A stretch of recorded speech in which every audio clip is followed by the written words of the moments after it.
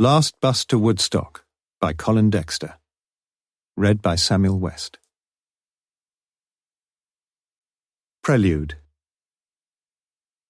"Let's wait just a bit longer, please," said the girl in dark blue trousers and the light summer coat.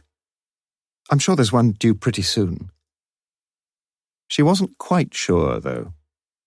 And for the third time she turned to study the timetable affixed in its rectangular frame to Fair Stage 5. But her mind had never journeyed with any confidence in the world of columns and figures, and the finger tracing its tentatively horizontal course from the left of the frame had little chance of meeting at the correct coordinate, the finger descending in a vaguely vertical line from the top. The girl standing beside her transferred her weight impatiently from one foot to the other and said, "I don't know about you." Just a minute." She focused yet again on the relevant columns. 4A, not after 1800 hours, 4E, 4X, Saturdays only. Today was Wednesday, that meant if 2 o'clock was 1400 hours, that meant... "Look, sweetheart, you please yourself, but I'm going to hitch it." Sylvia's habit of omitting all final T's seemed irritatingly slack. It, in Sylvia's diction, was little more than the most indeterminate of vowel sounds, articulated without the slightest hint of a consonantal finale. If they ever became better friends, it was something that ought to be mentioned. What time was it now? 6:45 p.m. That would be 18:45. Yes, she was getting somewhere at last. "Come on, we'll get a lift in no time, you see. That's what half these fellas are looking for. A bit of skirt." And in truth, there appeared no reason whatsoever to question Sylvia's brisk optimism. No accommodating motorist could fail to be impressed by her minimal skirting and the lovely invitation of the legs below. For a brief while the two girls stood silently, in uneasy, static truce. A middle-aged woman was strolling towards them, occasionally stopping and turning her head to gaze down the darkening length of the road that led to the heart of Oxford. She came to a halt a few yards away from the girls and put down her shopping bag. "Excuse me," said the first girl. "Do you know when the next bus is?" "There should be one in a few minutes, love." She peered again into the grey distance. "Does it go to Woodstock?" "No, I don't think so. It's just for Yarnton. It goes to the village and then turns round and comes back." "Oh." She stepped out towards the middle of the road, craned her neck and stepped back as a little convoy of cars approached. Already as the evening shaded into dusk, a few drivers had switched on their sidelights. No bus was in sight, and she felt anxious. "We'll be all right," said Sylvia, a note of impatience in her voice. "You'll see, we'll be having a giggle about it in the morning." Another car. And another. Then again the stillness of the warm autumn evening. "Well, you can stay if you like, I'm off." Her companion watched as Sylvia made her way towards the Woodstock roundabout some 200 yards up the road. It wasn't a bad spot for the hitchhiker, for there the cars slowed down before negotiating the busy Ring Road junction. And then she decided, "Sylvia, wait!" And holding one gloved hand to the collar of her lightweight summer coat, she ran with awkward, splay-footed gait in pursuit. The middle-aged woman kept her watch at Fair Stage 5. She thought how many things had changed since she was young. But Mrs. Mabel Jarman was not to wait for long. Vaguely her mind toyed with a few idle, random thoughts, nothing of any moment. Soon she would be home. As she was to remember later on, she could describe Sylvia fairly well. Her long blonde hair, her careless and provocative sensuality. Of the other girl she could recall little. A light coat, dark slacks, what colour, though? Hair, lightish brown? "Please try as hard as you can, Mrs. Jarman. It's absolutely vital for us that you remember as much as you can." She noticed a few cars and a heavy, bouncing articulated lorry burdened with an improbably large number of wheelless car bodies. Men? Men with no other passengers? She would try so hard to recall. Yes, there had been men, she was sure of that. Several had passed her by. At 10 minutes to 7, an oblong pinkish blur gradually assumed its firmer delineation. She picked up her bag as the red corporation bus slowly threaded its way along the stops in the grey mid-distance.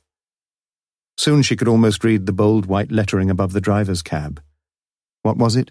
She squinted to see it more clearly. Woodstock. Oh dear.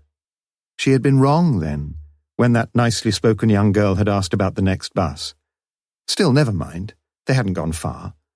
They would either get a lift or see the bus and manage to get to the next stop, or even the stop after that. How long had they been gone, Mrs. Jarman? She stood back a little from the bus stop, and the Woodstock driver gratefully passed her by. Almost as soon as the bus was out of sight, she saw another, only a few hundred yards behind. This must be hers. The double-decker drew into the stop as Mrs. Jarman raised her hand. At 7:02, she was home. Though a widow now, with her 2 children grown up and married, her pride and poverty semi-detached was still her real home, and her loneliness was not without its compensations.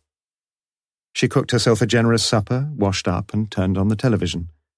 She could never understand why there was so much criticism of the programs.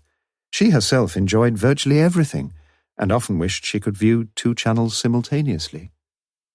At 10 o'clock she watched the main items on the news, switched off and went to bed. At 10:30 she was sound asleep. It was at 10:30 p.m. too that a young girl was found lying in a Woodstock courtyard. She had been brutally murdered. Part 1. Search for a Girl.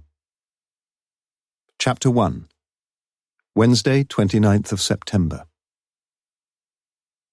From St. Giles in the centre of Oxford, 2 parallel roads run due north like the prongs of a tuning fork. On the northern perimeter of Oxford, each must first cross the busy northern ring road, along which streams of frenetic motorists speed by, gladly avoiding the delights of the old university city.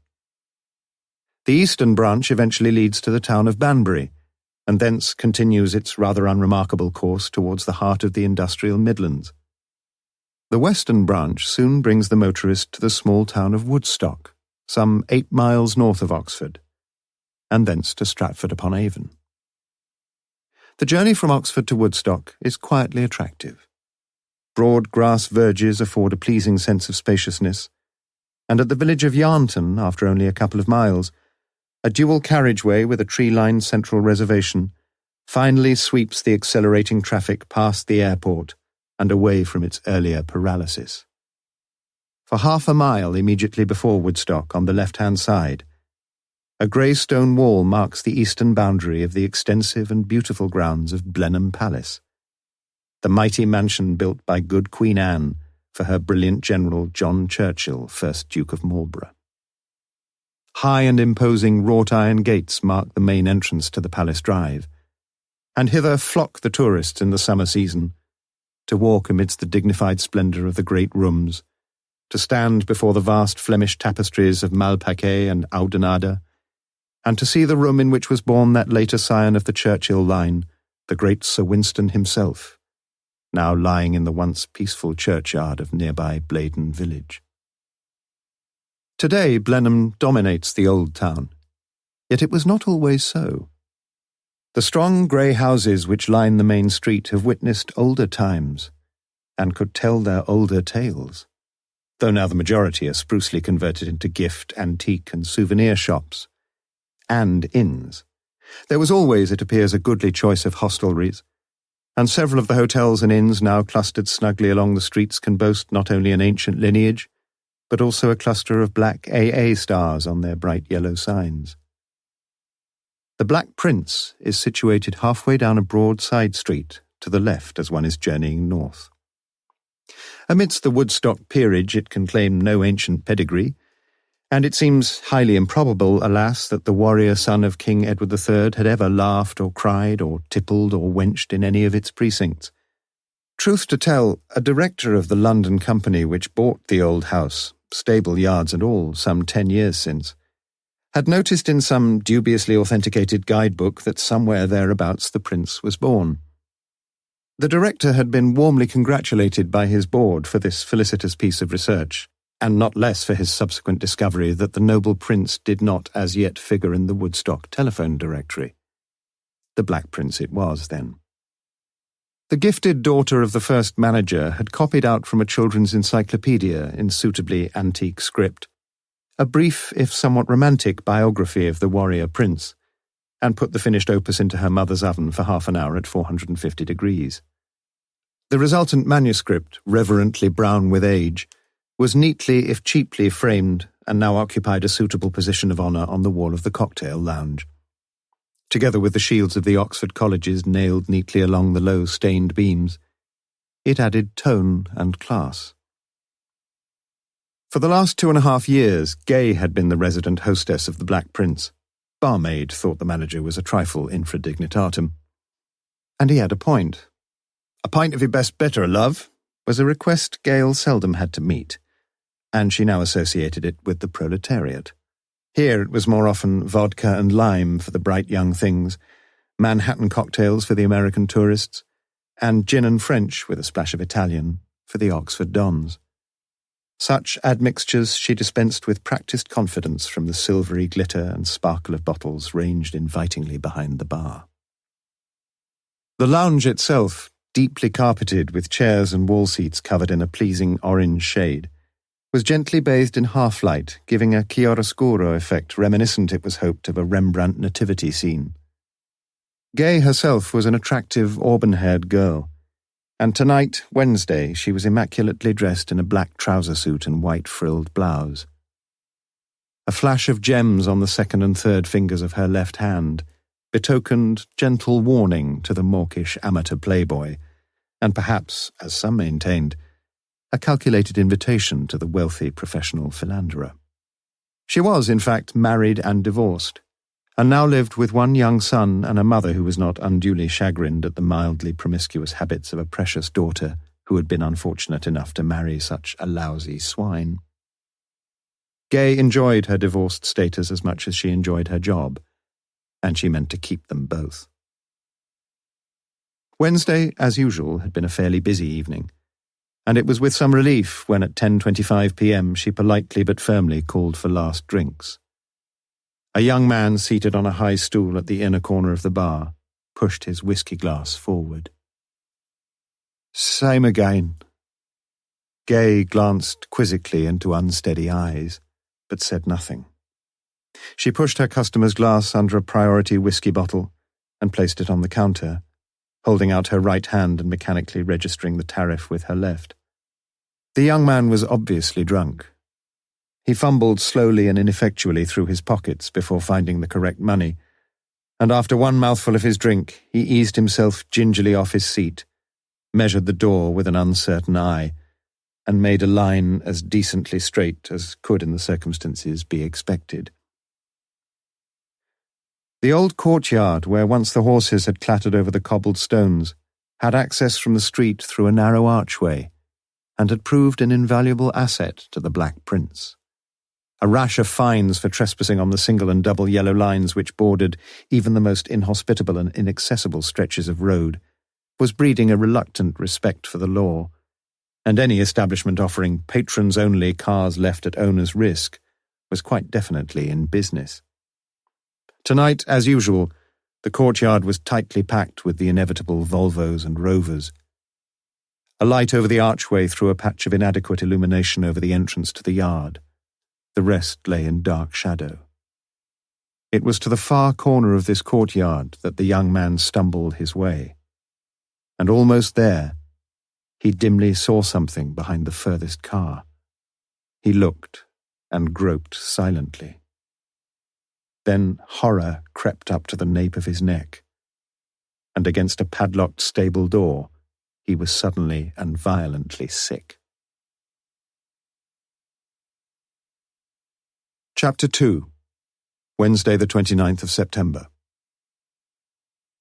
The manager of the Black Prince, Mr. Stephen Westbrook, contacted the police immediately after the body was found, and his call was acted upon with commendable promptitude. Sergeant Lewis of the Thames Valley Police gave him quick and clear instructions. A police car would be at the Black Prince within 10 minutes. Westbrook was to ensure that no one left the premises and that no one entered the courtyard. If anyone insisted on leaving, he was to take the full name and address of the person concerned. He should be honest if asked what all the trouble was about. The evening's merriness wilted like a sad balloon, and voices gradually hushed as the whispered rumour spread. There had been a murder. None seemed anxious to leave. 2 or 3 asked if they could phone. All felt suddenly sober, including a pale-faced young man who stood in the manager's office, and whose scarcely touched whiskey still stood on the counter of the cocktail lounge. With the arrival of Sergeant Lewis and 2 uniformed constables, a small knot of people gathered curiously on the pavement opposite. It did not escape their notice that the police car had parked immediately across the access to the courtyard, effectively sealing the exit. 5 minutes later, a second police car arrived, and eyes turned to the lightly built, dark-haired man who alighted. He conversed briefly with the constable who stood guard outside, nodded his head approvingly several times, and walked into the Black Prince. He knew Sergeant Lewis only slightly, but soon found himself pleasurably impressed by the man's level-headed competence. The 2 men conferred in brisk tones, and very quickly a preliminary procedure was agreed. Lewis, with the help of the second constable, was to list the names, home addresses, and car registrations of all persons on the premises, and to take brief statements of their evening's whereabouts and immediate destinations. There were over 50 people to see, and Morse realized that it would take some time. "Shall I try to get you some more help, Sergeant?" "I think the 2 of us can manage, sir." "Good. Let's get started." A door, forming the side entrance to the Black Prince, led out into the courtyard, and from here Morse stepped gingerly out and looked around. He counted 13 cars jammed tight into the limited space, but he could have missed 1 or 2, for the cars furthest away were little more than dark hulks against the high back wall, and he wondered by what feats of advanced motoring skill and precision their inebriated owners could ever negotiate the vehicles unscathed through the narrow exit from the yard. Carefully he shone his torch around and slowly perambulated the yard. The driver of the last car, parked on the left-hand side of the yard, had presciently backed into the narrow lot and left himself a yard or so of room between his near side and the wall. And stretched along this space was the sprawling figure of a young girl. She lay on her right side, her head almost up against the corner of the walls, her long blonde hair now cruelly streaked with blood. It was immediately clear that she had been killed by a heavy blow across the back of the skull, and behind the body lay a flat, heavy tire spanner, about 1.5 inches across and some 18 inches in length. The type of spanner with its undulating ends, so common in the days before the inauguration of instant tire repairs. Morse stood for a few minutes, gazing down at the ugly scene at his feet. The murdered girl wore a minimum of clothing, a pair of wedge-heeled shoes, a very brief dark blue miniskirt and a white blouse. Nothing else. Morse shone his torch on the upper part of the body. The left-hand side of the blouse was ripped across. The top 2 buttons were unfastened and the third had been wrenched away, leaving the full breasts almost totally exposed. Morse flashed his torch around and immediately spotted the missing button, a small white mother-of-pearl disc winking up at him from the cobbled ground. How he hated sex murders. He shouted to the constable standing at the entrance to the yard. "Yes, sir? We need some arc lamps." "It would help, I suppose, sir." "Get some." "Me, sir?" "Yes, you." "Where shall I get—" "How the hell do I know?" bellowed Morse. By 1:45, Lewis had finished his task, and he reported to Morse, who was sitting with the Times in the manager's office, drinking what looked very much like whiskey. "Ah, Lewis." He thrust the paper across. "Have a look at 14 down. Appropriate, eh?" Lewis looked at 14 down. Take in bachelor. It could do 3. He saw what Morse had written into the completed diagram. Bra. What was he supposed to say? He had never worked with Morse before. "Good clue, don't you think?" Lewis, who had occasionally managed the Daily Mirror coffee-time crossword, was out of his depth and felt much puzzled. "I'm afraid I'm not very hot on crosswords, sir." "Bachelor, that's B-A, and take is the letter R, recipe in Latin." "Did you never do any Latin?" "No, sir." "Do you think I'm wasting your time, Lewis?" Lewis was nobody's fool and was a man of some honesty and integrity. "Yes, sir." An engaging smile crept across Morse's mouth. He thought they would get on well together. "Lewis, I want you to work with me on this case." The sergeant looked straight at Morse and into the hard, grey eyes. He heard himself say he would be delighted. "This calls for a celebration," said Morse. "Landlord!" Westbrook had been hovering outside and came in smartly. "A double whiskey." Morse pushed his glass forward. "Would you like a drink, sir?" The manager turned hesitantly to Lewis. "Sergeant Lewis is on duty, Mr. Westbrook." When the manager returned, Morse asked him to assemble everyone on the premises, including staff, in the largest room available, and drinking his whiskey in complete silence, skimmed through the remaining pages of the newspaper. "Do you read the Times, Lewis?" "No, sir. We take the Mirror." It seemed a rather sad admission. "So do I sometimes," said Morse. At midnight, Morse came into the restaurant room where everyone was now gathered. Gay's eyes met and held his briefly as he entered, and she felt a strong compulsion about the man. It was not so much that he seemed mentally to be undressing her, as most of the men she knew, but as if he had already done so. She listened to him with interest as he spoke. He thanked them all for their patience and cooperation. It was getting very late, and he didn't intend to keep them there any longer. They would now know why the police were there. There had been a murder in the courtyard. A young girl with blonde hair. They would appreciate that all the cars in the courtyard must stay where they were until the morning. He knew this meant that some of them would have difficulty getting home, but taxis had been ordered. If anyone wished to report to him or to Sergeant Lewis anything at all which might be of interest or value to the inquiry, however unimportant it might seem, would such a person please stay behind? The rest could go. To Gay, it seemed an uninspired performance. Happening to be on the scene of a murder ought surely to be a bit more exciting than this. She would go home now where her mother and her young son would be fast asleep. And even if they weren't, she couldn't tell them much, could she? Already the police had been there over an hour and a half. It wasn't exactly what she'd come to expect from her reading of Holmes or Poirot, who by this time would doubtless have interviewed the chief suspects and made some startling deductions from the most trivial phenomena. The murmuring which followed the end of Morse's brief address died away as most of the customers collected their coats and moved off. Gay rose too. Had she seen anything of interest or value? She thought back on the evening. There was, of course, the young man who had found the girl. She had seen him before, but she couldn't quite remember who it was he'd been with, or when. And then she had it. Blonde hair. She'd been in the lounge with him only last week. But a lot of girls these days peroxided their hair. Perhaps it was worth mentioning. She decided it was, and walked up to Morse. "You said the girl who had been murdered had blonde hair." Morse looked at her and slowly nodded. "I think she was here last week. She was with the man who found her body tonight. I saw them here. I work in the lounge." "That's very interesting, Mrs. McPhee."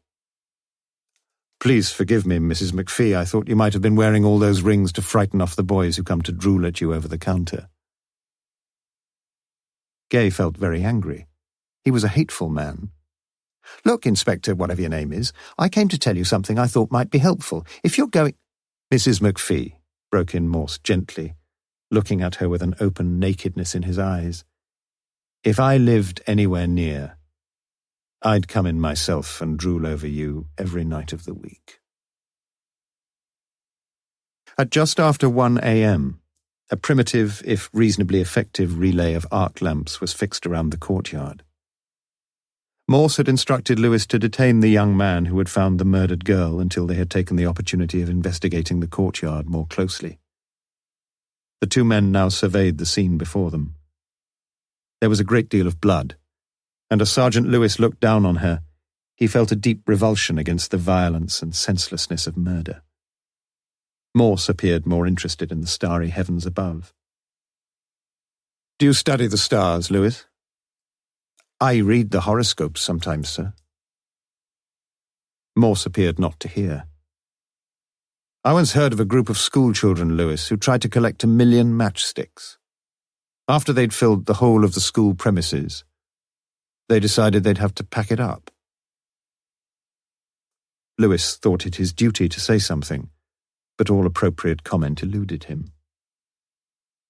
After a while, Morse reverted his attention to more terrestrial things, and the two of them looked down again at the murdered girl. The spanner and the solitary white button lay where Morse had seen them earlier.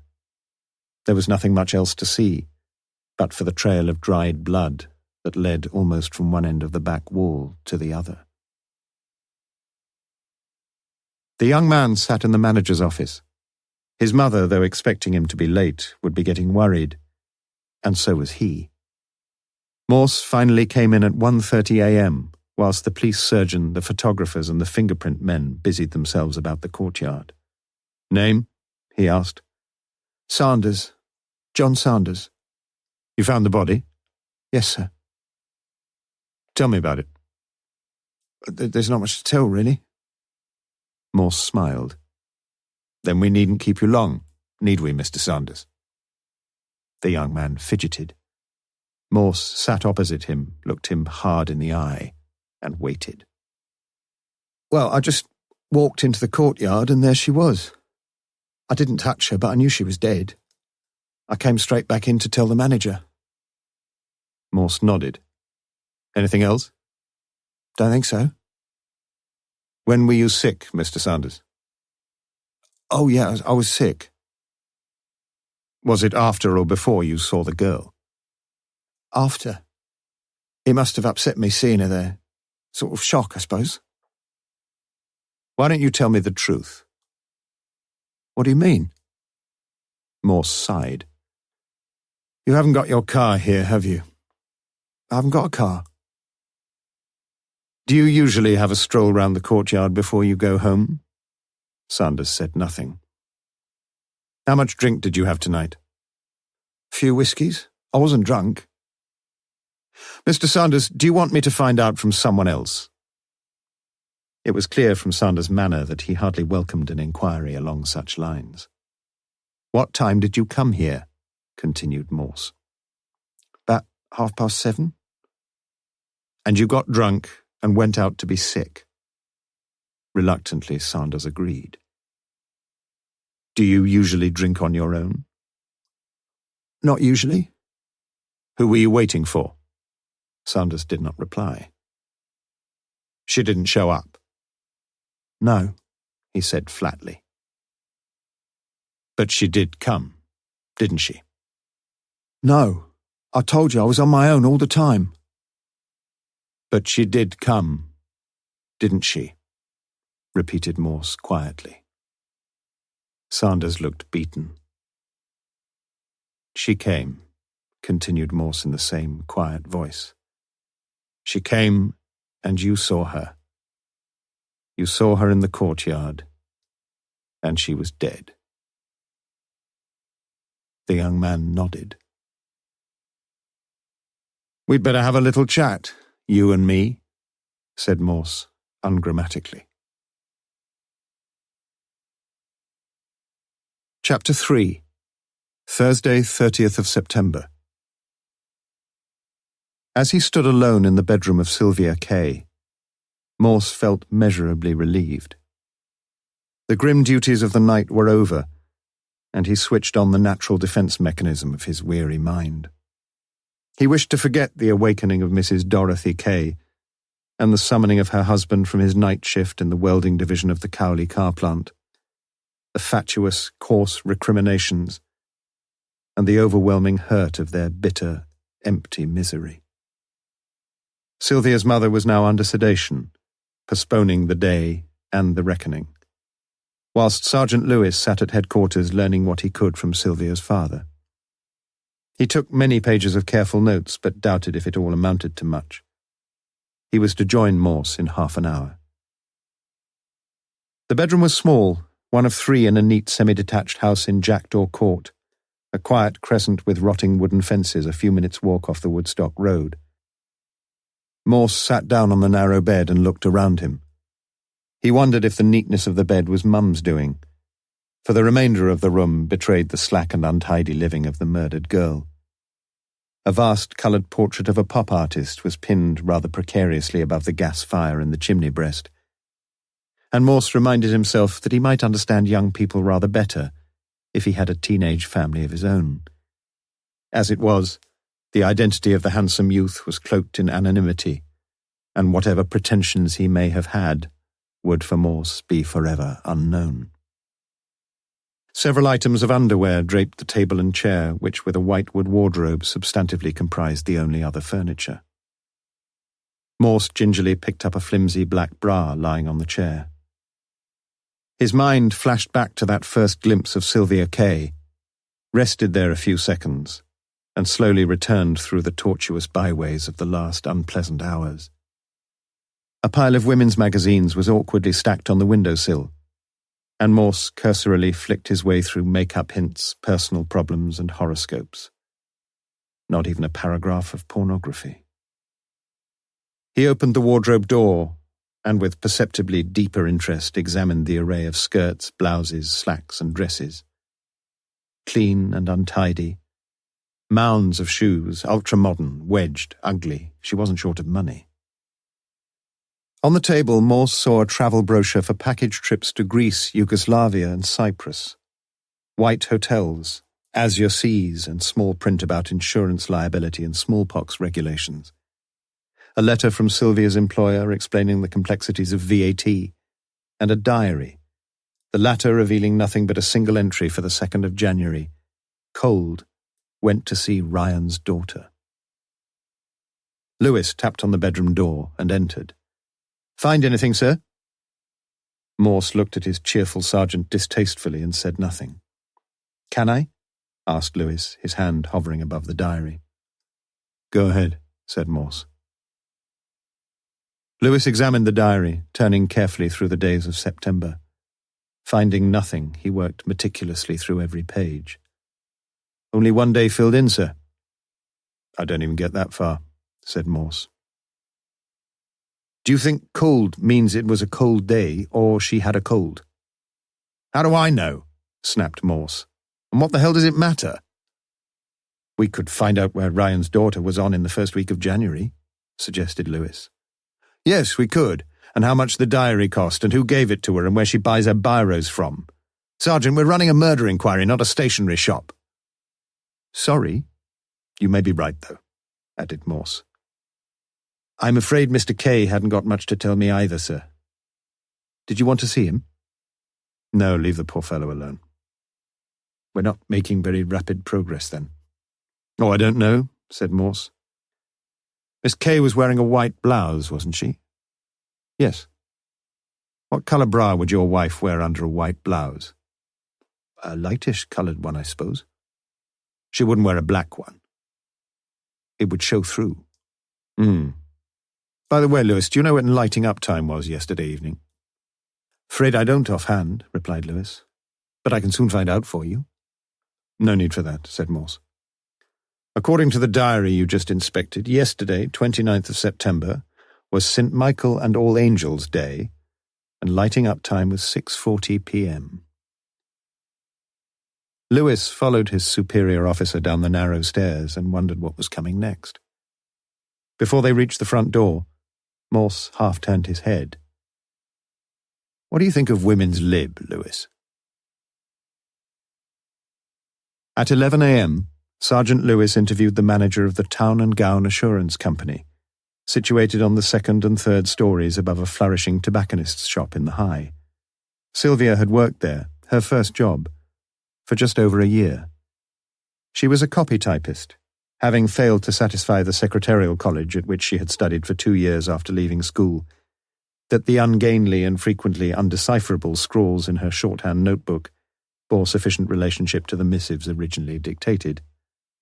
But her typing was reasonably accurate and clean, and the company, the manager assured Lewis, had no complaints about its late employee. She had been punctual and unobtrusive. Attractive? Well, yes, I suppose she was, replied the manager. Lewis made a note and wished Morse were there, but the inspector said he felt thirsty and had gone into the minster across the way. She worked, you say, with 2 other girls, said Lewis.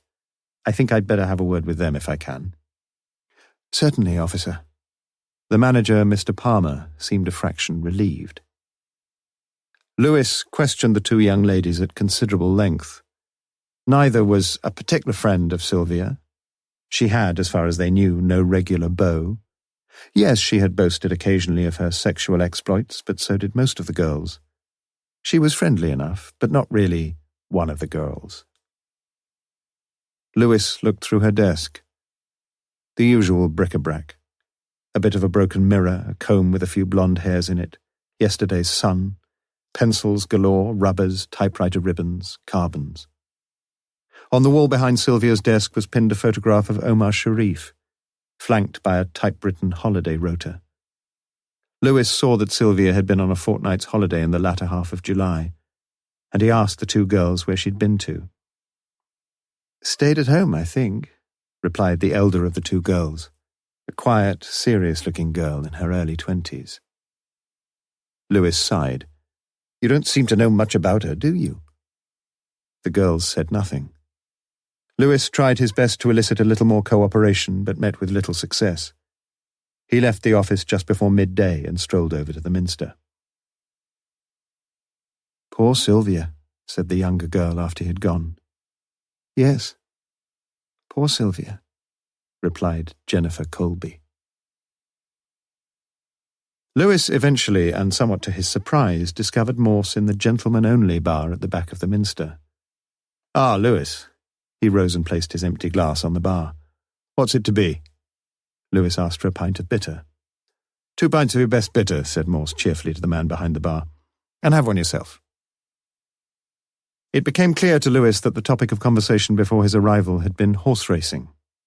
Morse picked up a copy of Sporting Life and walked over to the corner with his assistant. You a betting man, Lewis? I sometimes put a few bob on the Derby and the National, sir, but I'm not a regular gambler. You keep it that way, said Morse with a note of seriousness in his voice. But look here, what do you think of that? He unfolded the racing paper and pointed to one of the runners in the 3:15 at Chepstow, the Black Prince. Worth a quid, would you say, Sergeant? Certainly an odd coincidence. 10 to 1, said Morse, drinking deeply on his beer. Are you going to back it, sir? I already have, said Morse, glancing up at the old barman. Isn't that illegal, sir? I never studied that side of the law. Doesn't he want to solve this murder, thought Lewis.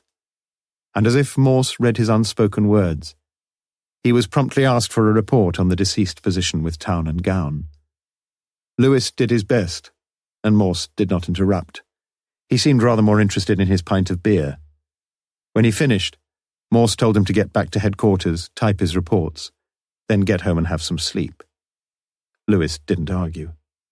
He felt dog-tired, and sleep was fast becoming a barely remembered luxury. Nothing else, sir? Not until tomorrow, when you'll report to me at 7:30 a.m. sharp. Unless you want to put a few bob on the Black Prince. Lewis felt in his pocket and pulled out 50p. Each way, do you think? You'll kick yourself if it wins, said Morse. All right. 50p to win. Morse took the 50p, and as Lewis left, he saw the barman pocket the coin and pull a further pint for the enigmatic chief inspector. Chapter 4. Friday, the 1st of October. Prompt at 7:30 next morning, Lewis tapped on the inspector's door. Receiving no answer, he cautiously tried the knob and peered round the door. No sign of life. He walked back to the front vestibule and asked the desk sergeant if Inspector Morse was in yet. "Not seen him." "He said he'd be here at 7:30. "Well, you know the inspector." I wish I did, thought Lewis. He walked along to pick up the reports he had wearily typed out the previous afternoon and read them through carefully. He'd done his best, but there was little to go on. He walked on to the canteen and ordered a cup of coffee. Constable Dixon, an officer whom Lewis knew fairly well, was enthusiastically assaulting a plate of bacon and tomatoes. "How's the murder job going, Sarge?" "Early days yet." "Old Morse in charge, eh?" "Yep." "Funny bugger, isn't he?" Lewis didn't disagree. "I know one thing," said Dixon. "He was here till way gone midnight. Got virtually everyone in the building jumping about for him. I reckon every phone on the premises was red hot. God, he can work, that chap, when he wants to." Lewis felt a little shamefaced. He himself had slept sweetly and soundly from 6 the previous evening until 6 that morning. He reckoned that Morse deserved his sleep and sat down to drink a cup of coffee. 10 minutes later, a freshly shaven Morse walked brightly into the canteen. "Ah, there you are, Lewis. Sorry to be late." He ordered a coffee and sat opposite. "Bad news for you, I'm afraid." Lewis looked up sharply. "You lost your money. The constipated camel came in second." Lewis smiled. "Never mind, sir. I just hope you didn't lose too much yourself." Morse shook his head. "Oh, no, I didn't lose anything. In fact, I made a few quid. I backed it each way." "But," began Lewis. "Come on," said Morse. "Drink up, we've got work to do." For the next 4 hours, the two of them were busy sorting the reports flowing in from the wide-flung inquiries Morse had initiated the previous day. At 12 noon, Lewis felt he knew more about Sylvia Kaye than he did about his wife. He read each report with great care, Morse's orders, and felt that many of the facts were beginning to fix themselves firmly in his mind. Morse, he noticed, devoured the reports with an amazing rapidity, reminiscent of someone skipping through a tedious novel. Yet occasionally he would reread the odd report with a fascinated concentration. "Well," said Morse finally, "I think I've got most things pretty straight, sir." "Good. You seem to find one or two of the reports very interesting, sir." "Did I?" Morse sounded surprised. "You spent about 10 minutes on that one from the Secretarial College, and it's only half a page." "You're very observant, Lewis, but I'm sorry to disappoint you. It was the most ill-written report I've seen in years, with 12, no less, grammatical monstrosities in 10 lines. What's the force coming to?" Lewis didn't know what the force was coming to, and hadn't the courage to inquire into the inspector's statistical findings on his own erratic style. He asked instead, "Do you think we're getting anywhere, sir?" "Doubt it," replied Morse. Lewis wasn't so sure. Sylvia's movements on the previous Wednesday seemed established. She had left the office in the High at 5 p.m, and almost certainly walked the 100 yards or so to the No. 2 bus stop outside University College. She had arrived home at 5:35 p.m. and had a good meal. She told her mother she might be late home, left the house at roughly 6:30 p.m. wearing, as far as could be established, the clothes in which she was found. Somehow she had got to Woodstock. It all seemed to Lewis a promising enough starting point for a few preliminary inquiries. "Would you like me to get onto the bus company, sir, and see the drivers on the Woodstock run?" "Done it," said Morse. "No good?" Disappointment showed in the sergeant's voice. "I don't think she went by bus." "Taxi, sir?" "Improbable, wouldn't you think?" "I don't know, sir. It might not be all that expensive." "Perhaps not, but it seems most improbable to me. If she'd wanted a taxi, she'd have rung up from home. There's a phone there." "She may have done just that, sir." "She didn't. No phone call was made by any member of the Kaye household yesterday." Lewis was experiencing a dangerous failure of confidence. "I don't seem to be much help," he said. But Morse ignored the comment. "Lewis, how would you go from Oxford to Woodstock?" "By car, sir." "She hadn't got a car."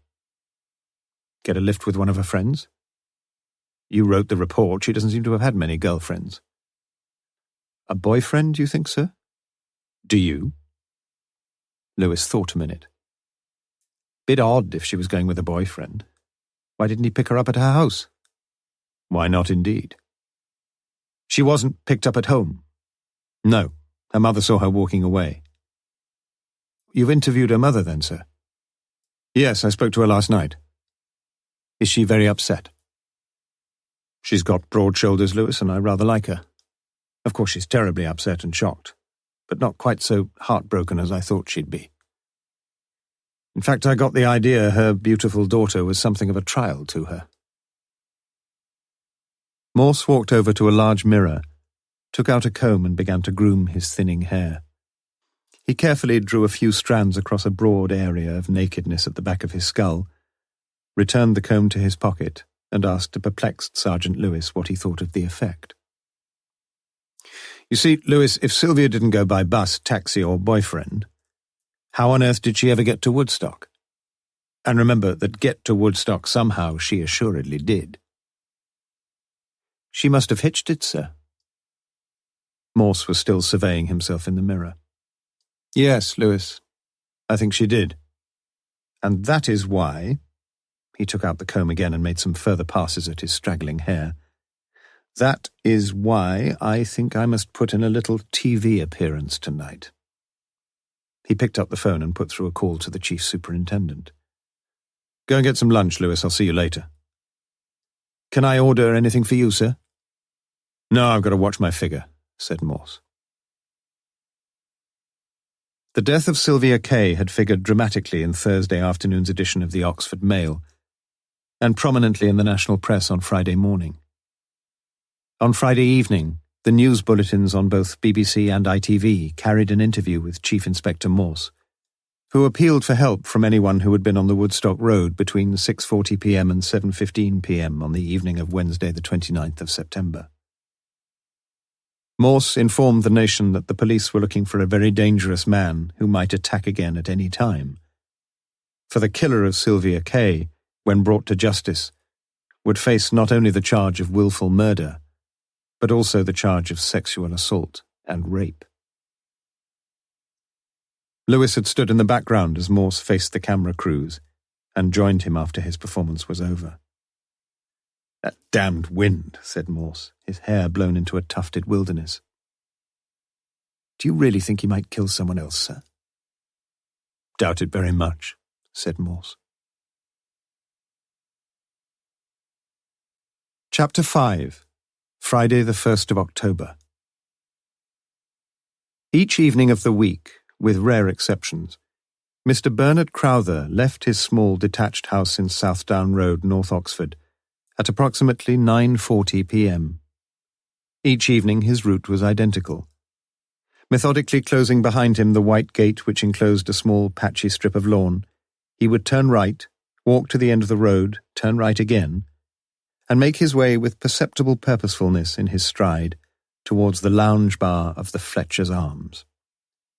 Though an articulate man, indeed an English don at Lonsdale College, he found it difficult to explain either to his disapproving wife or indeed to himself exactly what it was that attracted him to this unexceptionable pub, with its ill-assorted yet regular and amiable clientele.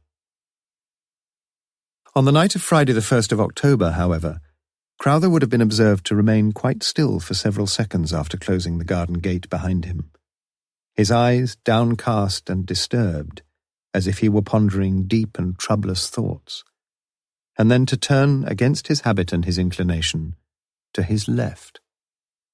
He walked slowly to the end of the road, where on the left, beside a row of dilapidated garages, stood a public telephone box. Impatient at the best of times, and this was not the best of times, he waited restlessly and awkwardly, pacing to and fro, consulting his watch and throwing wicked glances at the portly woman inside the kiosk, who appeared ill-equipped to face the triangular threat of the gadgeted apparatus before her, an uncooperative telephone exchange, and her own one-handed negotiations with the assorted coinage in her purse. But she was fighting on, and Crowther, in a generous moment, wondered if one of her children had been taken suddenly and seriously ill with Dad on the night shift and no one else to help. But he doubted whether her call was as important as the one he was about to make. News bulletins had always gripped his attention, however trivial the items reported, and the item he had watched on the BBC News at 9 p.m. had been far from trivial. He could remember verbatim the words the police inspector had used. "We shall be very glad if any motorist—" Yes, he could tell them something, for he had played his part in the terrifying and tragic train of events. But what was he going to say? He couldn't tell them the truth, nor even half the truth. His fragile resolution began to crumble. He'd give that wretched woman another minute. 1 minute, and no longer. At 9:50 p.m. that same evening, an excited Sergeant Lewis put through a call to Chief Inspector Morse. "A break, sir. I think we've got a break." "Oh?" "Yes, a witness, sir. A Mrs. Mabel Jarman. She saw the murdered girl—" "You mean," interrupted Morse, "she saw the girl who was later murdered, I suppose?" "That's it. We can get a full statement as soon as we like." "You mean you haven't got one yet?" "She only rang 5 minutes ago, sir. I'm going over straight away. She's local. I wondered if you wanted to come." "No," said Morse. "All right, sir. I'll have the whole thing typed up and ready for you in the morning." "Good. Bit of luck, though, isn't it? We'll soon get on to this other girl." "What other girl?" said Morse quietly. "Well, you see, sir—" "What's Mrs. Jarman's address?" Morse reluctantly took off his bedroom slippers and reached for his shoes. "Bit late on parade tonight, Bernard? What's it to be?" Bernard was well liked at the Fletcher's Arms, always ready to fork out for his round, and more. All the regulars knew him for a man of some academic distinction, but he was a good listener, laughed as heartily as the next at the latest jokes, and himself occasionally waxed eloquent on the stupidity of the government and the incompetence of Oxford United. But tonight he spoke of neither. By 10:25 p.m, he had drunk 3 pints of best bitter with his usual practised fluency, and got up to go.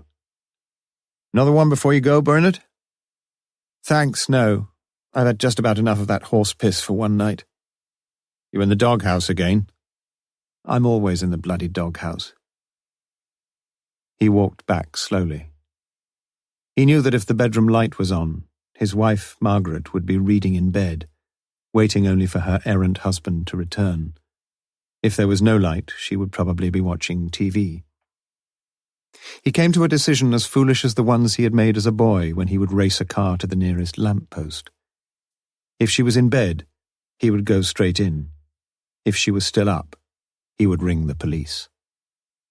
He turned into the road and saw immediately that the bedroom light was on. Mrs. Jarman gave her testimony in a brisk, if excited fashion. Her memory proved surprisingly clear, and Sergeant Lewis's notes grew fat with factual data. Morse left things to him. He wondered if Lewis had been right in thinking this was the big break, and considered on reflection that he was. He himself felt impatient and bored with the trained and thorough pedanticism with which his sergeant probed and queried the chronology of the bus-stop encounter. But he knew it had to be done, and he knew that Lewis was doing it well. For 3/4 of an hour he left them to it. "Well, I want to thank you very much, Mrs. Jarman." Lewis closed his notebook and looked in a mildly satisfied manner towards his chief. "Perhaps," said Morse, "I could ask you to come to see us in the morning. Sergeant Lewis will have your statement typed out, and we'd like you to have a look through it to see that he got it all right. Just a formality, you know." Lewis stood up to go, but Morse's veiled glance told him to sit down again. "I wonder, Mrs. Jarman," he said, "if you could do us one last favour. I'd just love a cup of tea. I know it's late, but—" "Why, of course, Inspector. I wish you'd said so before." She hurried off, and the policeman heard a spurt of water and a clatter of cups. "Well, Sergeant, you've done a good job." "Thank you, sir." "Now listen, that bus. Get onto it as soon as you can." "But you said you'd check the buses, sir." "Well, check 'em again." "All right." "And," said Morse, "there's that articulated lorry. With a bit of luck we can trace that." "You think we can?" "You've got a definite time. What else do you want, man?" "Anything else, sir?" said Lewis in a subdued voice. "Yes. Stay and make a few more notes. I won't be long." The kitchen door opened and Mrs. Jarman reappeared. "I was just wondering whether you gentlemen would like a little drop of whiskey instead of tea. I've had a bottle since Christmas. I don't usually drink myself." Now, said Morse, "you are a very resourceful woman, Mrs. Jarman." Lewis smiled wanly. He knew what was coming. Déjà vu. "I think a little drop of scotch would do me the power of good. Perhaps you'll have a drop yourself." "Oh, no, sir, I'll have a cuppa if you don't mind." She opened a drawer in the cupboard and brought out 2 glass tumblers. "Just the 1 glass, then, Mrs. Jarman," said Morse. "It's a pity, I know, but Sergeant Lewis is here on duty, and you'll appreciate that a policeman is not allowed to consume any alcoholic drink whilst on duty.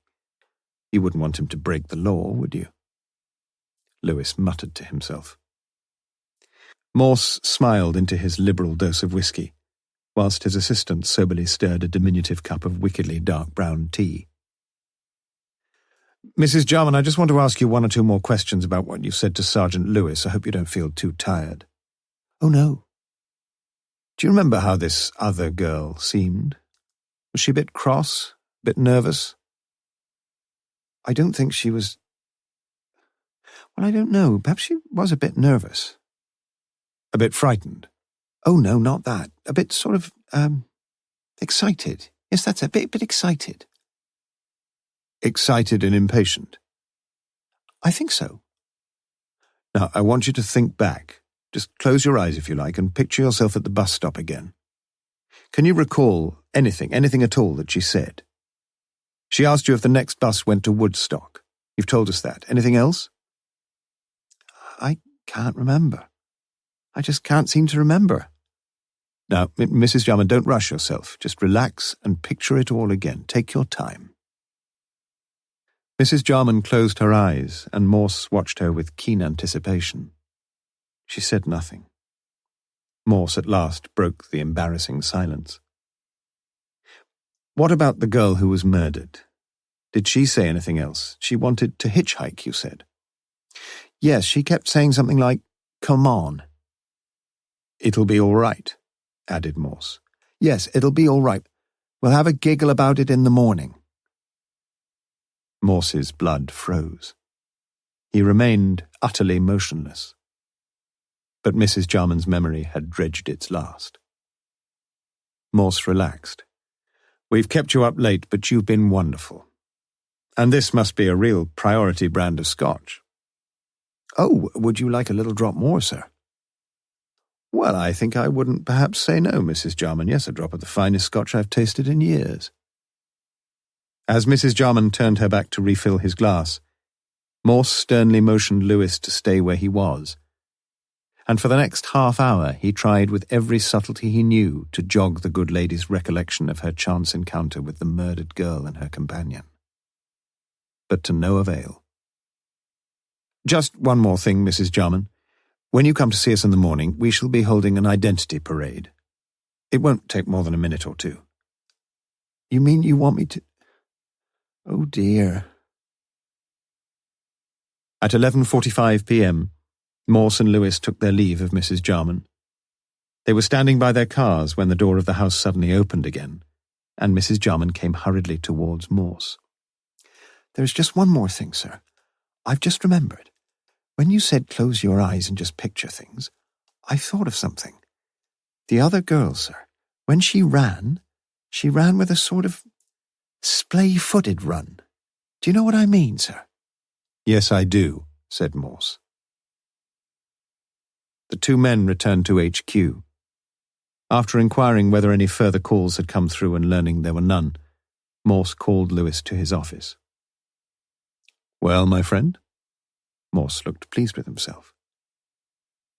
"You told her we're going to have an identity parade?"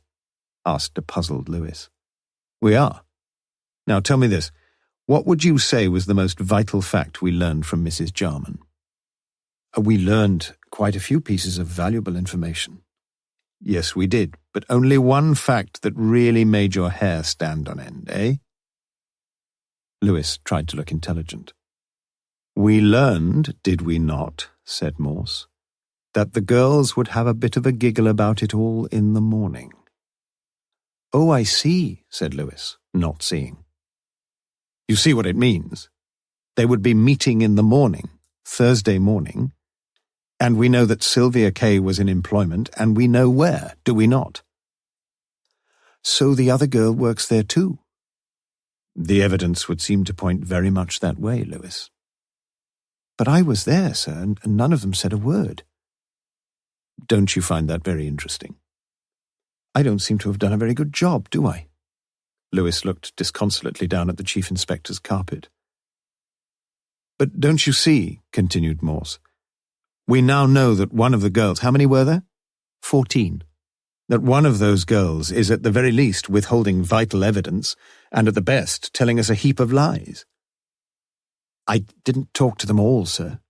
Good God, man, they knew what you were there for, didn't they? One of their colleagues is murdered. A sergeant of the murder squad comes to their office. What the hell did they think you'd gone for? Service the bloody typewriters? No, you did well, Lewis. You didn't force our little girl to weave her tangled web for us. She thinks she's okay, and that's how I want it. Morse got up. I want you to get some sleep, Lewis. You've got work to do in the morning. But just before you go, find me the private address of Mr. Palmer. I think a little visit is called for. You're not thinking of knocking him up now, are you, sir? Not only am I going to knock him up, as you put it, Lewis, I'm going to ask him, very nicely of course, to open up his offices for me, and I am going to look through the private drawers of 14 young ladies. It should be an exciting business. Won't you need a search warrant, sir? I never did understand the legal situation over search warrants, complained Morse. I think you ought to have one, sir. And perhaps you'll let me know where the hell I find anyone to sign a warrant at this time of the night, or morning, whatever it is. But if Mr. Palmer insists on his legal rights, began Lewis. I shall tell him we're trying to find out who raped and murdered one of his girls, snapped Morse, not looking for dirty postcards from Puthelly. Wouldn't you like me to come with you, sir? No. Do as I say and go to bed. Well, good luck, sir. I shan't need it, said Morse. I know you'd never believe it, but I can be an officious bastard when I want to be. Mr. Palmer will be out of bed as if he'd got a flea in his pyjama bottoms. But the manager of the Town and Gown Assurance Company, though condescending to get out of bed, flatly refused to get out of his pyjamas, top or bottom. He asked Morse for his authority to search his offices, and once having established that Morse had none, he proved adamant to all the cajolings and threats that Morse could muster. The inspector reflected that he had badly underestimated the little manager. After prolonged negotiation, however, a policy was finally agreed.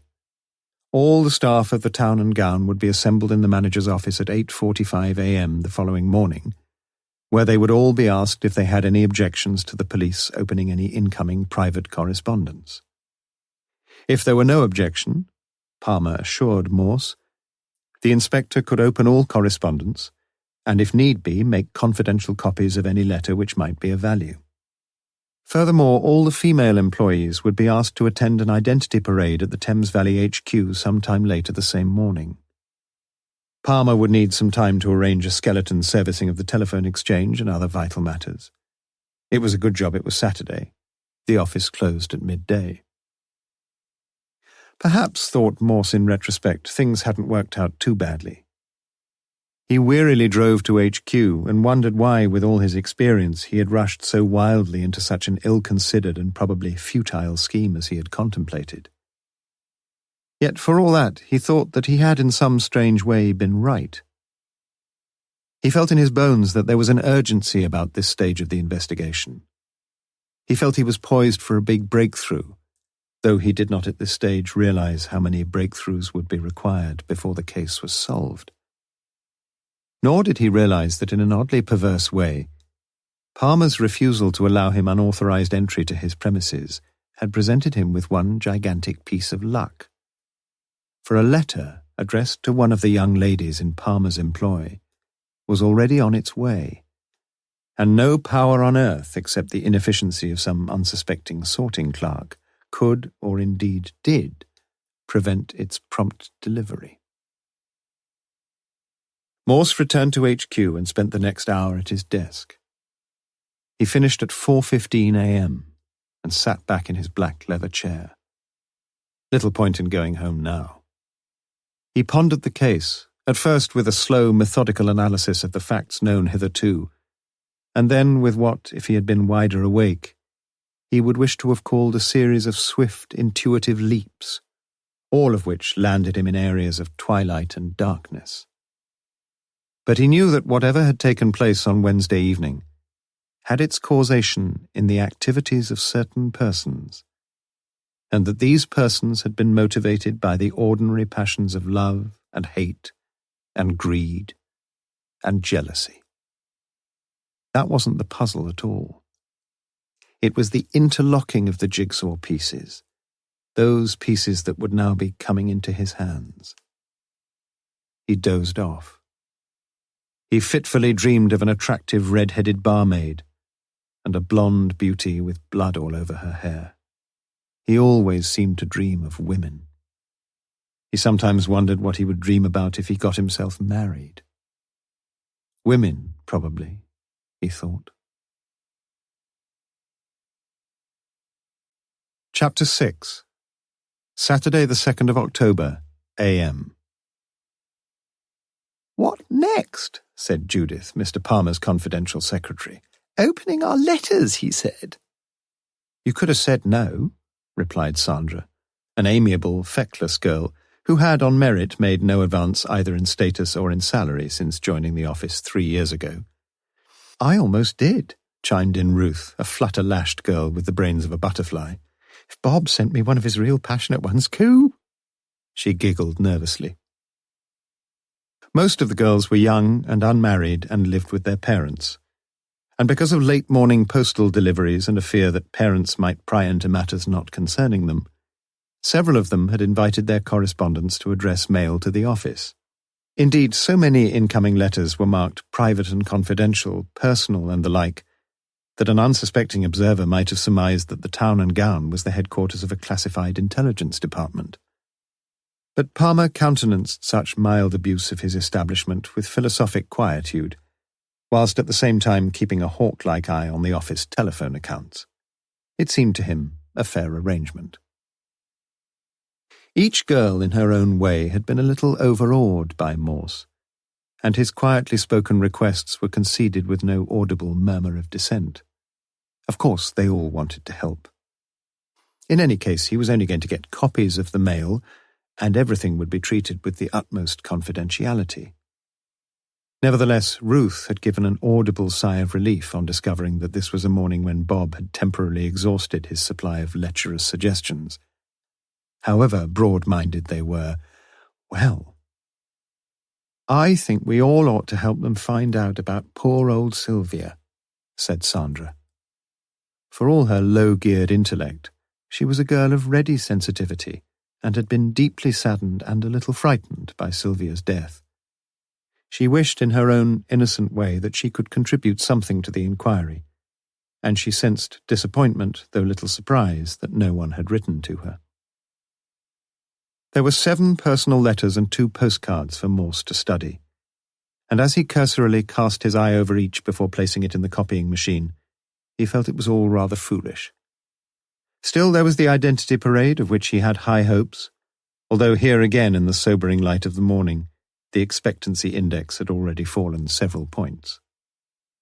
"Have you been on an identity parade before?" said Sandra. "Of course not," replied Judith. "People don't get involved in murders every week, do they?" "Just wondered." "What do we do?" asked Ruth. "We do what we're told." Judith believed passionately in the virtues of authority, and she sometimes wished that Mr. Palmer, though he was very nice, of course, would be just a little firmer and not quite so friendly with 1 or 2 of his employees. "I saw one once at the pictures," said Sandra. "I saw one on the telly," said Ruth. "Will it be like that?"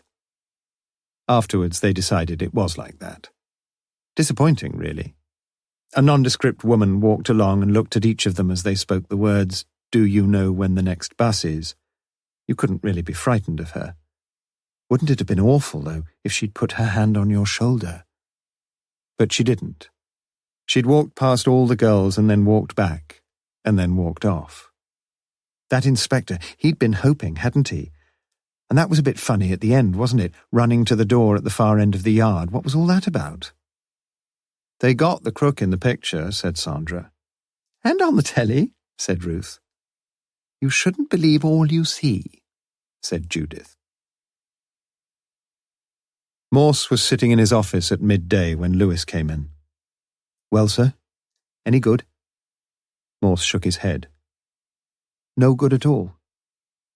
She thought 2 or 3 of them might be her. Well, that narrows it down a bit, sir. Not really.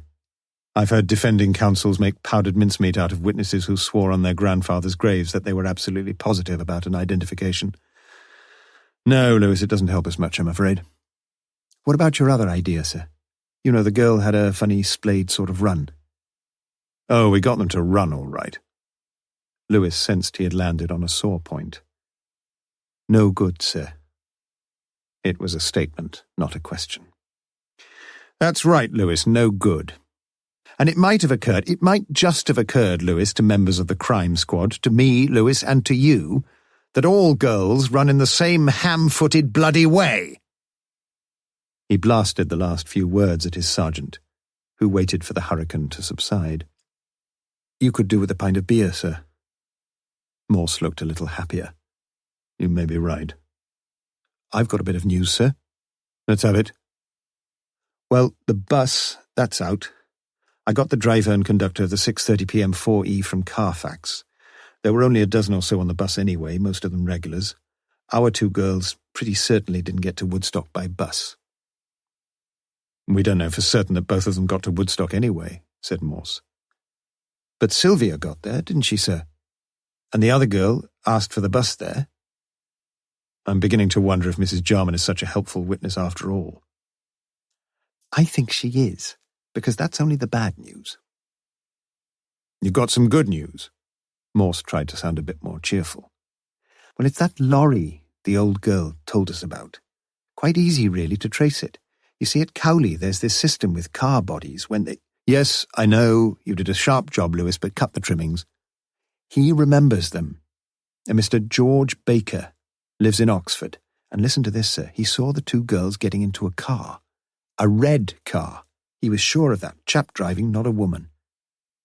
He remembered because he often picks up hitchers, especially if they're girls, and he saw these 2 just beyond the roundabout, about 50 yards ahead. He would have given them a lift, he said, but this other car pulls up and he has to pull out to get past. He saw the blonde all right. We're a despicable lot, aren't we? Said Morse.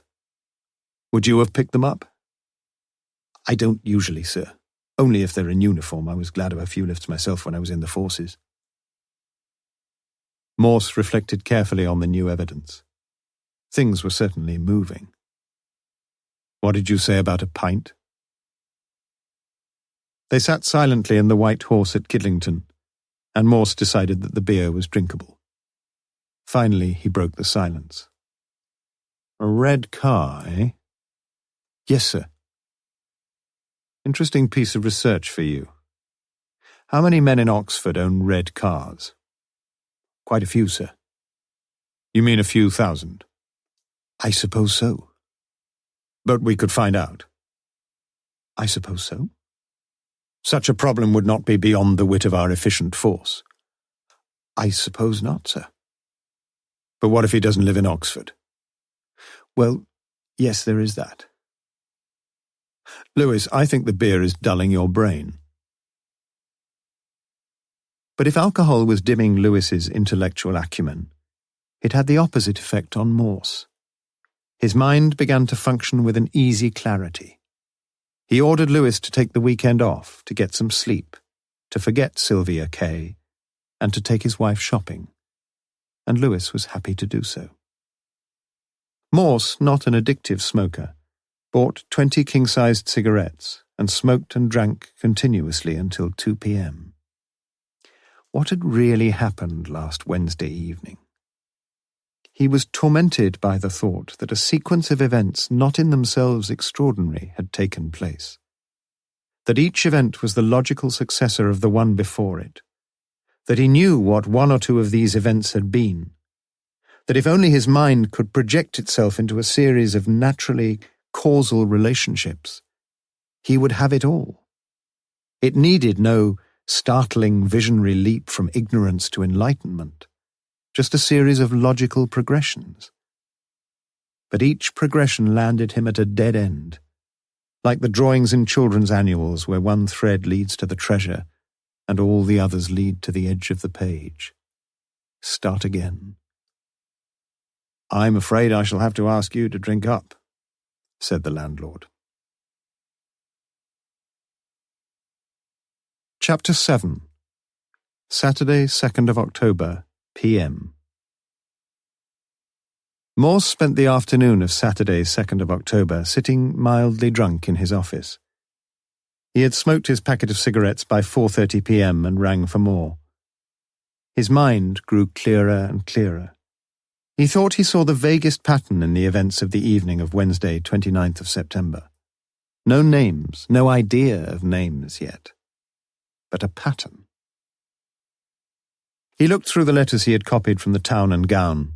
They seemed a sorry little package. Some he dismissed immediately. Not even a deranged psychiatrist could have built the flimsiest hypotheses on 5 of the 9 pieces of evidence. One of the postcards read, "Dear Ruth, weather good, went swimming twice yesterday, saw a dead jellyfish on the beach, love tea." How very sad to be a jellyfish, thought Morse. Only 3 of the communications held Morse's attention, then 2, then 1. It was a typewritten note addressed to Miss Jennifer Colby, and it read, "Dear Madam, after assessing the many applications we have received, we must regretfully inform you that our application has been unsuccessful. At the beginning of November, however, further posts will become available, and I should, in all honesty, be sorry to lose the opportunity of reconsidering your position then. We have now allotted the September quota of posts in the psychology department, yet it is probable that a reliably qualified assistant may be required to deal with the routine duties for the principal's office. Yours faithfully." It was subscribed by someone who did not appear particularly anxious that his name be shouted from the housetops. An initial G was clear enough, but the surname to which it was floridly appended would have remained an enigma to the great Champollion himself. "So Miss Jennifer Colby is after a new job," said Morse to himself. So what? Hundreds of people applied for new jobs every day. He sometimes thought of doing so himself. He wondered why he'd thought the letter worth a second thought. Typically badly written, unforgivable misprints, and misspellings. No one in the schools cared much these days about the bread-and-butter mechanisms of English usage. He'd been brought up in the hard school. Errors of spelling, punctuation, and construction of sentences had been savagely penalized by outraged pedagogues, and this had made its mark on him. He had become pedantic and fussy, and thought back on the ill-written travesty of a report he had read from one of his own staff only 2 days before, when he had mentally totted up the mistakes like an examiner assessing a candidate's work. A ceasing. Yes, that was wrong in this letter, among other things. The country was becoming increasingly illiterate, for all the fancy notions of the progressive educationalists. But if his own secretary had produced such rubbish, she would be out on her neck, today. But she was exceptional. Julie's initials at the bottom of any letter were the sure imprimatur of a clean and flawless sheet of typing. Just a minute, though. Morse looked again at the letter before him. No reference at all. Had G. Thingamajig typed it himself? If he had, what was he? A senior administrator of some university department? If he had, Morse grew more and more puzzled. Why was there no letter heading? Was he worrying his head over nothing? Well, there was one way of deciding the issue. He looked at his watch, already 5:30 p.m. Miss Colby would probably be at home now, he thought. Where did she live? He looked at Lewis's careful details of the address in North Oxford. An interesting thought. Morse began to realize how many avenues he had not even started to explore. He put on his greatcoat and went out to his car. As he drove the 2 miles down into Oxford, He resolved that he would rid himself as far as he could of all prejudice against Miss Jennifer Colby. But it was not an easy thing to do. For if Mrs. Jarman's memory could be trusted, the ambitious Miss Colby was one of the 3 girls who may have made the journey to Woodstock that night, with the late Miss Sylvia Kaye. Jennifer Colby rented with 2 other working girls a semi-detached property in Charlton Road, where each paid a weekly rent of £8.25, inclusive of electricity and gas. It meant a fat rake-off of almost £25 a week for the provident landlord who had snapped up 2 such properties for what now seemed a meagre £6,500 some 6 years since. But it was also a blessing for 3 enterprising girls who, for such a manageable outlay, were reasonably happy to share the narrow bathroom and the even narrower lavatory. Each girl had a bedroom, one downstairs. The kitchen was adequate for their evening meals, and all of them used the lounge in which to sit around to chat and watch TV when they were in. These arrangements, apart from the bathroom, worked surprisingly well. Seldom were the girls in together during the day, and so far they had avoided any major confrontation. The landlord had forbidden men friends in the bedrooms, and the girls had accepted this diktat without contention. There had, of course, been a few infractions of the ban, but the household had never degenerated into overt promiscuity. One rule the girls imposed upon themselves: no record players, and for this, at least, their elderly neighbours were profoundly grateful. The house was kept tidy and clean, as Morse immediately saw, as the door was opened by a sad girl eating a tomato sandwich. "I've called to see Miss Colby, if I may. Is she in?" Dark, languorous eyes looked at him carefully, and Morse found himself tempted to wink at her. "Just a minute." She walked leisurely away, but suddenly turned her head to ask, "Who shall I say?" Morse. Chief Inspector Morse." "Oh." A cool, clean-looking Jennifer, dressed in blouse and jeans, came out to greet Morse without apparent enthusiasm. "Can I help you, Inspector?" "I wonder if we could have a few words together. Is it convenient?" "It will have to be, I suppose. You'd better come in."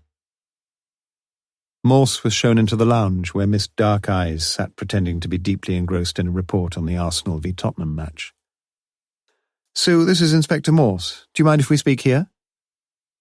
Sue stood up, and a little too theatrically, thought Morse, switched off the set. He observed her slow, graceful movements and smiled to himself approvingly. "I'll be upstairs, Jen." She glanced at Morse before she left, saw the incipient smile at the corners of his mouth, and afterwards swore to Jennifer that he had winked at her. Jennifer motioned Morse to sit on the settee and sat opposite him in an armchair. "How can I help, Inspector?" Morse noticed a copy of Charlotte Bronte's Villette balancing like a circumflex accent over the arm of her chair. "I'm having, purely routine, of course, to check the movements of all the, persons." "Suspects?" No, those who worked with Sylvia. You understand that this sort of thing has to be done." "Of course. I'm surprised you haven't done it before." Morse was a little taken aback. Indeed, why hadn't he done it before? Jennifer continued. "Last Wednesday evening, I got home a bit later than usual. I went round Blackwell's to spend a book token. It was my birthday last week. I got home about 6, I should think. You know what the traffic's like in rush hour." Morse nodded. "Well, I had a bit to eat. The other girls were here, and went out about 6:30, I should think. I got back about 8, perhaps a bit later." "Can you tell me where you went?" "I went to the Summertown Library." "What time does the library close?" 7:30. "You spent about an hour there." "That seems to be a reasonable conclusion, Inspector." "Seems a long time. I usually spend about 2 minutes." "Perhaps you're not very fussy what you read." That's a point, thought Morse. Jennifer spoke with an easy, clear diction. A good education, he thought. But there was more than that. There was a disciplined independence about the girl, and he wondered how she got on with men. He thought it would be difficult to make much headway with this young lady, unless, of course, she wanted to. She could, he suspected, be very nice indeed. "Are you reading that?" She laid a delicately manicured hand lightly upon Villette. "Yes. Have you read it?" "Afraid not," confessed Morse. "You should do." "I'll try to remember," muttered Morse. Who was supposed to be conducting this interview? You stayed an hour." "I've told you that." "Did anyone see you there?" "Well, they'd have a job not to, wouldn't they?" "Yes, I suppose they would." Morse felt he was losing his way. "Did you get anything else out?" He suddenly felt a bit better. "You'll be interested to know that I got that as well." She pointed to a large volume, also lying open, on the carpet in front of the TV set. Mary started to read it. Morse picked it up and looked at the title. Who Was Jack the Ripper? I'm sure you've read that." Morse's morale began to sag again. "I don't think I've read that particular account, no." Jennifer suddenly smiled. "I'm sorry, Inspector, I'm very much of a bookworm myself, and I have far more spare time than you, I'm sure." "Coming back to Wednesday a minute, Miss Colby, you said you were back about 8.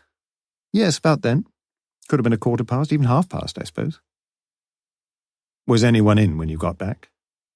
"Yes, Sue was in, but Mary had gone off to the pictures. Day of the Jackal, I think it was. She didn't get back until 11. "I see. Shall I ask Sue to come down?" "No need to bother." Morse realized he was probably wasting his time, but he stuck it out. "How long does it take to walk to the library?" "About 10 minutes. "But it took you almost an hour, perhaps, if you didn't get back until 8:30. Again the pleasant smile, the regular white teeth, a hint of gentle mockery around the lips. "Inspector, I think we'd better ask Sue if she remembers the time, don't you?" "Perhaps we should," said Morse.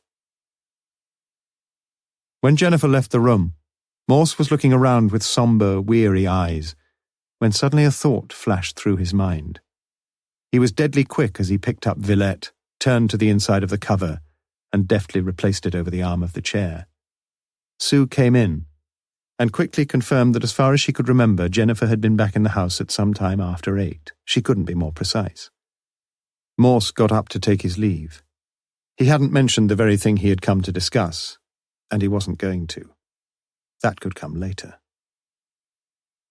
He sat for a few minutes in the driving seat of his car, and his blood ran hot and cold.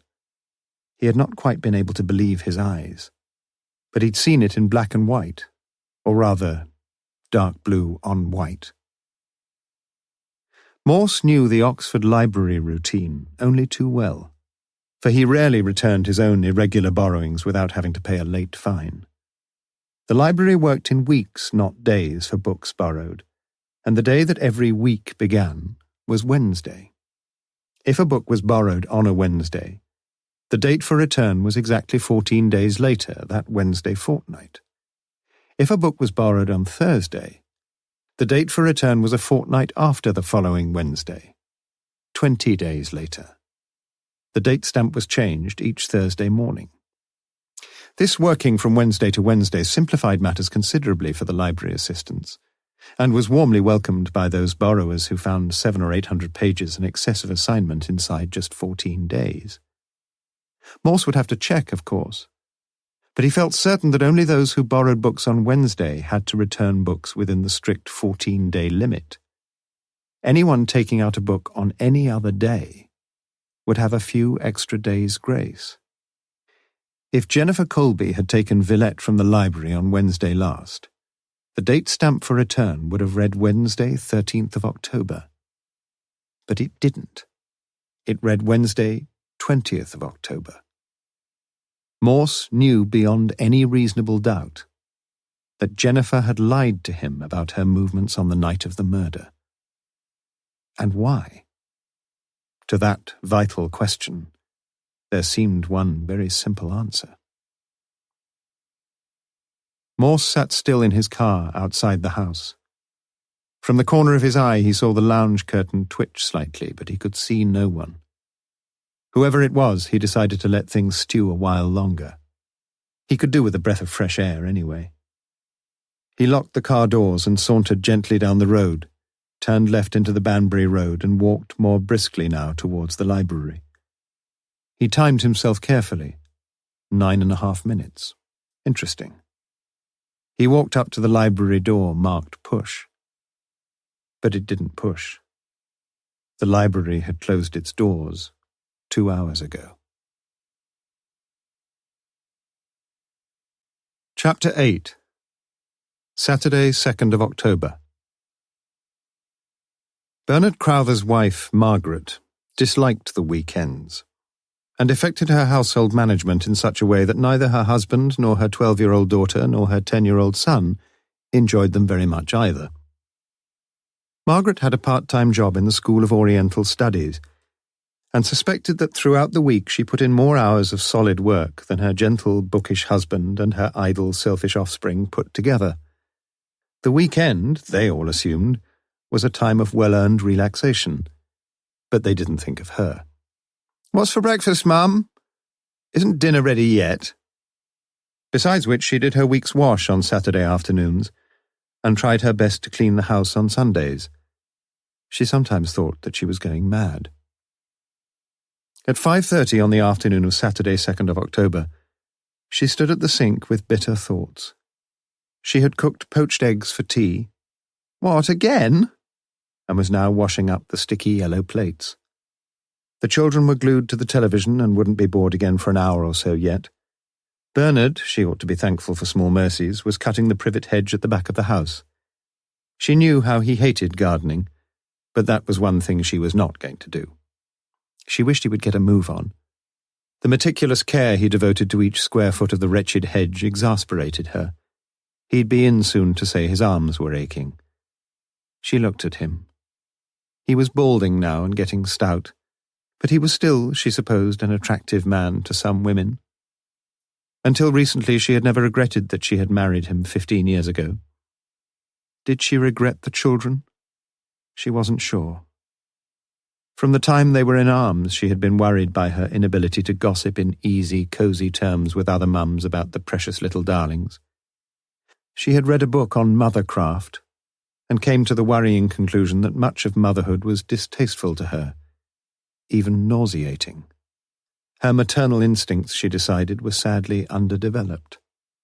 As the children grew into toddlers, she had enjoyed them more, and on occasion she had only little difficulty in convincing herself that she loved them both dearly. But now they seemed to be getting older and worse. Thoughtless, selfish, and cheeky. Perhaps it was all her fault, or Bernard's. She looked out again as she stacked the last of the plates upright on the draining rack. It was already getting dusk after another glorious day. She wondered, like the bees, if these warm days would never cease. Bernard had managed to advance the neatly clipped and rounded hedge by 1/2 foot in the last 5 minutes. She wondered what he was thinking about, but she knew that she couldn't ask him. The truth was, and Margaret had descried it dimly for several years now, that they were drifting apart. Was that her fault too? Did Bernard realize it? She thought he did. She wished she could leave him, leaving everything and go off somewhere and start a new life. But of course she couldn't. She would have to stick it out. Unless something tragic happened. Or was it until something tragic happened? And then she knew she would stand by him, in spite of everything. Margaret wiped the formica tops around the sink, lit a cigarette and went to sit in the dining room. She just could not face the petty arguments and the noise in the lounge.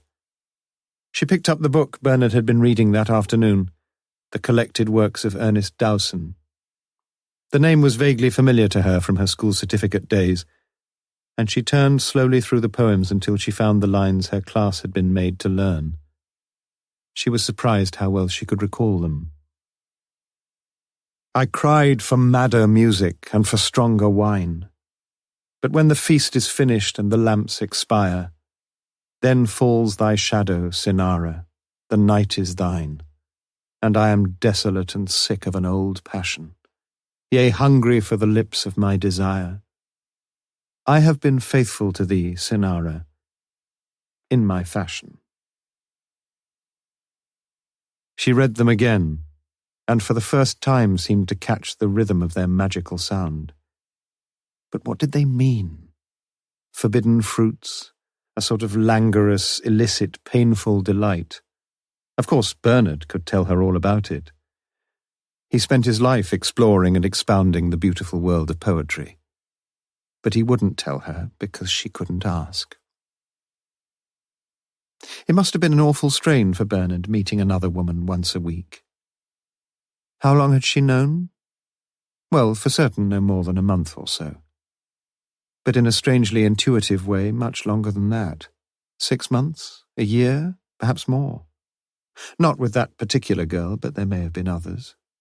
Her head was aching. But she'd taken so many codeine recently. Oh, let it ache. What a mess. Her mind was going round and round. Privet Hedge, poached eggs, Ernest Dowson, Bernard, the tension and deceit of the past 4 days.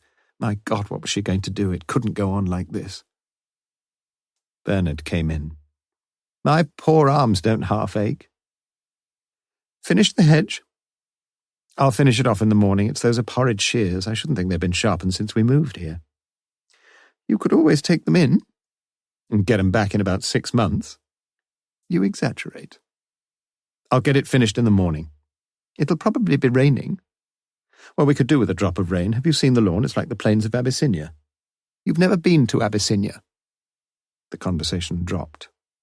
Bernard went to his desk and took out some papers. I thought you'd be watching the telly.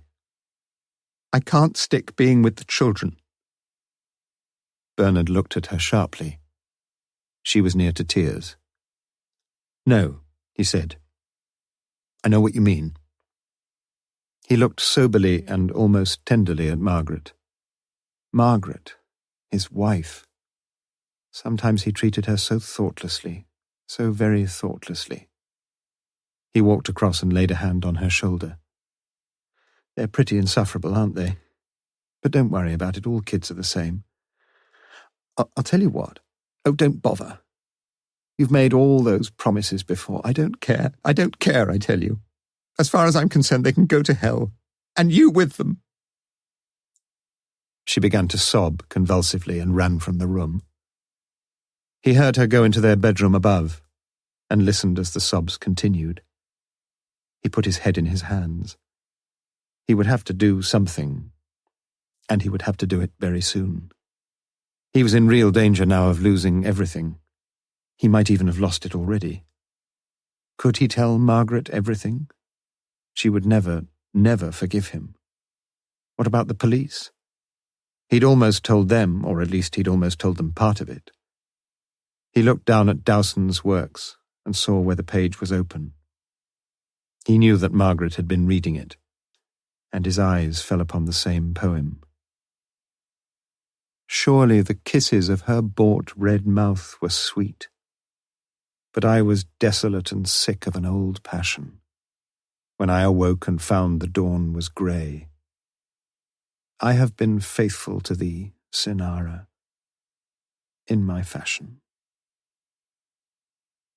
Yes, it had been sweet enough. It would be dishonest to pretend otherwise.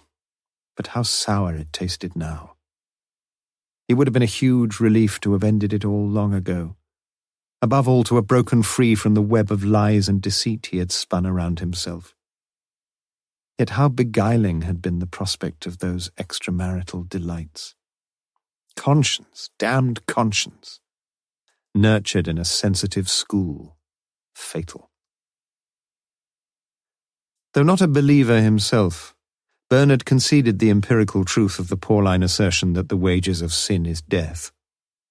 He wanted desperately to be rid of the guilt and the remorse, and remembered vaguely from his school days in the Bible class how lustily they had all given voice to many a chorus on sin.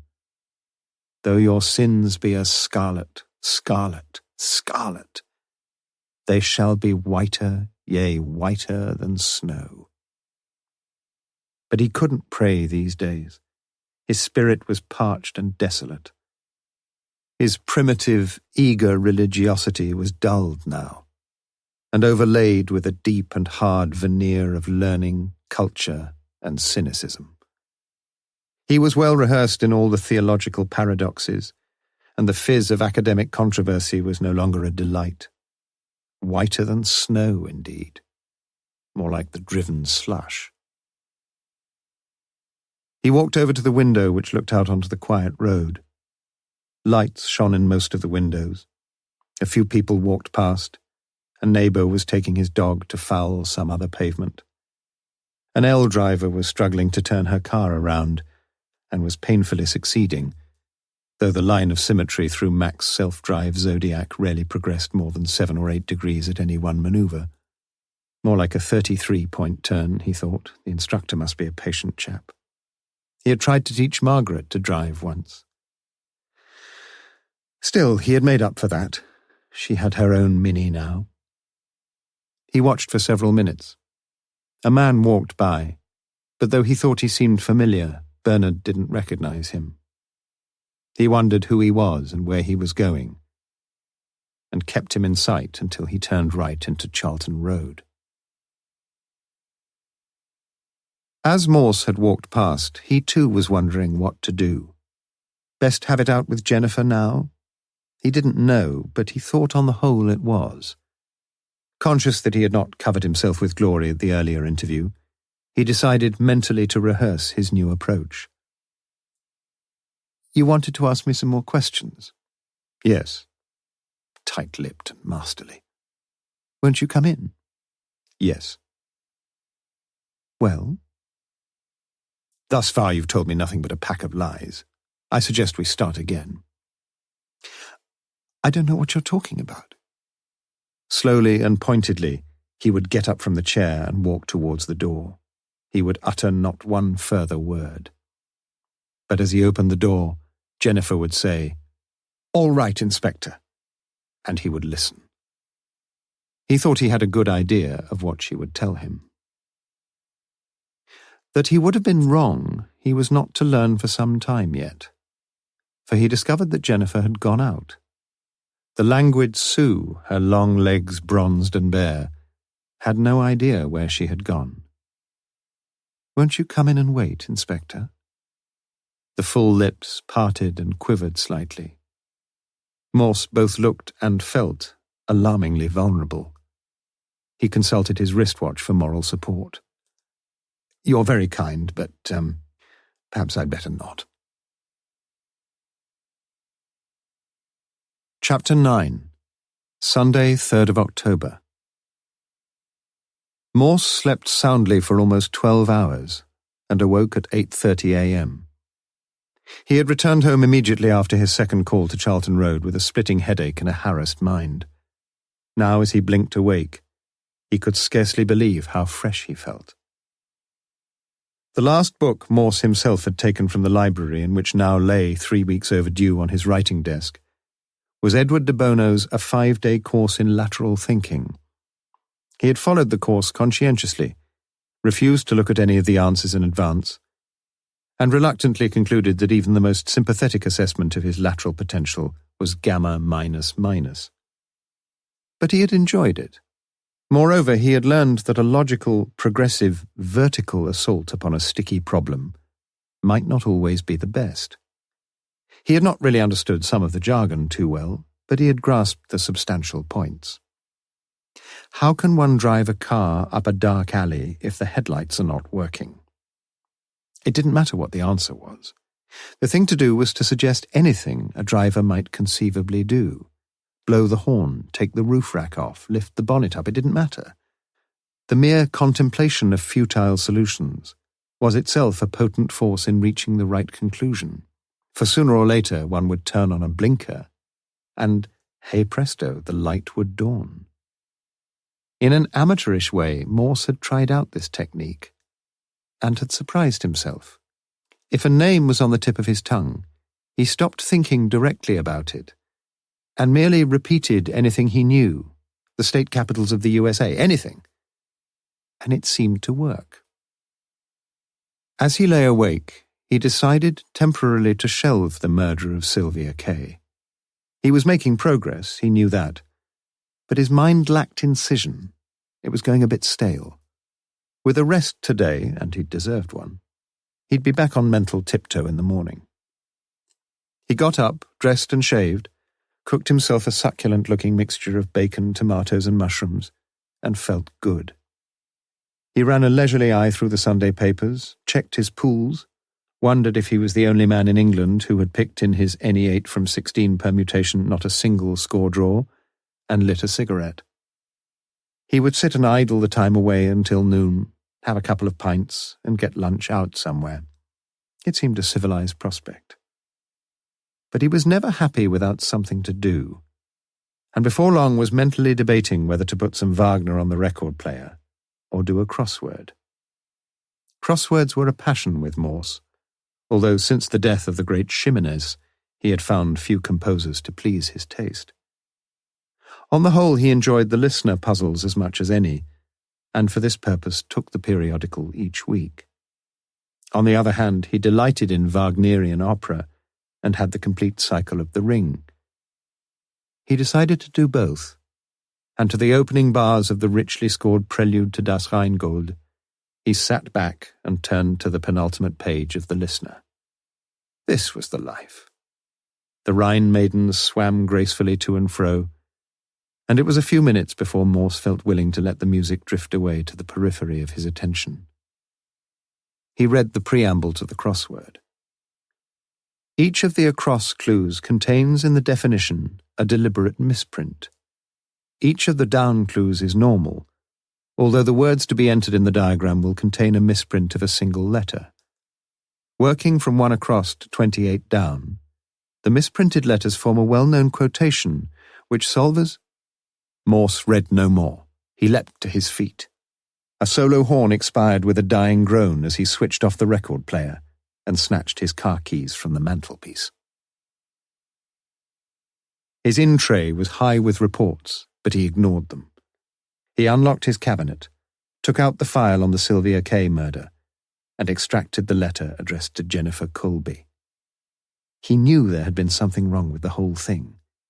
His mouth was dry, and his hand trembled slightly, like a schoolboy opening his O-level results. Dear Madam, after assessing the many applications we have received, we must regretfully inform you that our application has been unsuccessful. At the beginning of November, however, further posts will become available, and I should in all honesty be sorry to lose the opportunity of reconsidering your position then.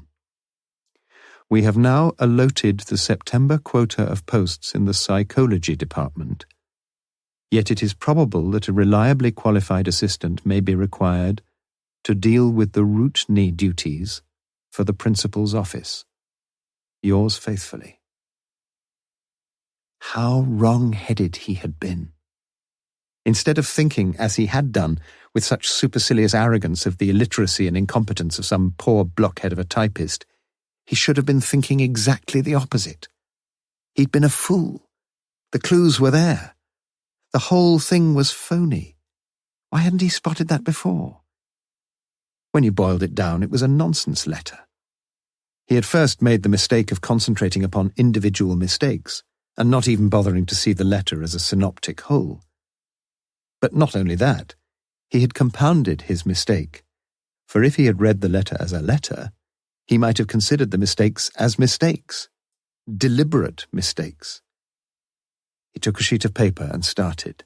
Assessing, S omitted, money, A omitted, beguiling, N omitted, loose, O inserted, psychology, H omitted, sano, whatever that signified. Look again, our, shouldn't that be your, Y omitted, root-ni, N and I transposed. What did that give him?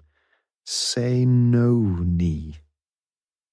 Hardly promising. Try once more. Allotted, surely 2 T's, T omitted. And there it was, staring him in the face. The G, of course, from the signature, the only recognizable letter therein. Say nothing. Someone had been desperately anxious for Jennifer not to say a word. and Jennifer, it seemed, had got the message. It had taken Morse 2 minutes, and he was glad that Jennifer had been out the previous evening. He felt sure that, faced with her lies about the visit to the library, she would have said how sorry she was and that she must have got it wrong. It must have been Thursday, she supposed. It was so difficult to think back to events of even the day before, wasn't it? She honestly couldn't remember, but she would try very hard to. Perhaps she had gone for a walk. On her own, of course. But she would find things more awkward now. Strangely, Morse felt little sense of elation. He had experienced an odd liking for Jennifer when they had met, and in retrospect he understood how difficult it must have been for her. But he must look the fact squarely in the face. She was lying. She was shielding someone. That someone who in all probability had raped and murdered Sylvia. It was not a pretty thought. Every piece of evidence now pointed unequivocally to the fact that it was Jennifer Colby who had stood at Fair Stage 5 with Sylvia on the night of the 29th. That it was she who had been given a lift by a person or persons unknown, pretty certainly the former, as far as Woodstock. That there she had witnessed something about which she had been warned to keep her silence. In short, that Jennifer Colby knew the identity of the man who had murdered Sylvia Kaye. Morse suddenly wondered if she was in danger. And it was this fear which prompted his immediate decision to have Jennifer held on suspicion of being an accessory to the crime of murder. He would need Lewis in. He reached for his outside phone and rang his sergeant's home number. "Lewis." "Speaking." "Morse here. I'm sorry to ruin your weekend, but I want you here." "Straight away, sir." "If you can." "I'm on my way."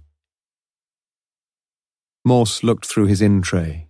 Reports, reports, reports.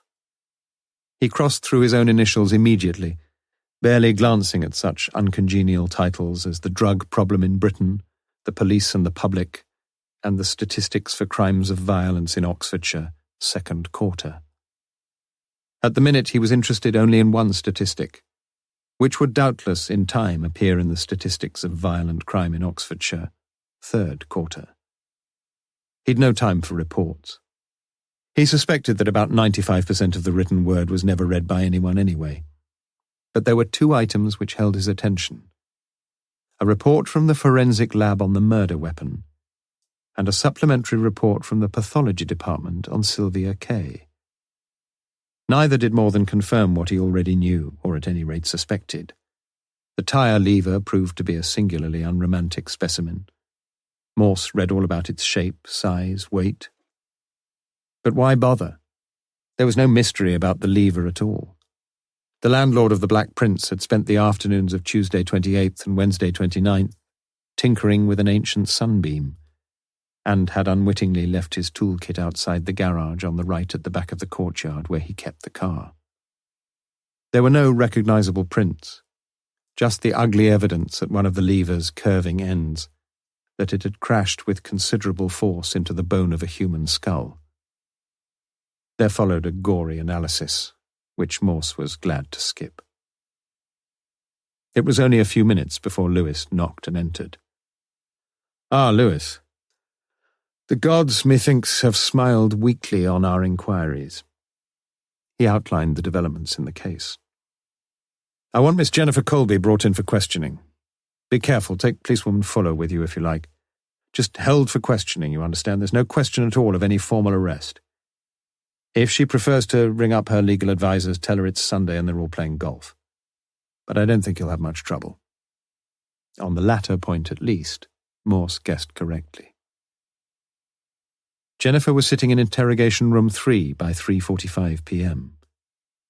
On Morse's instructions, Lewis spent an hour with her, making no mention whatever of the information he had been given earlier in the afternoon. Lewis mentioned quietly that in spite of all their inquiries, they had not been able to trace the young lady seen by 2 independent witnesses who had been with Sylvia Kaye an hour or so before she was murdered. "You must be patient, Sergeant." Lewis smiled weakly like the gods. "Oh, we're patient enough, miss, and I think with a little cooperation we shall get there." Aren't you getting any cooperation? Would you like a cup of tea, miss? I'd prefer coffee. Policewoman Fuller hurried off. Jennifer moistened her lips and swallowed. Lewis brooded quietly. In the tug-of-war silence which ensued, it was Lewis who finally won. You think I'm not cooperating, Sergeant? Are you? Look, I've told the inspector what I know. Didn't he believe me? Just what did you tell the inspector, miss? You want me to go over all that again? Jennifer's face showed all the impatience of a schoolgirl asked to rewrite a tedious exercise. We shall have to have a signed statement in any case. Jennifer sighed. All right. You want me to account for my movements, I think that's the phrase, isn't it, on Wednesday night? That's right, miss. On Wednesday night... Laboriously, Lewis began to write. Shall I write it out for you? Asked Jennifer. I think I ought to get it down myself, miss, if you don't mind. I haven't got a degree in English, but I'll do my best. A quick flash of caution gleamed in Jennifer's eyes. It was gone immediately, but it had been there, and Lewis had seen it. Half an hour later, Jennifer's statement was ready. She read it, asked if she could make 1 or 2 amendments, only spelling, Sergeant, and agreed that she could sign it. I'll just get it typed out, miss. How long will that take? Oh, only 10 minutes. Would you like me to do it? It'll only take me about 2. I think we ought to do it ourselves, miss, if you don't mind. We have our regulations, you know. Just thought I might be able to help. Jennifer felt more relaxed. Shall I get you another cup of coffee, miss? That would be nice. Lewis got up and left. Policewoman Fuller seemed singularly uncommunicative, and for more than 10 minutes Jennifer sat in silence. When the door finally opened, it was Morse who entered, carrying a neatly typed sheet of foolscap. Good afternoon, Miss Colby. Good afternoon. We've met before. The tide of relaxation which had reached high watermark with Lewis's departure quickly ebbed and exposed the grating shingle of her nerves. I walked down to the library after I left you yesterday, continued Morse. You must enjoy walking. They tell me walking is the secret of perpetual middle age. With an effort, Jennifer smiled. It's a pleasant walk, isn't it? It depends which way you go, said Morse. Jennifer looked sharply at him, and Morse, as Lewis earlier, noted the unexpected reaction. Well, I would like to stay and talk to you, but I hope you'll let me sign that statement and get back home. There are several things I have to do before tomorrow. I hope Sergeant Lewis mentioned that we have no authority to keep you against your will. Oh yes, the sergeant told me. But I shall be very grateful if you can agree to stay a little longer. The back of Jennifer's throat was dry. What for? Her voice was suddenly a little harsher. Because, said Morse quietly, I hope you will not be foolish enough to sign a statement which you know to be false. Morse raised his voice. And which I know to be false. He gave her no chance to reply. This afternoon I gave instructions for you to be held for questioning, since I suspected, and still suspect, that you are withholding information which may be of very great value in discovering the identity of Miss Kaye's murderer. That is a most serious offence, as you know. It now seems that you are foolish enough to compound such stupidity with the equally criminal and serious offence of supplying the police with information which is not only inaccurate but demonstrably false. Morse's voice had risen in crescendo, and he ended with a mighty thump with his fist upon the table between them. Jennifer, however, did not appear quite so abashed as he had expected. You don't believe what I told you? No. Am I allowed to ask why not? Morse was more than a little surprised. It was clear to him that the girl had recovered whatever nerve she may have lost. He clearly and patiently told her that she could not possibly have taken out her library books on Wednesday evening, and that this could be proved without any reasonable doubt. I see. Morse waited for her to speak again, If he had been mildly surprised at her previous question, he was flabbergasted by her next. "What were you doing at the time of the murder last Wednesday evening, Inspector?" What was he doing? He wasn't quite sure, but any such admission would hardly advance his present cause. He lied. "I was listening to some Wagner." "Which Wagner?" "Das Rheingold." "Is there anyone who could back up your story? Did anyone see you?" Morse surrendered. No. In spite of himself, he had to admire the girl. "No," he repeated. "I live on my own. I seldom have the pleasure of visitors. Of either sex." "How very sad." Morse nodded. "Yes. But you see, Miss Colby, I am not as yet suspected of dressing up in women's clothes and standing at the top of the Woodstock Road hitching a lift with Sylvia Kaye." "And I am?" "And you are." "But presumably I'm not suspected of raping and murdering Sylvia." "I hope you will allow me a modicum of intelligence." "You don't understand." "What's that supposed to mean?" "Hasn't it occurred to you that Sylvia probably enjoyed being raped?" There was bitterness in her tone, and her cheeks were flushed. "That seems to assume that she was raped before she died, doesn't it?" said Morse quietly. "I'm sorry, that was a horrid thing to say." Morse followed up his advantage. "My job is to discover what happened from the moment Sylvia and her friend, and I believe that was you, got into a red car on the other side of the Woodstock roundabout. For some reason, this other girl has not come forward, and I don't think the reason's very hard to find. She knew the driver of the car, and she's protecting him. She's probably frightened stiff. But so was Sylvia Kaye frightened stiff, Miss Colby. More than that, she was so savagely struck on the back of the head that her skull was broken in several places and lumps of bone were found in her brain. Do you like the sound of that? It's an ugly, horrible sight, is murder. And the trouble with murder is that it usually tends to wipe out the only good witness of the crime, the victim. That means we've got to rely on other witnesses, normal, ordinary people, most of them, who accidentally get caught up at some point in the wretched business. They get scared, okay. They'd rather not get mixed up in it, okay. They think it's none of their business, okay. But we've got to rely on some of them having enough guts and decency to come forward and tell us what they know. And that's why you're here, Miss Colby. I've got to know the truth." He took the statement that Jennifer had made and tore it into pieces, but he could not read her mind. As he had been speaking, she had been gazing through the window of the little office into the outside yard, where the day before she had stood with her office colleagues. "Well?" "I'm sorry, Inspector. I must have caused you a lot of trouble. It was on Thursday that I went to the library." "And on Wednesday?" "I did go out. And I did go on the road to Woodstock. But I didn't get as far as Woodstock. I stopped at the Golden Rose at Begbrook. That's, about 2 miles this side of Woodstock. I went into the lounge and bought a drink. A lager and lime. I drank it out in the garden, and then went home." Morse looked at her impatiently. "In the dark, I suppose?" "Yes, about 7:30. "Well, go on." "What do you mean, go on? That was all." "Do you want me to—" began Morse, his voice fuming. "Fetch Lewis!" he barked.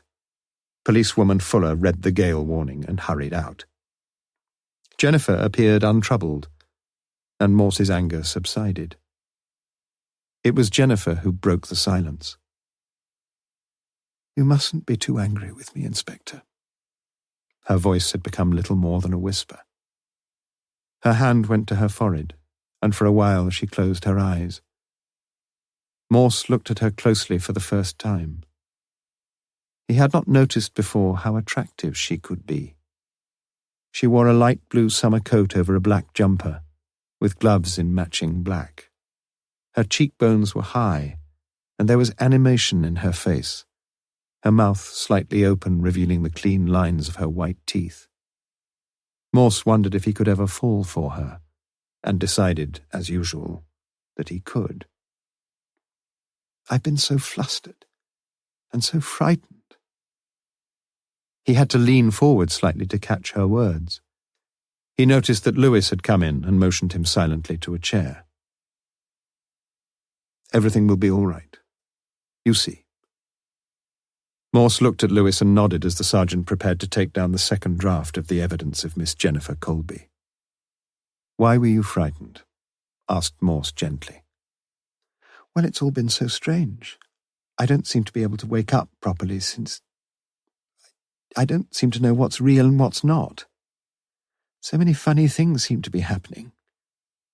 She was still sitting with her head in her hand, looking blankly at the top of the table. Morse glanced at Lewis. Things were almost ready. "What do you mean, funny things?" "Just everything, really. I'm beginning to wonder if I know what I am doing. What am I doing here? I thought I'd told you the truth about Wednesday, and now I realize I didn't. And there was another funny thing." Morse watched her keenly. "I had a letter on Saturday morning telling me I'd not been chosen for a job. And I don't even remember applying for it. Do you think I'm going mad?" So that was going to be her story. Morse experienced the agony of a bridge player whose ace has just been covered by the deuce of trumps.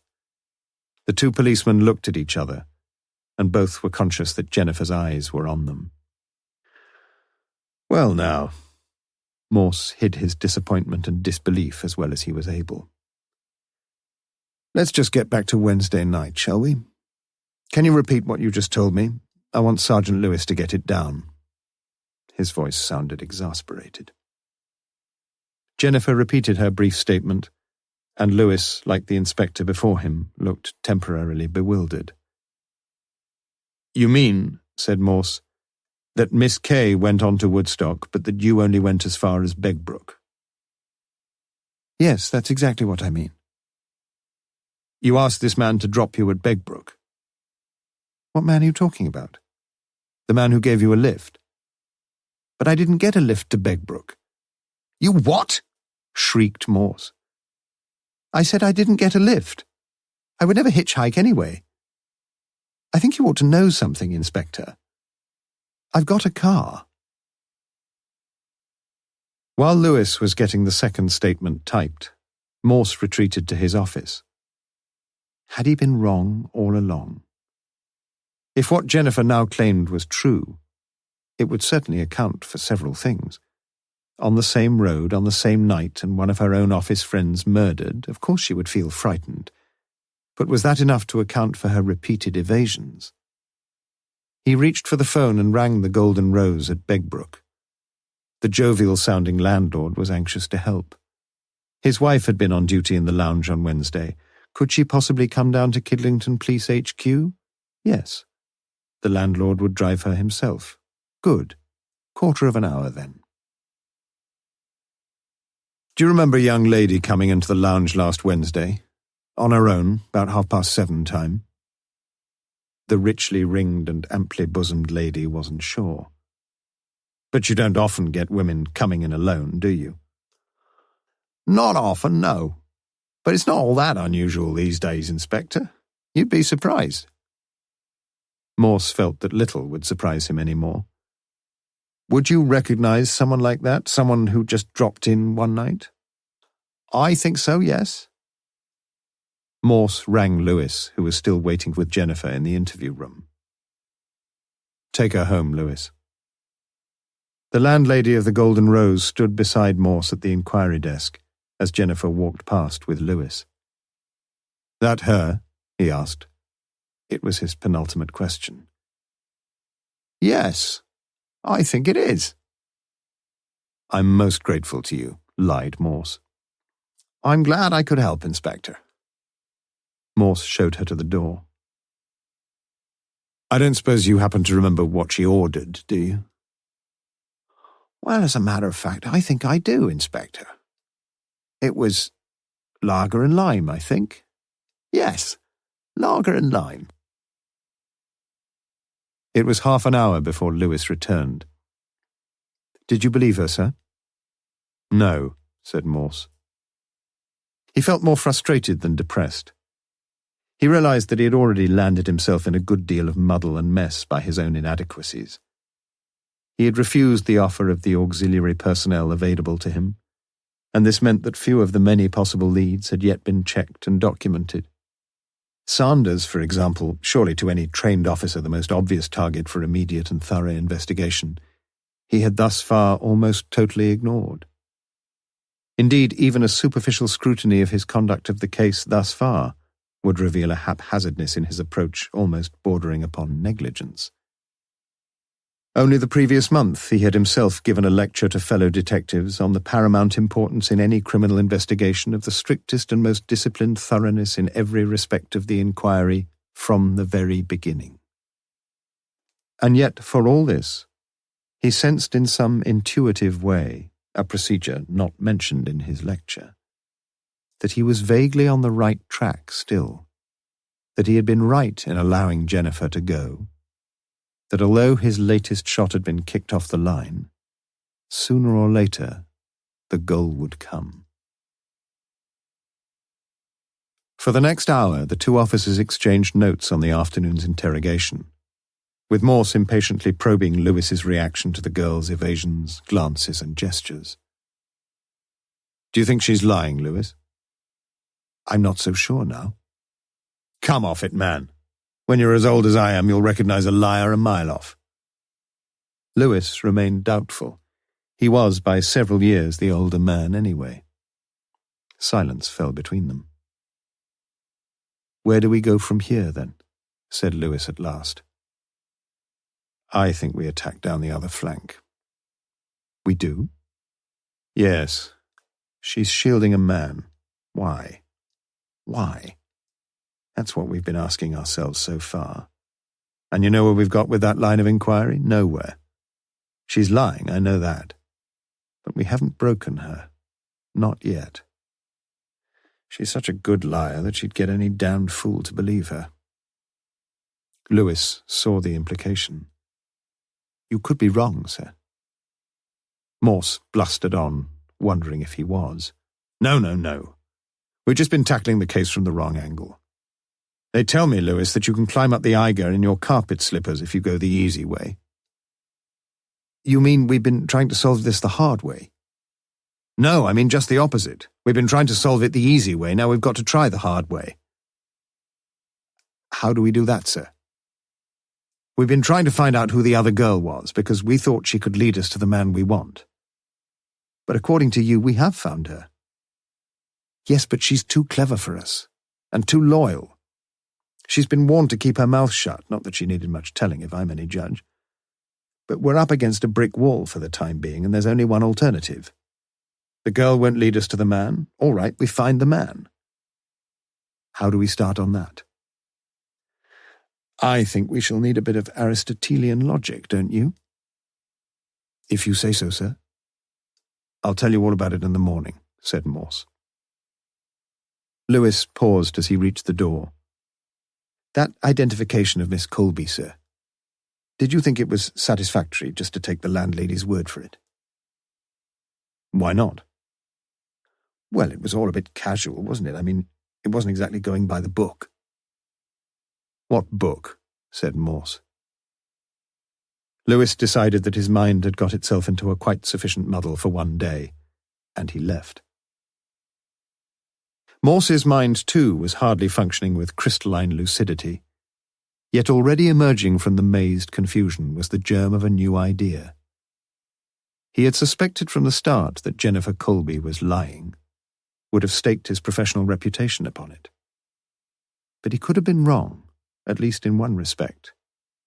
He had tried to break Jennifer's story, but had he been trying to break it at the wrong point? What if all she had told him was perfectly true? The same revolving pros and cons passed up and down before his eyes like undulating hobby horses at a fairground, until his own mind, too, was a dizzying whirl. and he knew that it was time to give it all a rest. Chapter 10. Wednesday, 6th of October. The cocktail lounge of the Black Prince was seldom busy for the hour after opening time at 11 a.m., and the morning of Wednesday, 6th of October was to prove no exception. The shock wave of the murder was now receding, and the Black Prince was quickly returning to normality. It was amazing how quickly things sank into the background, thought Mrs. Gay McPhee as she polished another martini glass and stacked it neatly among its fellows.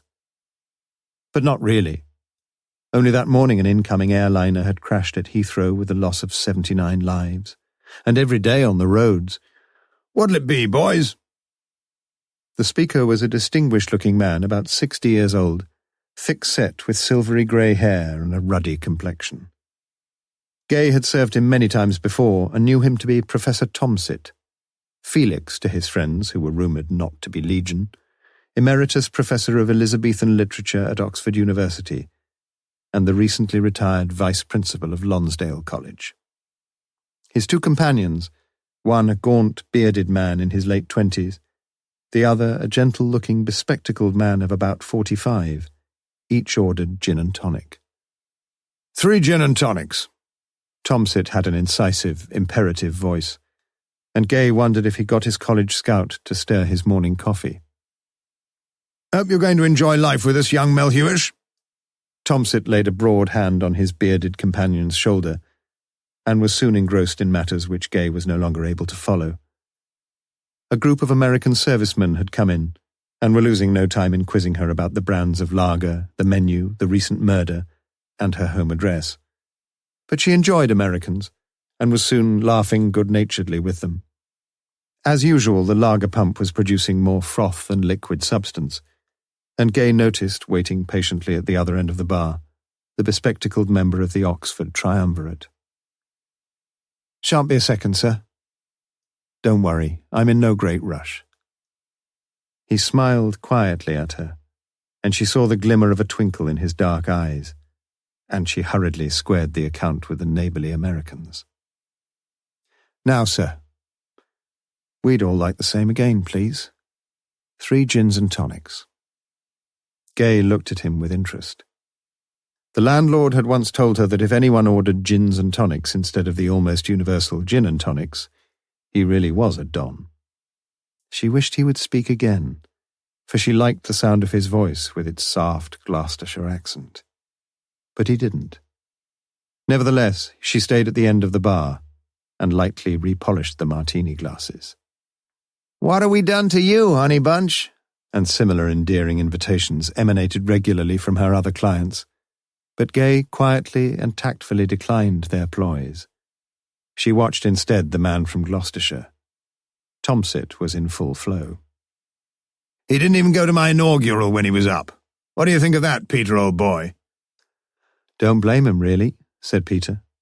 "We all sit and salivate over our own prose, Melhuish, and we kid ourselves it's bloody marvellous." The Professor of Elizabethan Literature laughed good-humouredly and half-drained his glass. "Been here before, Melhuish?" "No, I haven't. It's rather nice, isn't it?" "Bit notorious now, you know. Murder here last week." "Yes, I read about it." "Young blonde. Raped and murdered right in the yard out there. Pretty young thing if the newspapers are anything to go by." Melhuish, newly appointed junior fellow at Lonsdale, very bright and very anxious, was beginning to feel a little more at home with his senior colleagues. "Raped too, was she?" Tomsit drained his glass. "So they say, but I've always been a bit dubious myself about this rape business." "Confucius, he say girl with skirt up, she run faster than man with trousers down, eh?" The 2 older men smiled politely at the tired old joke, but Melhuish wished he hadn't repeated it. Off-key, over-familiar. Gay heard the clear voice of Tomsit rescuing the conversation. He was no fool, she thought. "Yes, I agree with you, Melhuish. We mustn't get too serious about rape. God, no, happens every day. I remember a couple of years back there was a young girl here. You'd remember her, Peter. Quick, clear mind, good work, a marvellous kid. She was taking finals and had 8 3-hour papers. She'd done her 7th paper on the Thursday morning. No, it was the Friday, or was it? No, but that's beside the point. She took her last but one paper in the morning, with just one more fence to jump in the afternoon. Well, she went off to her digs out at Headington for lunch, and beggar me, she got raped on her way back. Just think of the shock for the poor lass. You remember, Peter? Anyway, she insisted on taking the last paper, and do you know, Mel Hewish, she did better on the last paper than she'd done on all the others. Mel Hewish laughed heartily and took the empty glasses. You make it up as you go along, muttered Peter. Well, it was a good story, wasn't it? Said Thompson. Gay lost the thread of their talk for a few minutes, and when she picked it up again it was clear that the conversation had taken a slightly more serious turn. They always said that gin was a depressant. Not necessarily raped before being murdered, you know. Oh, shut up, Felix. Bit revolting, I know, but we all read the Christie business, didn't we? Wicked old bugger he was. Do they think that's what's happened here? Asked Mel Hewish. Do you know, I might have been able to tell you that, said Thompson. Old Morse, good chap. He's in charge of the case, and we've had him at the college guest evenings. He was invited tonight, but he had to cry off. Had a minor accident. Thompson laughed. Fell off a ladder. Christ, who'd ever believe it? Here's a chap in charge of a murder inquiry, and he falls off a bloody ladder. Thompson was highly amused. The Americans had renounced all hope, and the bar had emptied now. The three men walked across to their table by the window. Well, we'd better see what they can offer us for lunch, said Peter. I'll get the menu. Gay held out a large, expensive-looking folder and presented it already opened, like a neophyte offering the collect for the day to an awesome priest. Peter looked through quickly, a gentle cynicism showing on his face. He looked up at Gay and found her watching him. Do you recommend Don's Delight or Proctor's Pleasure? He asked it in an undertone. I shouldn't have the steak if I were you, her voice as quiet as his. Are you free this afternoon? She weighed up the situation for several seconds before nodding her head, almost imperceptibly. What time shall I pick you up?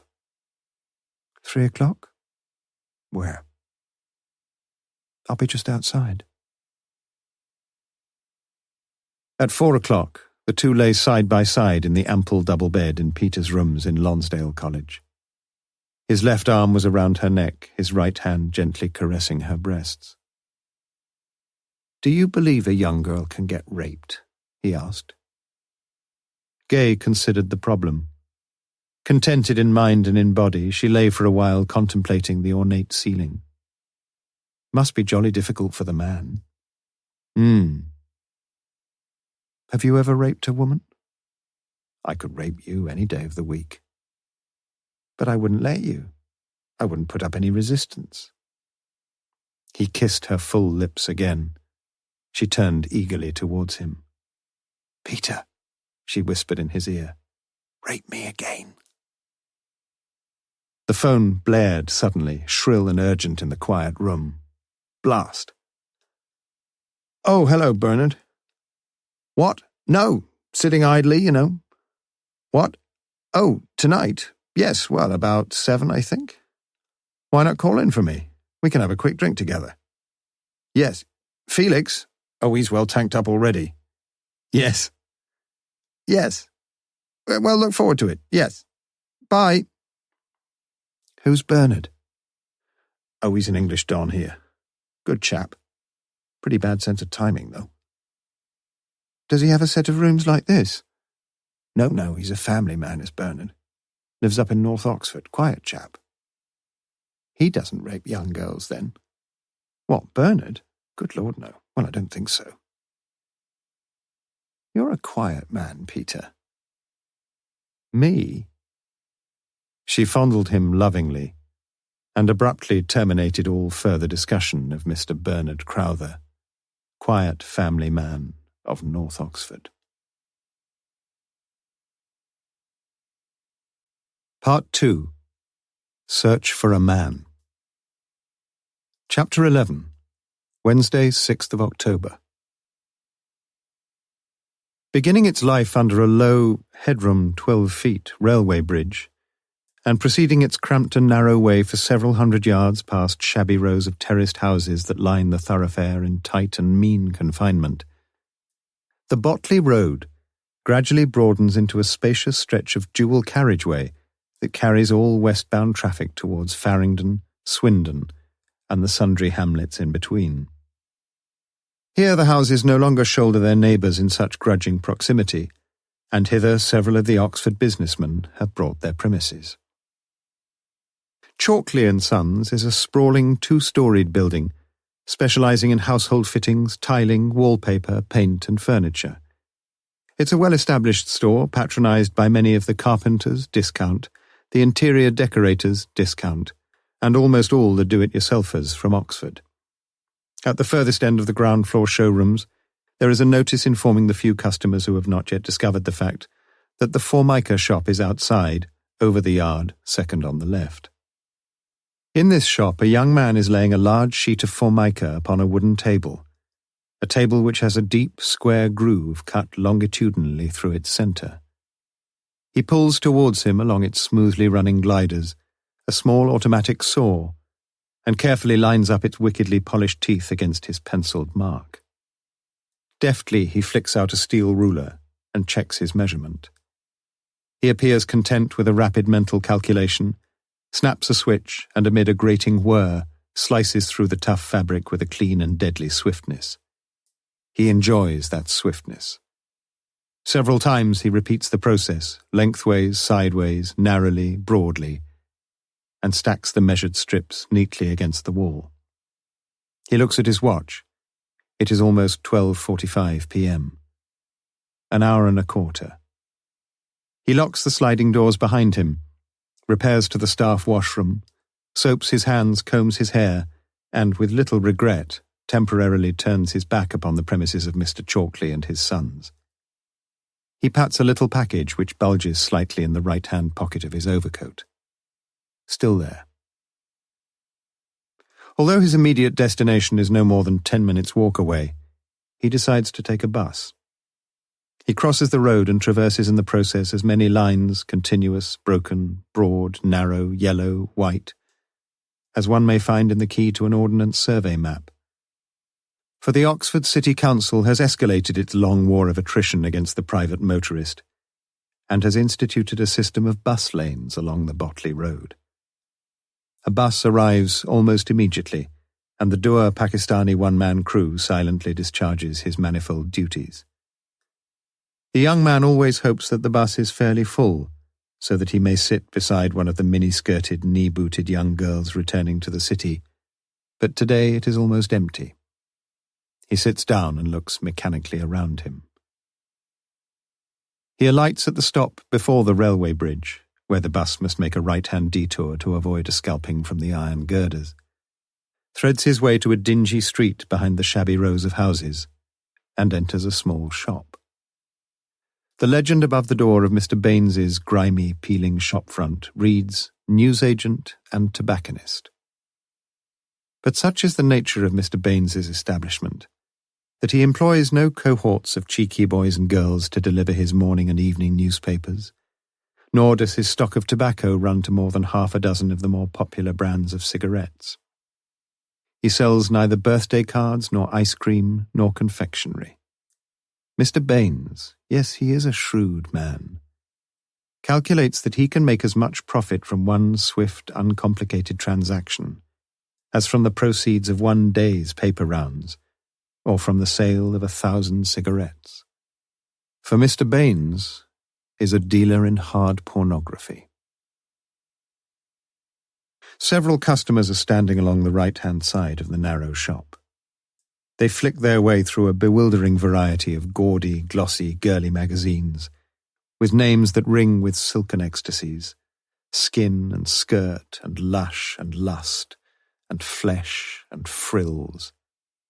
Although the figures of the scantily clad models which adorn the covers of these works are fully and lewdly provocative, the browsers appear to riffle the pages with a careless, casual boredom. But this is the appearance only. A notice in Mr. Baines's own hand warns every potential purveyor of these exotic fruits that the books are to be bought, and Mrs. Baines sits on her hard stool behind the counter and keeps her hard eyes upon each of her committed clients. The young man throws no more than a passing glance at the gallery of thrusting nakedness upon his right, and walks directly to the counter. He asks audibly for a packet of 20 Embassy, and slides his package across to Mrs. Baines, which lady, in her turn, reaches beneath the counter and passes forward a similar brown paper parcel to the young man. How Mr. Baines himself would approve. It is a single, swift, uncomplicated transaction. The young man stops at the Bookbinder's Arms across the road and orders bread and cheese and a pint of Guinness. He feels his usual nagging impatience, but gloats inwardly in expectation. 5 o'clock will soon be here, and the journey to Woodstock is infinitely quicker now with the opening of the new stretch of the Ring Road complex. His mother will have his cooked meal ready, and then he will be alone. In his own perverted way, he has grown almost to enjoy the anticipation of it all. For over the last few months it has become a weekly ritual. Expensive, of course, but the arrangement is not unsatisfactory, with half price back on everything returned. He drains his Guinness. Sometimes he still feels guilty, a little, though not so much as he did. He realizes well enough that his dedication to pornography is coarsening whatever sensibilities he may once have possessed, that his craving is settling like some cancerous, malignant growth upon his mind, a mind crying out with ever-increasing desperation for its instant, morbid gratification. But he can do nothing about it. Prompt at 2 p.m. on Wednesday, 6th of October, Mr. John Sanders is back in the Formica shop. And once more the gyrating saw, whining in agony, can be heard behind the sliding doors. On Wednesday evenings during term time, the Crowther household was usually deserted from 7 p.m. to 9 p.m. Mrs. Margaret Crowther joined a small group of earnest middle-aged culture vultures in a WEA evening class on classical civilization. Weekly, the children, James and Caroline, swelled the oversubscribed membership of the Wednesday disco at the nearby community centre. Mr. Bernard Crowther disliked both pop and Pericles. On the night of Wednesday, 6th of October, Margaret left the house at her usual time of 6:30 p.m. Her classes were held about 3 miles away in the further education premises on Headington Hill, and she was anxious to secure a safe and central parking lot for the proudly sparkling Mini 1000 which Bernard had bought for her the previous August. Diffidently, she backed out of the garage. Bernard had agreed to leave his own 1100 to face the winter's elements in the drive, and turned into the quiet road. Although still nervous about her skills, especially in the dark, she relished the little drive. There was the freedom and independence of it all. It was her car. She could go wherever she wanted. On the bypass, she took her usual deep breath and concentrated inordinately hard. Car after car swished by her on the outside lane, and she fought back her instinctive reaction to raise her right foot from its gentle pressure on the accelerator and to cover the brake pedal. She was conscious of the headlights of all the oncoming cars, their drivers, she was sure, brashly confident and secure.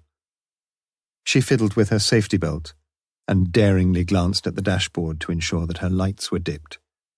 Not that she ever had them on full anyway, for fear that in the sudden panic of dipping them, she would press the switch the wrong way and turn them off altogether. At the Headington roundabout, she negotiated the lanes competently and uneventfully covered the remainder of her journey. When she had first considered committing suicide, the car had seemed a very real possibility. But she now knew that she could never do it that way. Driving brought out all her primitive instincts for safety and self-preservation. And anyway, she couldn't smash up her lovely new Mini. There were other ways. She parked carefully, getting in and out of the car several times before she was perfectly happy that it was as safely ensconced and as equidistanced from its neighbours as she could manage, and entered the large, 4-storied, glass-fronted building that ministered to the needs of the city's maturer students. She saw Mrs. Palmer one of her classmates, starting up the stairs to room C26. "Hello, Mrs. Crowther. We all missed you last week. Were you poorly?" "What's wrong with those two?" asked James. A quarter of an hour after Margaret's departure, Bernard Crowther had caught the bus down to Lonsdale College, where he dined 1 or 2 nights a week. The children were alone. "It's not unusual, is it?" said Caroline. "They hardly talk to one another. I expect all married people get like that." "Didn't used to be like that. You don't help much." "Nor do you." "What do you mean?" "Ah, shut up. You misery. F off!" These days, their conversations seldom lasted longer. With a few minor permutations and in the presence of Mum and Dad a few concessions to conventional middle-class morality, their parents had heard it many times. It worried Margaret deeply and infuriated Bernard, and each wondered secretly if all children were as vicious, ill-tempered and uncooperative as their own. Not that James and Caroline were uppermost in either parent's mind this Wednesday evening. As one of the senior fellows of his college, Bernard had naturally been invited to the memorial jamboree for the ex-vice principal who had retired the previous summer. The dinner was to begin at 7:30 p.m, and Bernard arrived in Peter's room with half an hour to spare. He poured himself a gin and vermouth and sat back in a faded armchair. He thought he liked Felix Tomsit, the old sod. Certainly he ate too much and drank too much, and if many-tongued rumour could be believed, why not? He had done a lot of other things too much. But he was a good college man. It was on his advice that the college had bought up a lot of property in the early 60s, and his understanding of interest rates and investment loans was legendary. Odd, really, thought Bernard. He finished his gin and shrugged into his gown. Pre-prandial sherry would be flowing in the senior common room, and the two friends made their way thither. "Well, Bernard, how are you, old boy?" Felix's smile beamed a genuine welcome to his old colleague. "Can't grumble," replied Bernard lamely. "And how's that lovely wife of yours?" Bernard grabbed a sherry. "Oh, fine, fine." "Lovely woman," Felix mused on. He had obviously begun to celebrate his own commemoration with premeditated gusto, but Bernard couldn't match his bonhomie. He thought of Margaret as the conversation burbled around him. He tuned in again just in time to laugh convincingly at Felix's discovery of a recent inscription on the wall of the gents in the Minster bar. "Bloody good, what?" guffawed Felix. The party moved next door and sat down to the evening's feast. Bernard always felt that they had far too much to eat, and tonight they had far, far too much to eat. As he struggled his way through the grapefruit cocktail, the turtle soup, the smoked salmon, the tornados rossini, the gatto, the cheese and the fruit, he thought of the millions in the world who had not eaten adequately for weeks or even months, and saw in his mind the harrowing pictures of the famine victims of Asia and Africa. "You're quiet tonight," said the chaplain, passing Bernard the claret. "Sorry," said Bernard. "It must be all this food and drink." "You must learn to take the gifts the good Lord showers upon us, my boy. You know, as I get older, I must confess to the greater appreciation of two things in life, natural beauty and the delights of the belly." He leaned back and poured half a glass of vintage claret towards his vast stomach. Bernard knew that some men were naturally fat, all to do with the metabolic rate or something. But there were no fat men in Belsen. But whatever other confessions the good chaplain may have been about to divulge were cut short by the toast to Her Majesty and the clearing of the principal's throat as he rose to his feet to begin his encomium of Felix Tomsit. They had all heard it all before. A few necessary alterations in the hackneyed, hallowed phrases, but basically the same old stuff. Felix would be leaving holes in so many aspects of college life, it would be difficult to fill the holes. Bernard thought of Margaret. Why not leave the bloody holes unfilled? One of the foremost scholars of his generation. Bernard looked at his watch. 9:15 p.m. He couldn't go yet. Anecdotes and laughter. Bernard felt pretty sure they would all be reminded of that incident when a disgruntled undergraduate had pissed all over Felix's carpet 2 years ago. Back to the academic stuff, top of the head, phony. His work on the Elizabethan lyric poets, why, the old bastard had spent most of his time doing first-hand research on the historic inns of Oxfordshire, or with the women. For the first time, Bernard wondered if Felix had made any overtures to Margaret. He'd better not. Felix spoke well. Slightly drunk, amiable, civilized. Quite moving, really. Come on, 9:45 p.m. The presentation was made, and the company broke up by 10 p.m. Bernard rushed out of college and ran through the Broad to St. Giles, where he found a taxi immediately. But even before the taxi stopped, he saw some movement outside the darkened house. His heart raced in panic-stricken despair. James and Caroline stood beside the front door. "You might have," began Caroline. Bernard hardly heard. "Where's your mother?" His voice was hard and urgent. "Don't know. We thought she must have been with you." "How long have you been waiting?" He spoke with a clipped authority the children had seldom heard. "About half an hour. Mum's always been here before." Bernard opened the front door. "Ring up the tech at Headington. Ask if they've finished." "You do it, Caroline." Bernard brought his right hand with vicious force across James's face. "Do it," he hissed. He went to the gate. No one. He prayed for the sound of a car, any car. Car! A cold sweat formed on his forehead as he darted to the garage. The door was locked. He found the key. His hand shook convulsively. He opened the door. "What on earth are you doing?" Bernard started, and in his heart blessed all the gods that were and are to be. "Where the hell have you been?" In a fraction of a second, his terrible, agonized fear had flashed to anger, relieved, fierce, beautiful anger. "As a matter of fact, the starter motor's gone on the Mini. I couldn't get anyone to fix it, and in the end I had to catch a bus." "You could have let me know." "Oh, yes, of course. You want me to ring round all the garages, then you, and then presumably the kids." Margaret herself was becoming very angry. "What's all the fuss about? Just because I'm late for a change?" "The children have been waiting no end of time." "So what?" Margaret stormed into the house, and Bernard heard the high-pitched voices within. He closed the front gate, and then the garage. He locked and bolted the front door. He felt happy.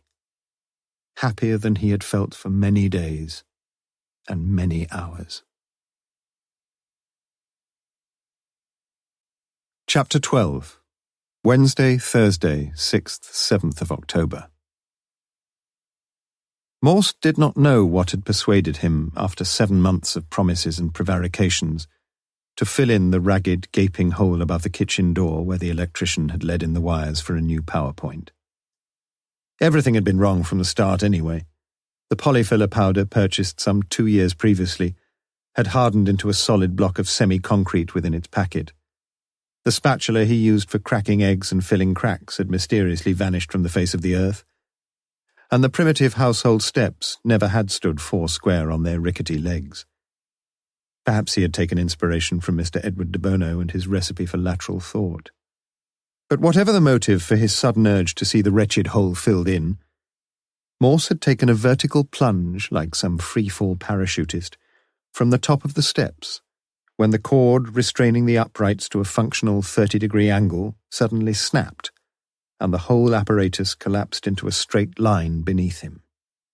Like Hephaestus thrown o'er the crystal battlements, he landed with an agonizing jolt upon his right foot, lay with a feeling of nausea for 2 or 3 minutes, wiping the cold sweat which formed upon his brow, and finally limped his way to the front room and lay breathing heavily on the settee. After a while the foot was a little easier, and he felt somewhat reassured. But half an hour later the swelling began, and a fitful, sharp pain nagged away at his instep. He wondered if he could drive, but he knew it would be foolish to try. It was 8:30 p.m. on Tuesday, 5th of October. Only one thing for it. He hobbled and hopped across to the telephone and rang Lewis. and within the half-hour he was sitting disconsolately in the accident room of the Radcliffe Infirmary, waiting for the result of the X-ray. A young boy sitting on the bench next to Morse was wringing his left hand in some agony, car door, and 2 men badly injured in a road accident were wheeled by for priority treatment. He felt a little less depressed. He was finally seen by an almost unintelligible Chinese doctor who held up his X-ray pictures to the light with the disinterestedness of a bored guest having a casual glance at one of the holiday slides of his host. "No broken. Creep and crushes." From the competent nurse into whose hands he was now delivered, Morse gathered that no bones were broken and that the treatment prescribed was crepe bandage and hospital crutches. He expressed his thanks to nurse and doctor as he swung along diffidently towards the waiting Lewis. "You!" shouted the doctor after him. "You, Mr. Morse! No work 2 days, you rest, okay?" "I think I shall be all right, thanks," said Morse. "You, Mr. Morse! You won't get better, eh? No work, 2 days, rest, okay?"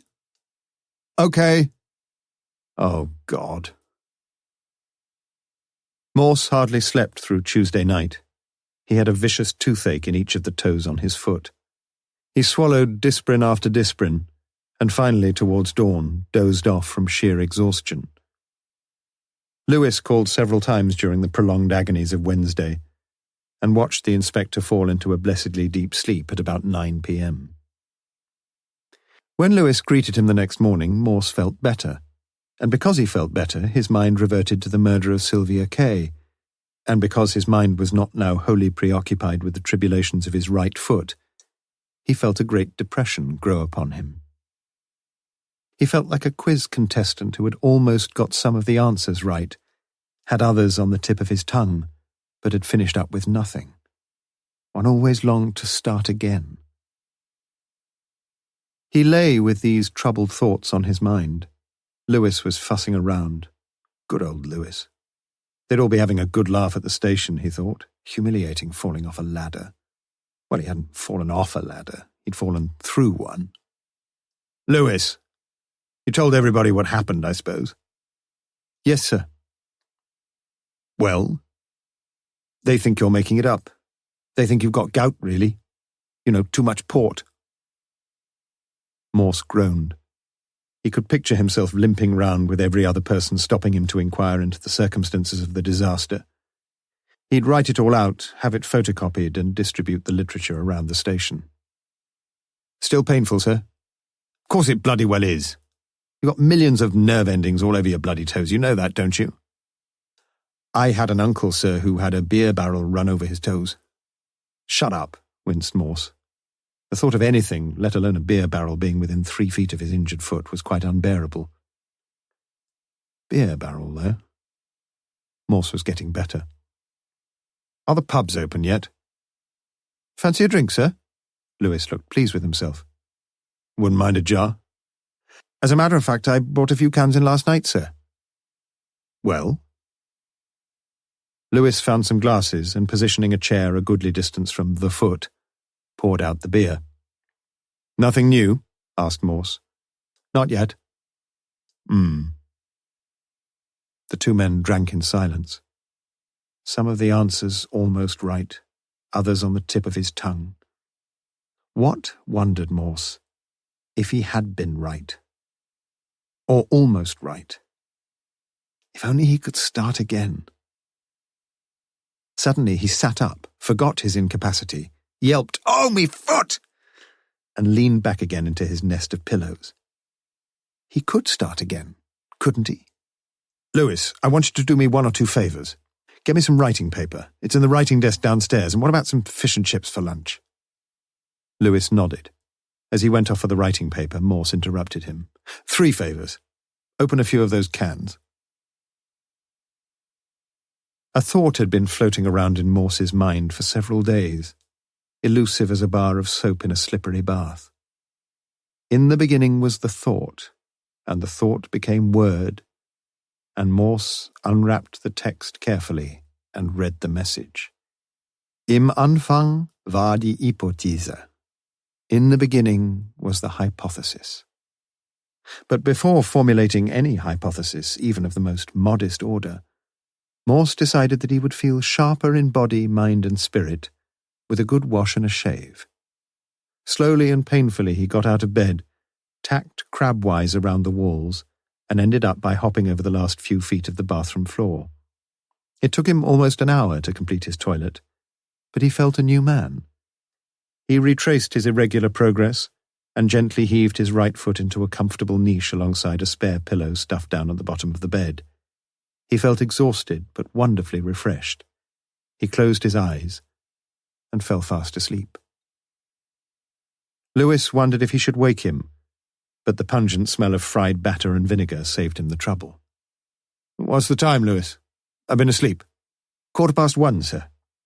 Do you want the fish and chips on a plate? Me and the wife always eat 'em off the paper. Seems to taste better somehow. "They say it's the newsprint sticking to the chips," replied Morse, taking the oily package from his sergeant and tucking in with relish. "You know, Lewis, perhaps we've been going about this case in the wrong way." "We have, sir. We've been trying to solve the case in order to find the murderer, right? I suppose that's the general idea, isn't it? Ah, but we might get better results the other way round." "You mean—" But though Morse waited, it was clear that Lewis had no idea whatsoever what he meant. "I mean we ought to find the murderer in order to solve the case." "I see," said Lewis, unseeing. "I'm glad you do," said Morse. "It's as clear as daylight, and open some of these bloody curtains, will you?" Lewis complied. "If," continued Morse, "if I told you who the murderer was and where he lived, you could go along and you could arrest him, couldn't you?" Lewis nodded vaguely and wondered if his superior officer had caught his skull on the kitchen sink before landing on his precious right foot. "You could, couldn't you? You could bring him here to see me, you could keep him at a safe distance from my grievous injury, and he could tell us all about it, eh? He could do all our work for us, couldn't he?" Morse jabbered on, his mouth stuffed with fish and chips, and with genuine concern Lewis began to doubt the inspector's sanity. Shock was a funny thing. He'd seen it many times in road accidents. Sometimes 2 or 3 days afterwards some of the parties would go completely gaga. They'd recover, of course. Or had Morse been drinking? Not the beer. The opened cans were still unpoured. A heavy responsibility seemed suddenly to descend on Lewis's shoulders. He was sweating slightly. The room was hot, the autumn sun bright upon the glass of the bedroom window. "Can I get you anything, sir?" "Yup, flannel and soap and towel." "By Jove, your wife's right, Lewis. I'll never eat him off a plate again." A quarter of an hour later, a bewildered sergeant let himself out of the front door of Morse's flat. He felt a little worried, and would have felt even more so if he had been back in the bedroom at that moment to hear Morse talking to himself, and nodding occasionally whenever he particularly approved of what he heard coming from his own lips. "Now, my first hypothesis, ladies and gentlemen, and as I see things the most vital hypothesis of all, I shall make many, oh yes, I shall make many, is this, that the murderer is living in North Oxford. You will say that this is a bold hypothesis, and so it is.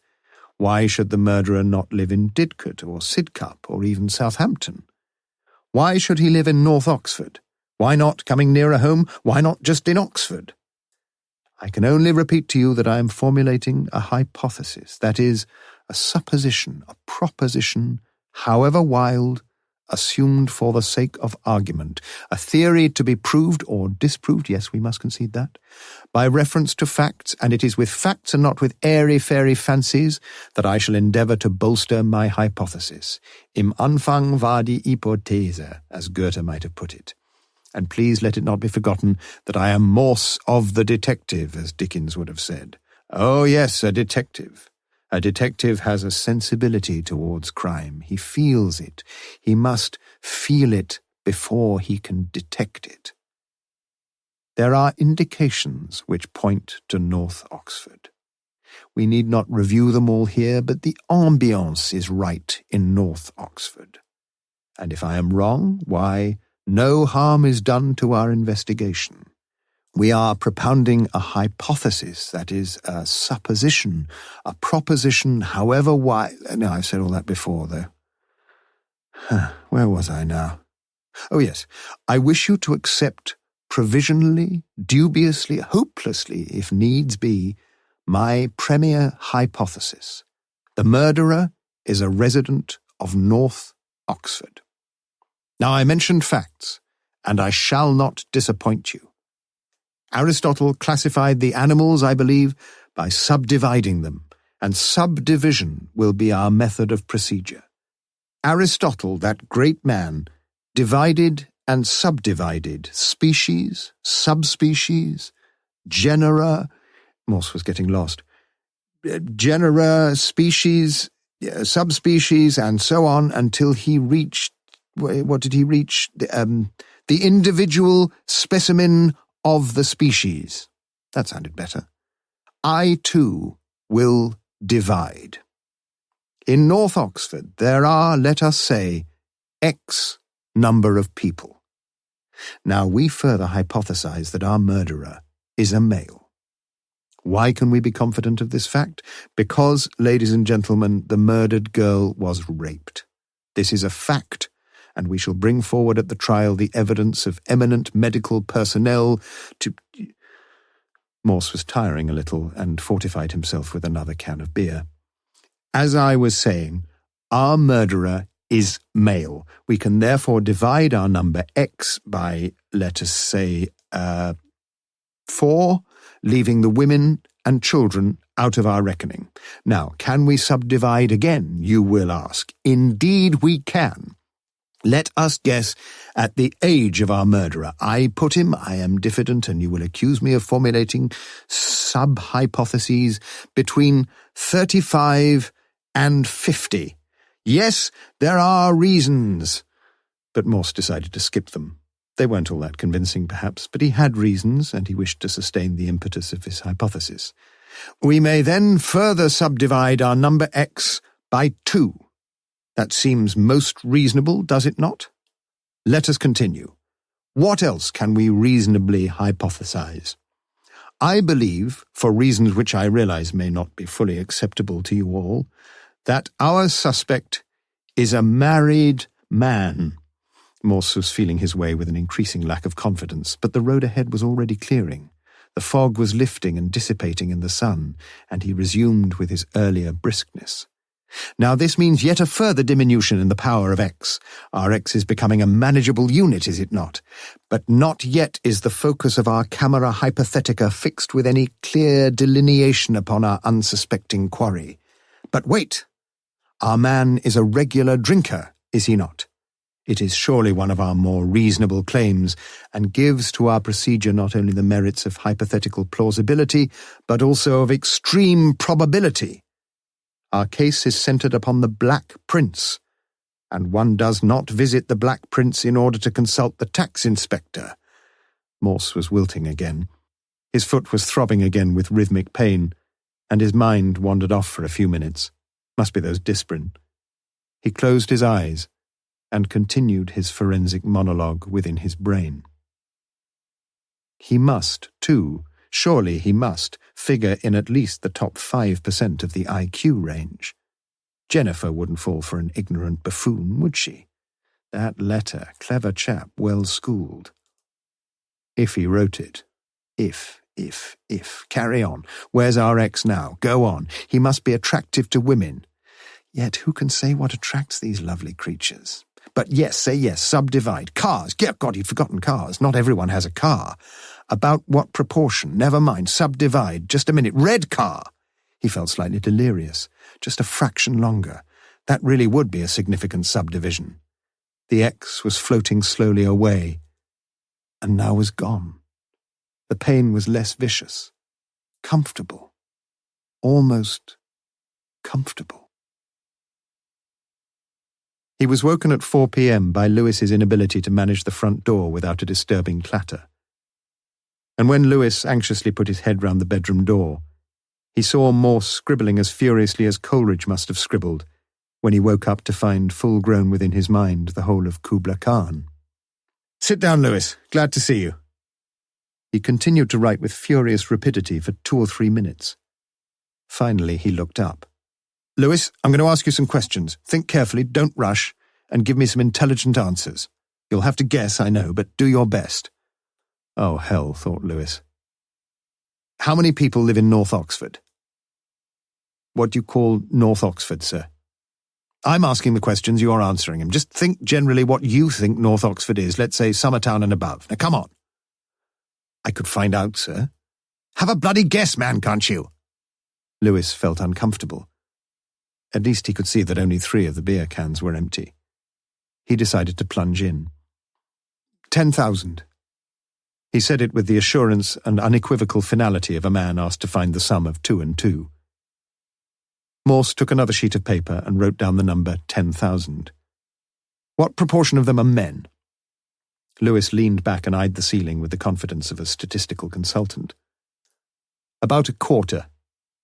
Morse wrote down his second entry neatly and carefully beneath the first. 2,500. "How many of those men are between 35 and 50? Quite a lot of retired people in North Oxford, thought Lewis, and quite a lot of young men on the estates. "About half, no more." The third figure was entered, 1,250. "How many of them were married, would you say?" Lewis considered. Most of them, surely. 4 out of 5, sir."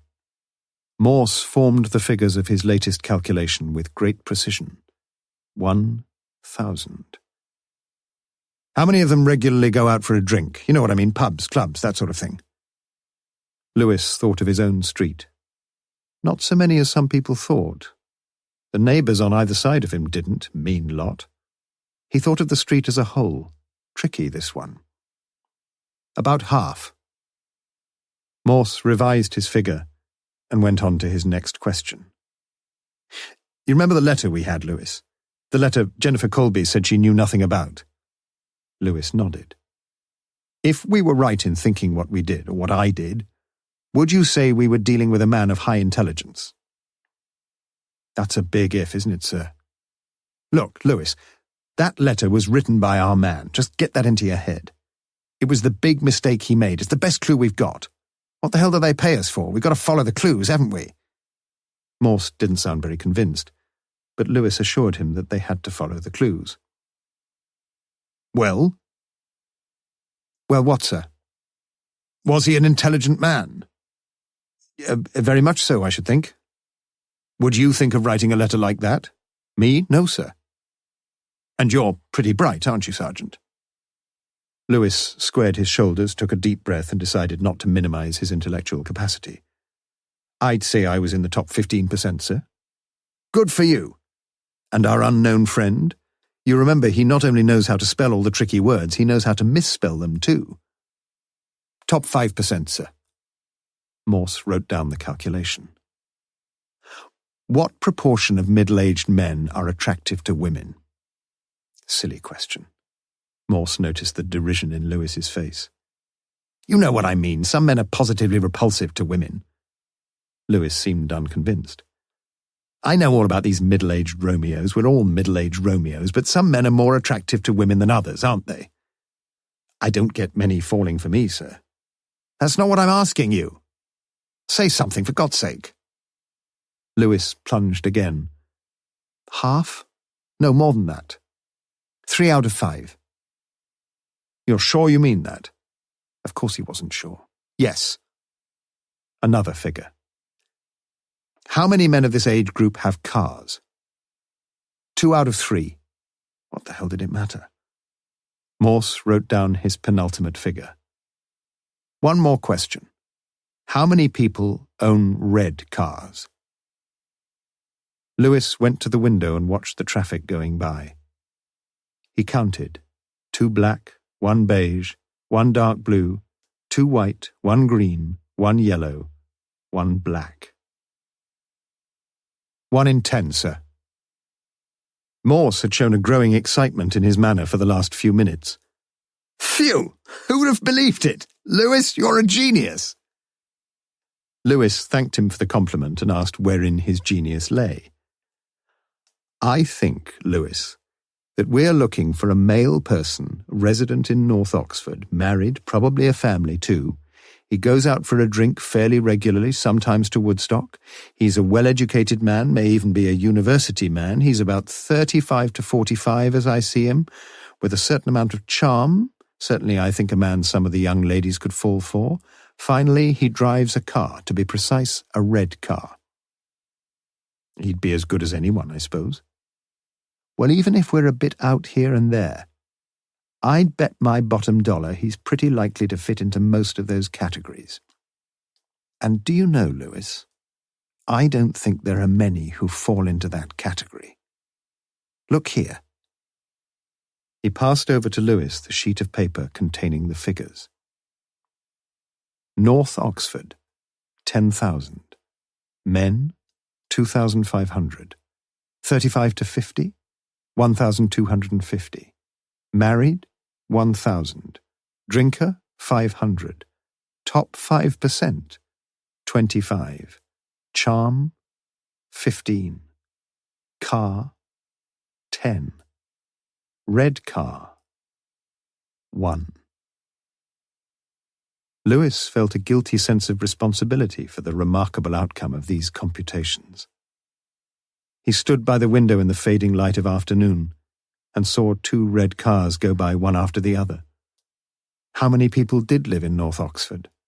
Was he really in the top 15%, 25% more likely? I'm sure, sir, that we could check a lot of these figures. Lewis felt constrained to voice his suspicions. I don't think you can just fiddle about with figures like that anyway. You'd need to... He had a dim recollection of the need for some statistical laws operating on data. The categories had to be ordered and reduced in logical sequence. He couldn't quite remember. But it was all little more than an elaborate game to amuse a fevered brain. Morse would be up in a day or so. Better look after him and humour him as best he could. But was there any logic in it? Was it all that stupid? He looked again at the paper of figures and another red car went by. There were 9 ifs. He stared gloomily out of the window and mechanically counted the next 10 cars. Only one red one. North Oxford was, of course, the biggest gamble. But the fellow had to live somewhere, didn't he? Perhaps the old boy was not so cuckoo as he'd thought. He looked at the sheet yet again. The other big thing was that letter. If the murderer had written it. What do you think then, Lewis? Might be worth a go? How many men do you want? We'd need to do a bit of thinking first, wouldn't we? What do you mean? The local authorities could help a good deal. First we need some up-to-date lists of residents. Yes, you're right. We need to think it through before we do anything. That's what I thought, sir. Well, we could get straight onto it in the morning, sir, if you felt up to it. Or we could get straight onto it now, if you felt up to it. I suppose we could. Lewis rang his long-suffering spouse and conferred with Morse for the next 2 hours.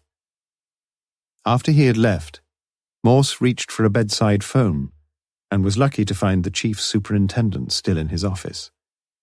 And half an hour later, Morse was still talking and ruefully cursing himself for having forgotten to reverse the charges. Chapter 13. Saturday, 9th of October. On the morning of Saturday, 9th of October, Bernard Crowther sat at his desk in his front room reading Milton, but not with his usual thrilled enjoyment. He was lecturing on Paradise Lost this term, and in spite of his thorough and scholarly mastery of the work, he felt he should do a little more homework. Margaret had caught the bus to Summertown to do her shopping, and his car was ready outside to pick her up at midday. The children were out, goodness knew where. He was surprised to hear the front doorbell ring. They had few callers. Butcher, perhaps. He opened the door. "Why, Peter! What a surprise! Come in, come in." Peter Newlove and Bernard had been firm friends for years. They had arrived at Lonsdale College the same term, and since then had enjoyed a warm and genuine relationship. "What brings you here? Not very often we have the pleasure of seeing you in North Oxford. I thought you played golf on Saturday mornings anyway." "I couldn't face it this morning," Bit chilly round the fairways, you know. The weather had turned much colder the last 2 days, and the autumn had suddenly grown old. The day seemed bleak and sour. Peter sat down. Working on Saturday morning, Bernard? Just getting ready for next week. Peter looked across at the desk. Ah, Paradise Lost, Book 1. I remember that. We did it for higher certificate. You've read it since, of course. From morn to noon he fell, from noon to dewy eve, a summer's day. What about that? Very fine. Bernard looked out of the window and saw the white hoarfrost still unmelted on his narrow lawn. Is everything all right, Bernard? The man from Gloucestershire spoke with an abrupt kindliness. Of course everything's all right. Why did you say that? It was clear to Peter that everything was far from right. Oh, I don't know. You just seemed a bit on edge on Wednesday night. Scuttled away like a startled hare after the dinner. I'd forgotten that Margaret would be late and I knew the kids would be waiting outside. I see. Was it that obvious? No, not really. I was watching you, that's all. You didn't seem your old self when we had a drink together and I thought you might be a bit under the weather. Bernard said nothing. Everything okay with you and, Margaret? Oh, yes, fine. I've got to collect her, by the way, at 12. What's the time now? 11:30. Peter rose to his feet. No, don't go. We've got time for a quick drink. What'll you have? Are you going to have one? Of course I am. Whiskey? Fine. Bernard withdrew to the kitchen to get the glasses, and Peter stood in front of the window looking out into the narrow street. A car, white and pale blue, with a light not flashing on the roof, and police marked in bold black lettering across its side, was parked across the way 2 or 3 doors to the left. It had not been there when Peter arrived. As he watched, a police constable with a black and white checkered band around his flat, peaked hat was coming out of a front gate. A middle-aged woman walked with him, and the two were talking freely, pointing between them to every point of the compass. More talk and further pointing arms. Was she pointing here? The constable had a list in his hand, and he was clearly checking some names. The woman stood with her apron around her, clutching her arms about her middle to keep warm and chattering interminably on. Bernard came in, the glasses clattering a little on the tray. Say when? So you've got a few criminals in the road, Bernard. What did you say? Bernard looked up sharply. Is the law always prowling around here like this? Peter got no further. The doorbell rang twice, shrill, peremptory. Bernard opened the door and stood face to face with the young constable. Can I help you, officer? Yes, I think so, sir, if you will. Won't take more than a minute. Is this your car, sir? He pointed to the red 1100 outside. Yes, it is. Just checking, sir. We've had a lot of cars stolen recently. Just checking. He made a note in his book. Can you remember the registration number, sir? Mechanically, Bernard recited the number. That's yours all right then, sir. Have you got your logbook handy, sir? Is it necessary? Well, it is rather important if you don't mind, sir. We're checking as thoroughly as we can. Peter heard the conversation through the open door and felt strangely worried. Bernard came in and poked about haphazardly in his desk. Where the hell's Margaret? They're checking on stolen cars, Peter. Shan't be a minute. He looked ashen and could find nothing. I'm sorry, officer, he called. Come in a minute, will you? Thank you, sir. Don't worry if you can't put your hand on the logbook, sir. You can give me the information yourself quite easily. What do you want to know? Full name, sir? Bernard Michael Crowther. Age, sir? 41. Married, sir? Yes. Children? 2. Occupation? University lecturer. That's about all, sir. He closed the book. Oh, just one more thing. Have you left your car unlocked recently? You know what I mean. Is it locked now, for example? No, I don't think so. No, it isn't, sir. I tried all the doors before I called. It's an open invitation to car thieves, you know. Yes, I'm sure you're right. I'll try to remember. Do you use your car much, sir? Not a great deal. Running around a bit in Oxford. Not much, really. You don't take it out when you go for a drink, for example. Peter thought he saw the daylight. Bernard had been drinking and driving, had he? No, not very often, answered Bernard. I usually go round to the Fletchers. It's not far. I always walk there. Would you take the car if you went drinking outside Oxford, sir? I'm afraid I would, said Bernard slowly in a helpless sort of way. Well, don't drink too much, sir, if you're driving. But I'm sure you know all about that. The constable glanced quickly round the room and looked dryly at the 2 large tumblers of whisky. But he said nothing more until he reached the door. You don't know anyone else in the road who's got a red car, do you, sir? I've got to make a few more inquiries. Bernard thought, but his mind was swimming. He couldn't think of anybody. He closed his eyes and put his left hand on his forehead. Every day in term time he walked to the far end of the road. Red car, red car. His was the only one. He was pretty sure of that. Well, don't worry, sir. I'll just make 1 or 2 more, Anyway, thank you for your help, sir. He was gone, but not, Peter noticed, to make any more inquiries in that particular road. He walked straight to the police car, left unlocked, and immediately accelerated away. Some 10 minutes later, as he drove along to Woodstock, Peter Newlove was glad he'd never married. The same woman, 30, 40, 50 years? Not for him. He couldn't imagine poor old Bernard jumping into bed that afternoon for a riotous half-hour romp with Margaret. Whereas, he thought of Gay undressing, and his right foot pressed hard upon the accelerator. An immensely excited Constable Macpherson rushed across the forecourt of the Thames Valley HQ, where earlier the same morning he had seen poor old Morse staggering painfully along, his arms encircling the shoulders of 2 of his burly mates. Wow! Macpherson felt like a man with 8 drawers up on the treble chance pool. As he had driven the few miles from North Oxford to Kidlington, he sensed a feeling of unprecedented elation. For the last 4 years, his uniformed career had been uniformly undistinguished. He had apprehended no significant villain, he had witnessed no memorable breach of either the civil or the criminal code. But blessed indeed he was today. As he had neared the Banbury Road roundabout, he had switched on the wailing siren and the winking blue light, and had delighted in the deference accorded to him by his fellow motorists. He felt mightily important. Why not? He was mightily important, for today at least. Inside the station, Macpherson debated for a second or 2. Should he report to Lewis? Or should he report his intelligence direct to the inspector? The latter course seemed on reflection the more appropriate, and he made his way along the corridors to Morse's door, knocked and just caught the muffled "Come in" from the other side. "And what can I do for you, Constable?"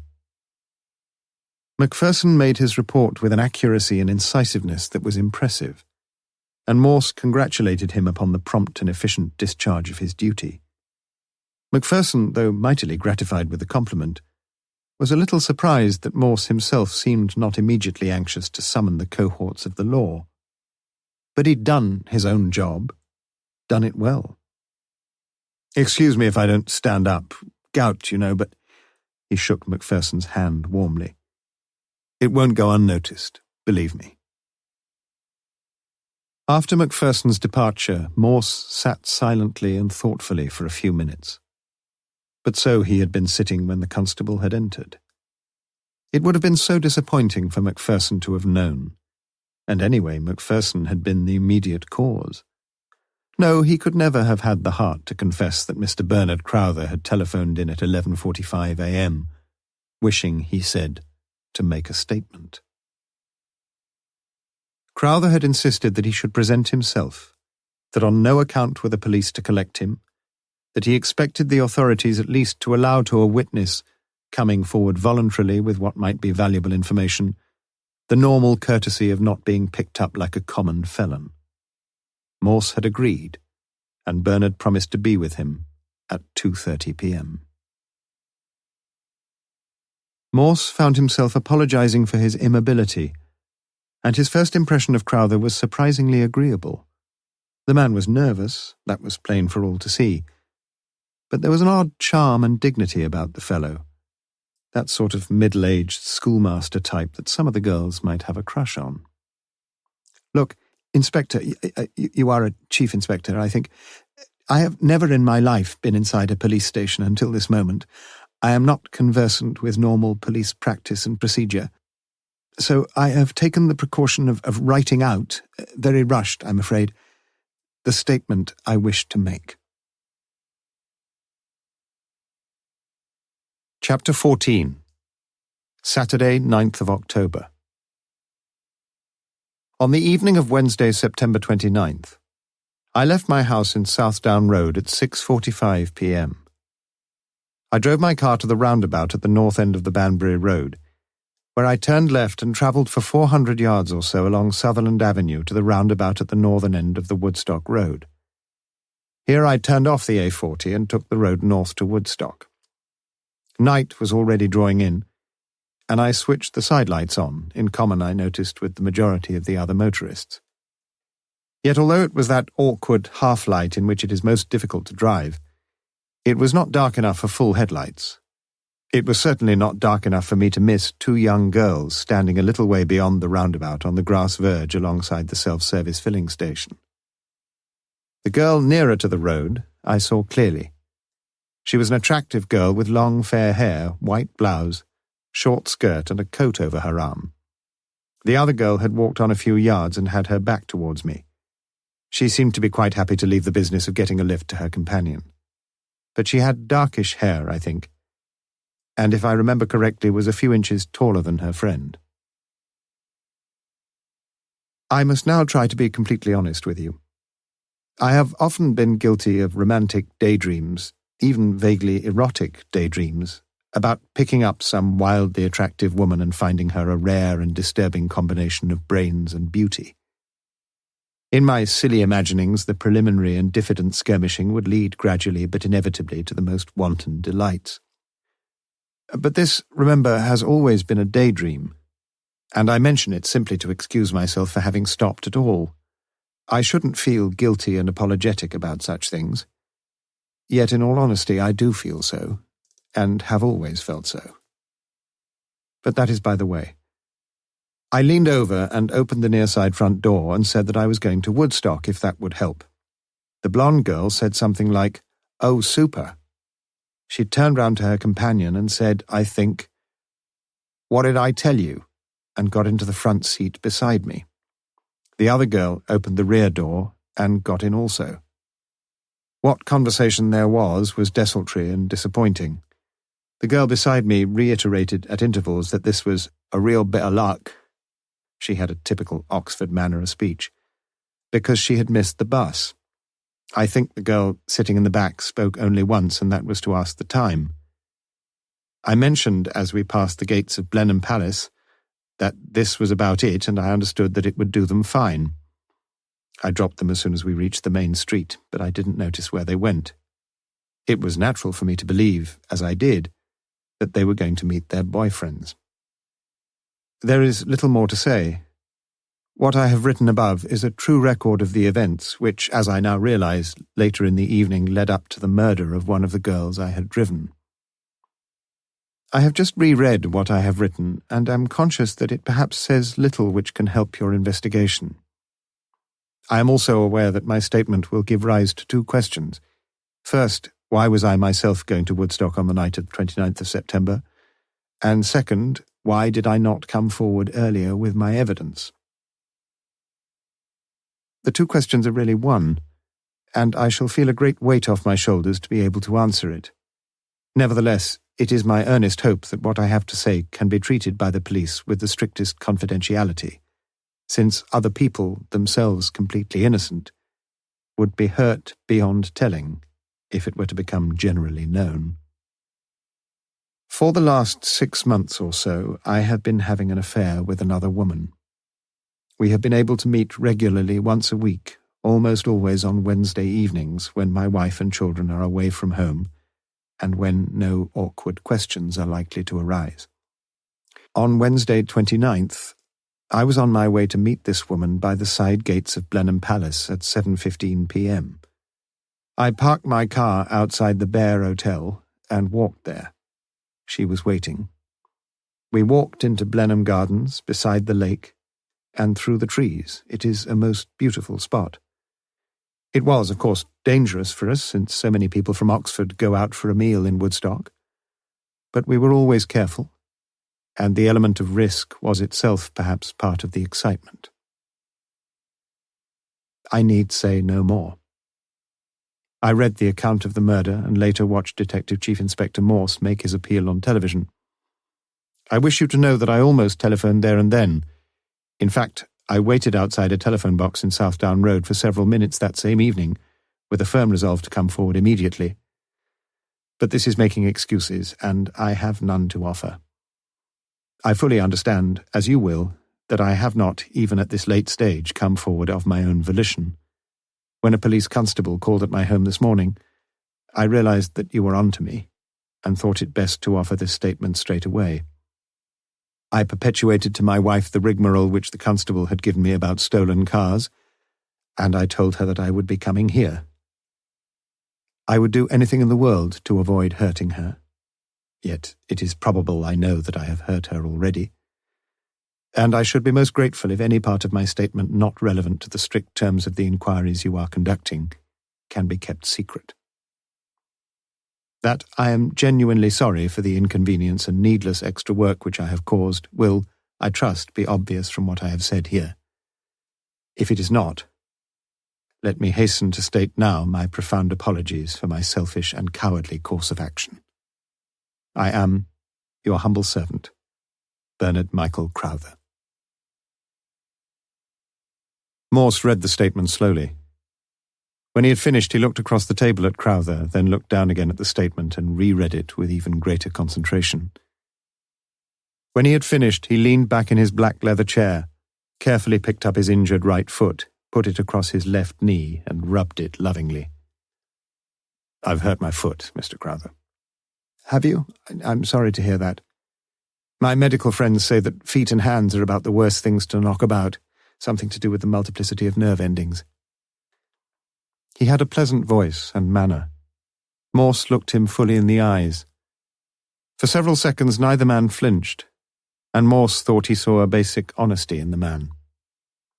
But he could not conceal from himself a draining sense of disappointment and anticlimax. Like Constable Macpherson, he had thought of a big pools win, only to find that instead of telegrams required, the forecast was very low. "Yes." He picked up the conversation. "I shan't be walking round Blenheim Park tonight, sir." "Nor shall I," said Bernard. "Very romantic, I should think, having a bit on the side like that." "You make it sound very crude." "Wasn't it?" "Perhaps so." "Are you still seeing her?" "No, my philandering days are over now, I hope." "Have you seen her since that night?" "No, it's all off.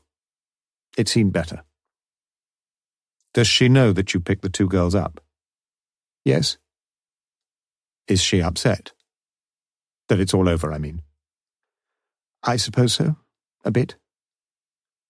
"What about you?" "To be truthful, it's a great relief. I'm not a very accomplished Casanova, and I hated all the lying." "You realize, of course, that it would help a great deal if this young lady— Is she young, by the way?" For the first time, Bernard hesitated. "Fairly young."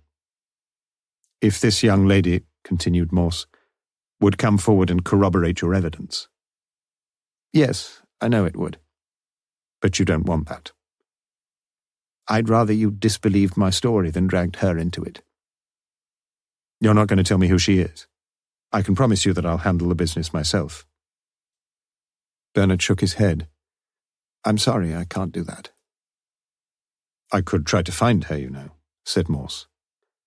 "I couldn't stop that." "No, you couldn't." Morse moved his foot carefully back to the cushion strategically placed under his desk. "You could be withholding vital evidence, Mr. Crowther." Bernard said nothing. "Is she married?" persisted Morse. I'm not going to talk about her, he said quietly. And Morse sensed a steely resolve in the man. Do you think I could find her? His foot shot with pain, and he picked it up again. Oh, what the hell, he thought. If this bit of stuff likes him to tickle her tits under the trees, what's that got to do with me? Bernard had not answered, and Morse changed his tack. You realize, I'm sure, that this other girl, the one who sat in the back seat, she's the one who might be able to give us a line. Crowther nodded. Why do you think we haven't heard from her? I don't know. Can't you think of any reason? Bernard could, that was clear, but he did not put his thoughts into words. You can, can't you, Mr. Crowther? Because it could be exactly the same reason which accounted for your reluctance to come forward. Bernard nodded again. She could tell us, perhaps, who Sylvia Kaye's boyfriend was, where she was going to meet him, what they were going to do. She might be able to tell us such a lot, don't you think? I didn't get the idea they knew each other very well. Why'd you say that? Asked Morse sharply.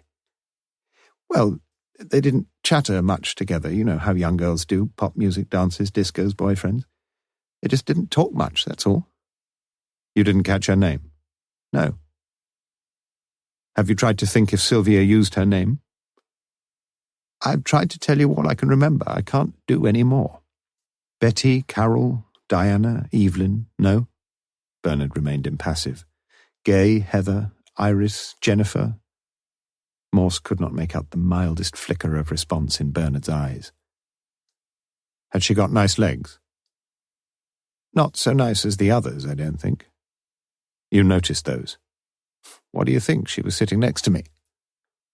Any erotic daydreams? Yes, said Crowther with a fierce burst of honesty. It's a good job it's not a criminal offence, sighed Morse, otherwise we'd all be inside.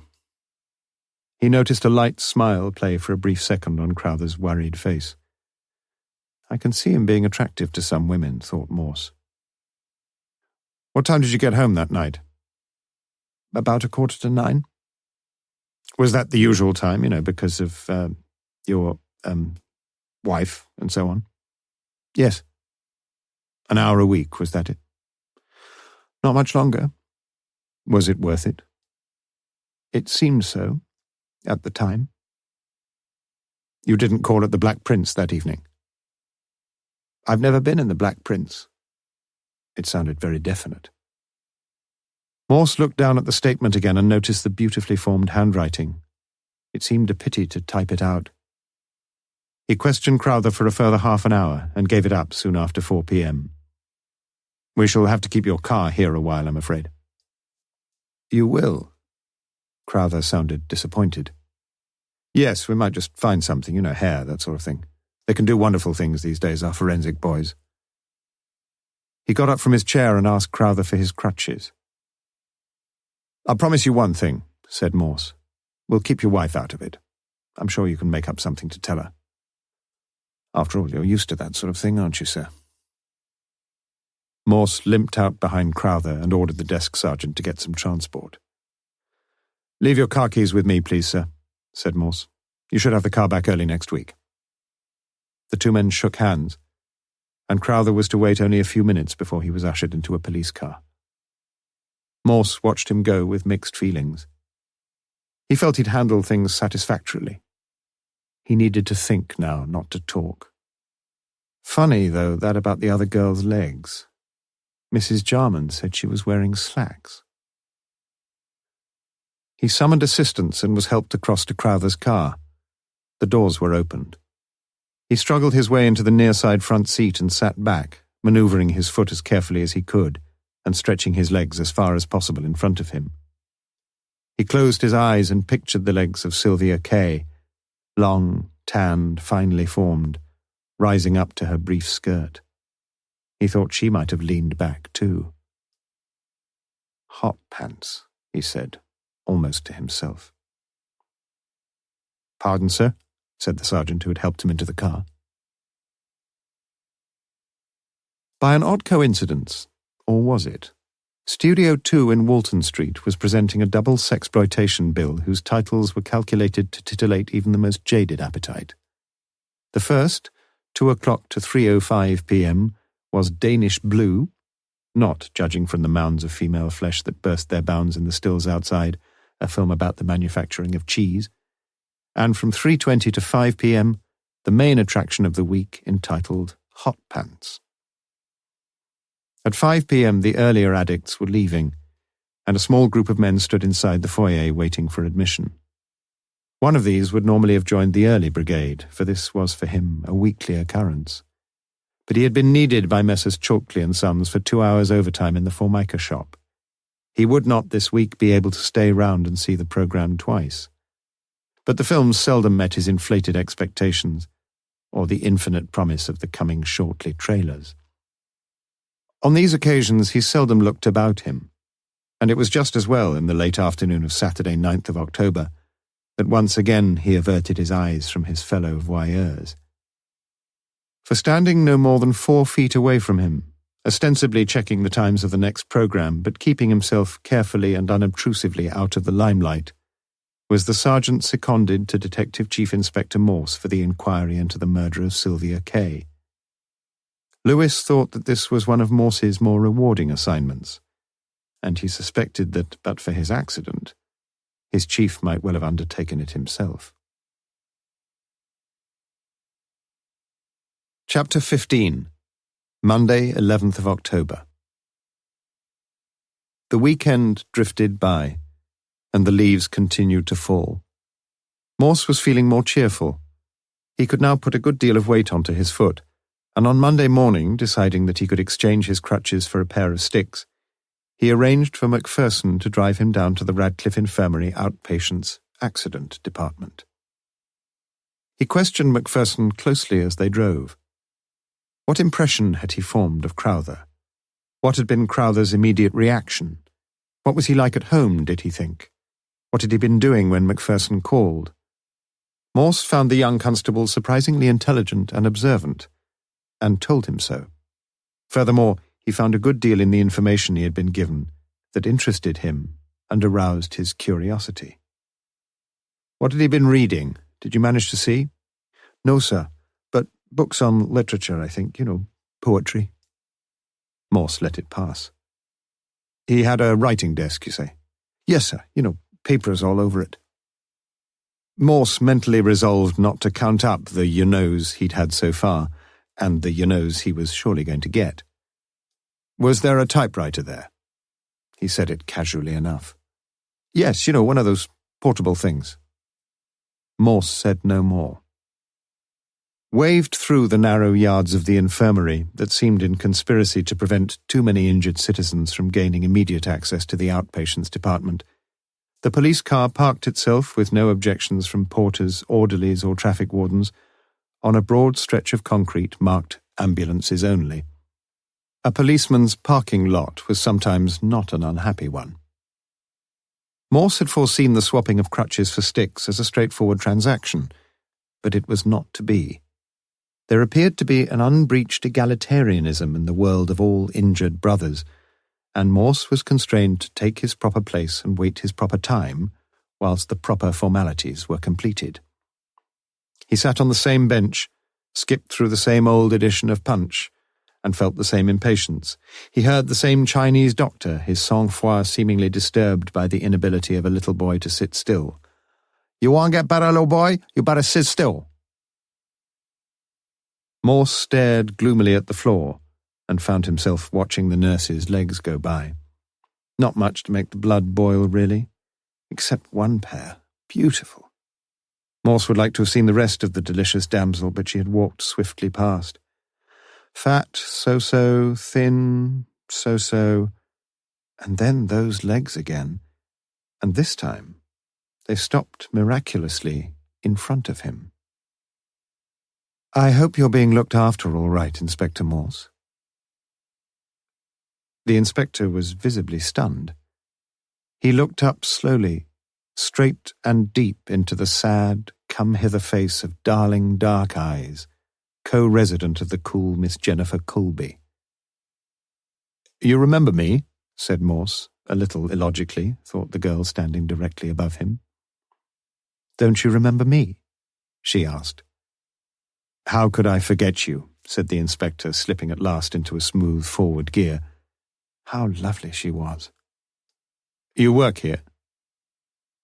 "If I may say so, Inspector, you must have asked a great many more intelligent questions in your time." She wore her uniform becomingly, and Morse always thought a nurse's uniform did more for a girl than all the fine feathers of the fashion houses. "No, not very bright, was it?" he confessed. She smiled, delightfully. "Have a seat," said Morse. "I'd like to have a chat with you. We didn't say much before, did we?" "I'm sorry, Inspector, I can't do that. I'm on duty." "Oh," he was disappointed. "Well, just stay a minute," said Morse. "You know, I really would like to see you, sometime. Can I see you when you come off duty?" "I'm on duty until 6.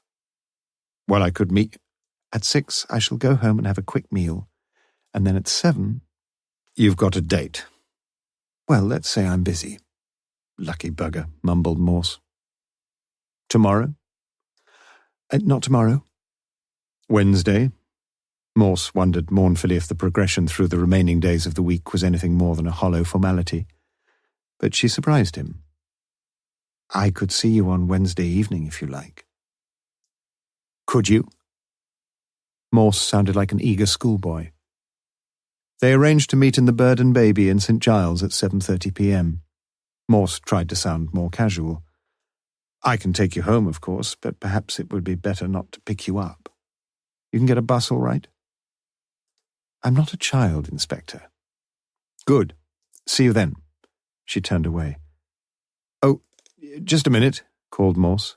She walked back to him. "I don't know your name yet, Miss Widdowson. But you can call me Sue." "Is that just for special friends?" "No," said Miss Widdowson. "Everyone calls me Sue." For the first week of the case, Morse had felt confident in his own abilities, like a schoolboy with a tricky problem in mathematics to work out who had the answer book secretly beside him. From the very beginning of the case, he thought he had glimpsed a grand design. He would have to juggle about a bit with the pieces of evidence that came to hand, but he knew the pattern of the puzzle. For this reason, he had not, he realized, considered the evidence qua evidence, but only in relation to his own prejudiced reconstruction of events. And having failed to work out an answer to his problem which bore the faintest similarity to the agreed solution in the answer book, he was now beginning seriously to wonder if, after all, the answer book was wrong. Sometimes on the eve of a big horse race, he had read through the list of runners and riders, closed his eyes and tried to visualize the headlines on the sports page of the following morning's newspaper. He'd had little success with that either. Yet he still thought he was on the right track. He was, as he saw himself, a persevering man, although he was wide awake to the possibility that to Lewis, sitting across the table now, his perseverance might well be considered stubbornness, and to his superiors, sheer pig-headedness. In fact, Lewis was not at that moment considering the stubbornness of his chief at all. He was contemplating with great distaste the orders he had just received. "But do you think it's proper to do it this way, sir?" "I doubt it," said Morse. "But it's not legal, surely?" "Probably not." "But you want me to do it?" Morse ignored the non-question. "When?" "You'd have to make sure he was out first." "How do you suggest—" Morse interrupted him. "Christ, man, you're not in apron strings. Use your nous." Lewis felt angry as he walked across to the canteen and ordered a cup of coffee. "What's the matter, Sarge?" Constable Dixon was eating again. "That bloody man Morse, that's what's the matter," muttered Lewis, setting down his cup with such vigour that half the contents slopped messily into the saucer. "I see you like your coffee half and half, Sarge," said Dixon. "Half in the cup and half in the saucer." He was highly amused. Macpherson walked in and ordered coffee. "Solved the murder yet, Sergeant?" "No, we bloody haven't," snapped Lewis. He got up and left the grey-looking apology untouched, half in the cup and half in the saucer. "What's eating him?" asked Macpherson. "God, he don't know how lucky he is. Damn good chap, Inspector Morse. I tell you, if you don't get to the bottom of that Woodstock business, nobody will." It was a nice compliment, and Morse could have done with it. After Lewis had left, he sat for a long time, his hands together in front of his face, fingertips to fingertips, eyes closed, as if praying to some benign divinity for light along the darkening path. But Morse had long ago, albeit unwillingly, discounted the existence of any supernatural agency. He was fishing patiently in the troubled waters of his mind. He got his bite about 4:30 p.m., and limped across to the file on the Woodstock murder. Yes, they were both there. He took them out and read them again, for the umpteenth time, it seemed. He must be right. He had to be. But still he wondered if he was. The first thing, but it was a minnow, not a shark, that arrested his attention was that in both the letter from the pretty certainly bogus employer and in the statement made by Crowther, the writer had used the form "I should." Morse, not as conversant as he should have been with some of the niceties of English grammar, more often than not, almost always now he thought of it, used the form "would." He could hear himself dictating, "Dear sir, I would be very glad to—" Ought he to have said "I should"? He reached for Fowler's modern English usage. There it was. The verbs like, prefer, care, be glad, be inclined, etc., are very common in first-person conditional statements, I should like to know, etc. In these, should, not would, is the correct form in the English idiom. Well, thought Morse, we learn something new every day. But somebody knew all about it already. So he should, though. He was an English don, wasn't he? What about Mr. G, undecipherable, who had something to do with a misspelt psychology department? Blast, he'd not even checked that yet. But Mr. G was a university man too, wasn't he? Said a still, small voice at the back of Morse's mind. A very little minnow. Interesting, though. He read the documents yet again. Just a minute. Hold on. Yes. This wasn't a minnow. Surely not. Yet it is not improbable. The phrase appeared in each document. A mannered phrase. Yet standing at the beginning of its clause, not the commonest of syntactical structures. And what about not improbable? That was a figure of speech Morse had learned at school. St. Paul was a citizen of no mean city. He consulted Fowler again. That was it. Litotes. Parallel expressions raced through his mind.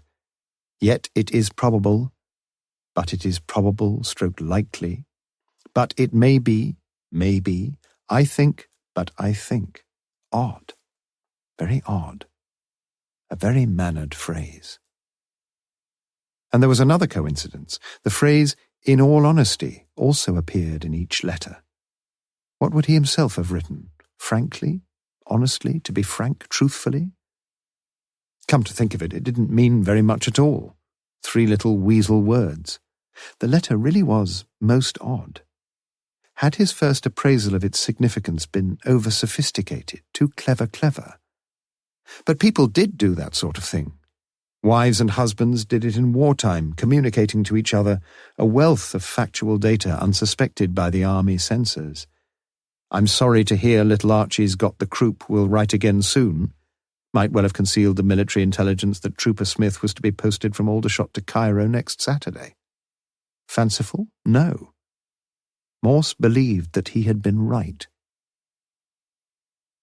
The evening shadows fell across his desk, and he replaced the Woodstock file and locked the cabinet.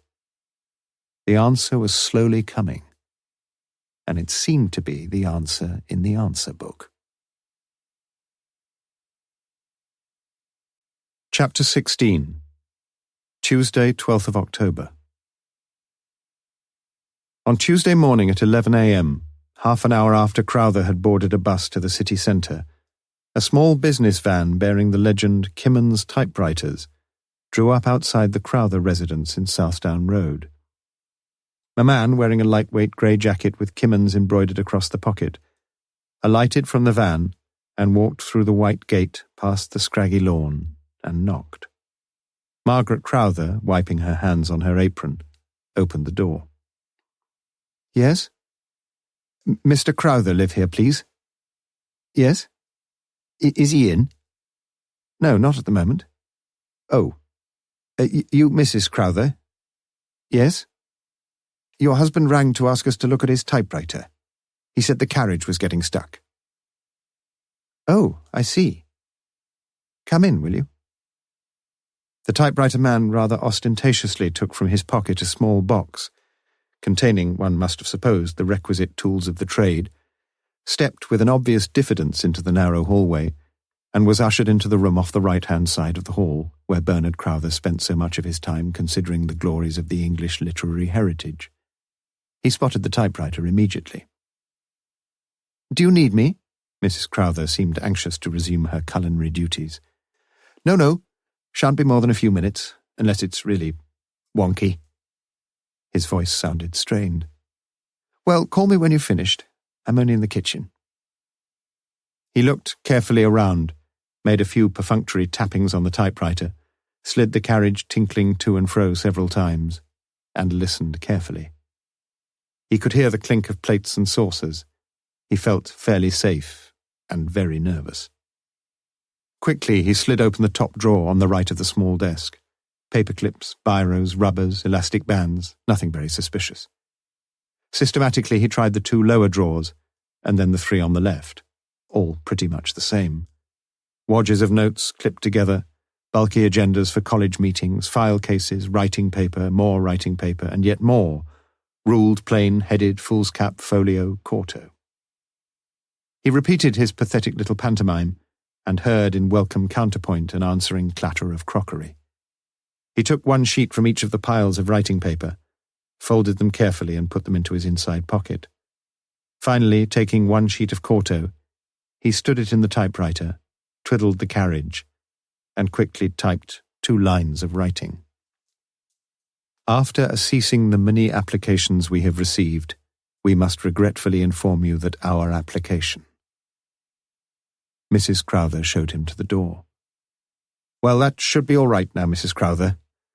Dust in the carriage bearings, that's all." Lewis hoped it sounded all right. "Do you want me to pay you?" "No, don't bother about that now." He was gone. At 12 noon, Lewis knocked on Bernard Crowther's door in the second court of Lonsdale College, and found him finishing a tutorial with a young, bespectacled, long-haired undergraduate. "No rush, sir," said Lewis. "I can wait perfectly happily until you've finished." But Crowther had finished. He had met Lewis the previous Saturday and was anxious to hear whatever must be heard. The youth was forthwith dismissed with the formidable injunction to produce an essay for the following tutorial on symbolism in Cymbeline, and Crowther shut the door. "Well, Sergeant Lewis?" Lewis told him exactly what had occurred that morning. He made no bones about it and confessed that he had not enjoyed the subterfuge. Crowther showed little surprise and seemed anxious only about his wife.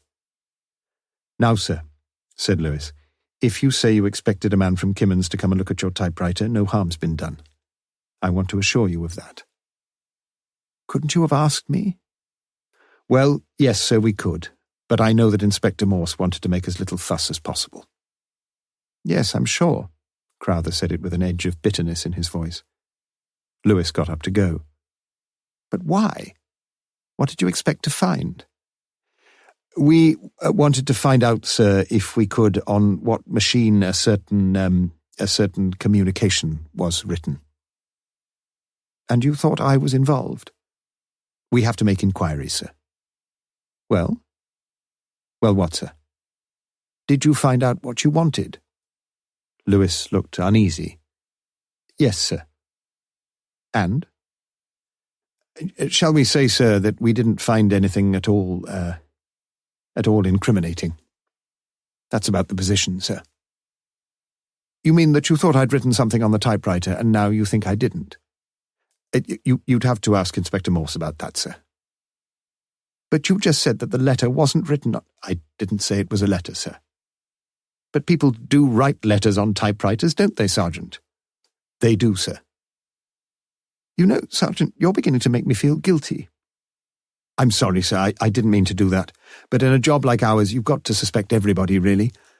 I've told you all I can, sir. Whatever typewriter we're looking for wasn't the one in your house. But there's more than one typewriter in the world, isn't there, sir? Crowther did not contest the truth of the assertion. A large bay window gave a glorious view onto the silky grass of the second court, smooth and green as a billiard table. Before the window stood a large mahogany desk, littered with papers and letters and essays and books. And in the centre of this literary clutter, there sat, foursquare upon the desk, a large, ancient, battered typewriter. On his way back to Kidlington, Lewis drove through the broad tree-lined sweep of St. Giles and took the right fork to follow the Banbury Road up through North Oxford. As he passed the large engineering block on his right, he saw a tallish woman in dark slacks and a long heavy coat walking along, every few steps sticking out a thumb in what seemed a particularly demoralized and pessimistic way. She had long blonde hair, natural by the look of it, reaching halfway down her back. Lewis thought of Sylvia Kaye. Poor kid. He passed the blonde just as she turned her head, and he blinked hard. What a world we live in, for the lovely blonde had a lovely beard and side whiskers down to his chin. Interesting thought. Morse had been unable to conceal his exasperation when Lewis had reported to him earlier, and when, with ridiculous rapid certitude, he had established that the letter on which he had pinned his faith had neither been written on Crowther's personal typewriter nor on any of the brands of writing paper so carefully filched from Crowther's personal store. His one worry, then, had been to paper over the cracks of irregularity in police procedure, and it was for this reason that he had immediately dispatched Lewis to talk to Crowther.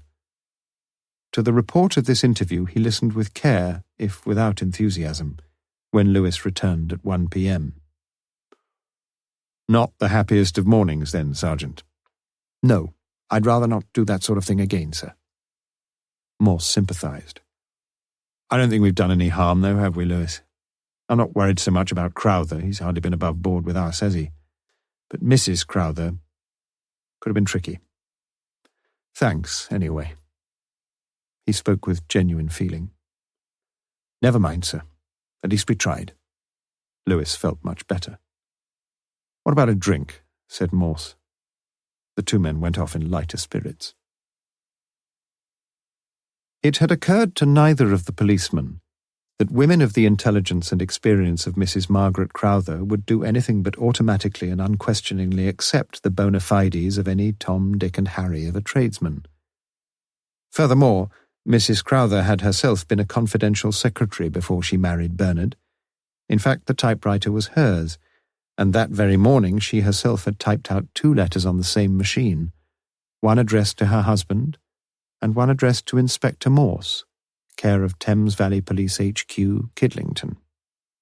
The typewriter was in perfect order, she knew that, and she had seen the nervous man from Kimmon's typewriters as he had slid open the drawers of Bernard's desk. She wondered what he was looking for, but she didn't really care. In a gaunt, weary way, she had even smiled as she closed the door behind him. She would fairly soon be ready to post the 2 letters. But she wanted to be sure. Morse worked at his desk through most of the afternoon. The report on Crowther's car had come in, but appeared to signify little. One long blonde hair, heavily peroxided, was found on the floor behind the near-side driving seat, but that was about it. No physical traces whatsoever of the second girl. Several other reports, but again nothing that appeared to advance the progress of the investigation. He turned his attention to other matters. He had to appear the next morning in the magistrate's court. There were briefs and memorandums to read. His mind was grateful to have, for a change, some tangible data to assimilate, and he worked through the material quite oblivious to the passage of time. When he looked at his watch at 5 p.m., he was surprised how swiftly the afternoon had gone by. Another day over, almost. New day tomorrow. For some reason he felt contented, and he wondered to himself if that reason had anything to do with Wednesday and Sue Widdowson. He rang Lewis, who was about to go home. Yes, of course he could come along. Perhaps he could just ring his long-suffering wife. She'd probably just got the chips in the pan. You say, Lewis, that Crowther's got another typewriter in his rooms in college. I think we ought to check. Well, anything you say, sir. But you'd like to do it straight this time, wouldn't you? I think that would be best, sir. Anything you say, Lewis. Morse knew the principal of Lonsdale College fairly well, and he rang him up there and then. Lewis was a little surprised at Morse's request. The chief really was doing it properly this time. He listened to the monologue. How many typewriters would there be? Yes, including those. Yes. As many as that? But it could be done. Well, that would be an enormous help, of course. You'd rather it that way? No, doesn't matter to me. By the end of the week. Good. Most grateful. Now listen carefully. Morse gave his instructions, iterated his thanks at inordinate length, and beamed at his sergeant when he finally cradled the phone. Cooperative chap, that, Lewis. Not much option, had he? Perhaps not, but it will save us a lot of time and trouble. You mean save me a lot of time and trouble? Lewis, my friend, we're a team, you and me, are we not? Lewis nodded a grudging assent. By the end of the week, we shall have evidence from every typewriter in Lonsdale College. What about that? Including Crowther's? Of course. Wouldn't it have been a bit easier to fire straight at the bullseye? It would. But you said you wanted to do this in accordance with the great unprejudiced principles of English law, did you not? We haven't got a thing on Crowther. He's probably as innocent as my Aunt Frida. Since Lewis had never seen or heard of the said Aunt Frida, he refrained from direct comment. Do you think Crowther's our man, sir? Morse stuck his thumb in the corner of his mouth. I don't know, Lewis. I just don't know. I had a bit of an idea today, sir, said Lewis after a pause. I saw what I thought was a girl, and when I got close and she turned round, she wasn't a she was a he. You explain yourself very succinctly, Sergeant. But you know what I mean? Yes, I do. When we were boys, we tried to look like boys. If you looked like a girl, you were a sissy. Nowadays, you got young fellows with eye makeup and handbags. Makes you wonder. But Morse hadn't quite seen his point, and Lewis filled in the picture. He was no ideas man, he'd always realized that, and felt great diffidence in putting his notion forward. You see, sir, I was just thinking, we know Mrs. Jarman saw the two girls. He needn't have gone on, but Morse held his peace. At the bus stop. She must have been right, surely. She actually spoke to one of them, and the other one was Sylvia Kaye. All right. The next thing is that the lorry driver, Baker, saw the girls being picked up at the other side of the roundabout by a man in a red car. But it was getting dark. He said they were two girls. But he might have been wrong. I could have sworn I saw a girl this morning, but I was wrong. Everybody's been dazzled by Sylvia. All the eyes were on her, and no wonder. But what if the lorry driver had seen Sylvia and another person, and what if this other person looked like a girl, but wasn't? The other person could have been a man. Remember, sir, the other girl Mrs. Jarman saw was wearing slacks, and the descriptions we had from Baker fitted so well, we thought they must be the same two people. But what if the other girl decided in the end not to hitchhike to Woodstock? What if she caught up with Sylvia, told her she wasn't going to bother to go to Woodstock after all, and what if Sylvia met up with some man, probably someone she knew anyway, who'd been waiting for a lift before she got there, and the two of them hitched together? I know you've probably thought of this anyway, sir. Morse gave no indication either way. He hadn't. But I thought I ought to mention it. We've been trying to find the man who did this, and I just thought he might have been in the car with Sylvia all along. We've got Crowther's evidence, you know, Sergeant, said Morse slowly. I know, sir. I'd like to see that again if I could. As I remember it, he didn't have much to say about his second passenger, did he? No, that's true, admitted Morse. And I can't help thinking he knows more than he's told us anyway. He walked over to the filing cabinet, took from his files the statement of Bernard Crowther, read the first sheet, passed it over to Lewis, and read the second. When both men had finished, they looked at each other over the table. Well, sir? Morse read it out. The girl nearer to the road I saw clearly. She was an attractive girl with long fair hair, white blouse, short skirt, and a coat over her arm. The other girl had walked on a few yards and had her back towards me. She seemed to be quite happy to leave the business of getting a lift to her companion. But she had darkish hair, I think, and if I remember correctly, was a few inches taller than her friend. What do you think? It's not very definite, is it, sir? Morse searched for the other relevant passage. I think the girl sitting in the back spoke only once, and that was to ask the time. You may have got something, you know, said Morse. Lewis warmed to his theory. I've often heard, sir, that when a couple are hitching, the girl shows a leg, as it were, and the man keeps out of the way. You know, suddenly shows himself when the car stops and it's too late for the driver to say no. Well, that didn't happen here, though, Sergeant. No, I know that, sir, but it fits a bit, doesn't it? Seemed quite happy to leave the business of getting a lift to her companion. Lewis felt he should quote his evidence too. But if you're right, what happened to the other girl? She could have gone home, sir. Could have gone anywhere. But she wanted to go to Woodstock very badly, didn't she, according to Mrs. Jarman? She could have got to the bus stop. The conductor doesn't remember her. But when we asked him, we were thinking of 2 girls, not 1. Might be worth checking again. And another thing, sir. The tide was coming in inexorably and was lapping already at the sand castles of Morse's grand design. Yes? I hope you don't mind me mentioning it, sir, but Crowther said that the other girl was a few inches taller than Sylvia. Morse groaned, but Lewis continued, remorseless as the tide. Now, Sylvia Kaye was 5'9", if I remember it right. If the other girl was Jennifer Colby, she must have been wearing stilts, sir.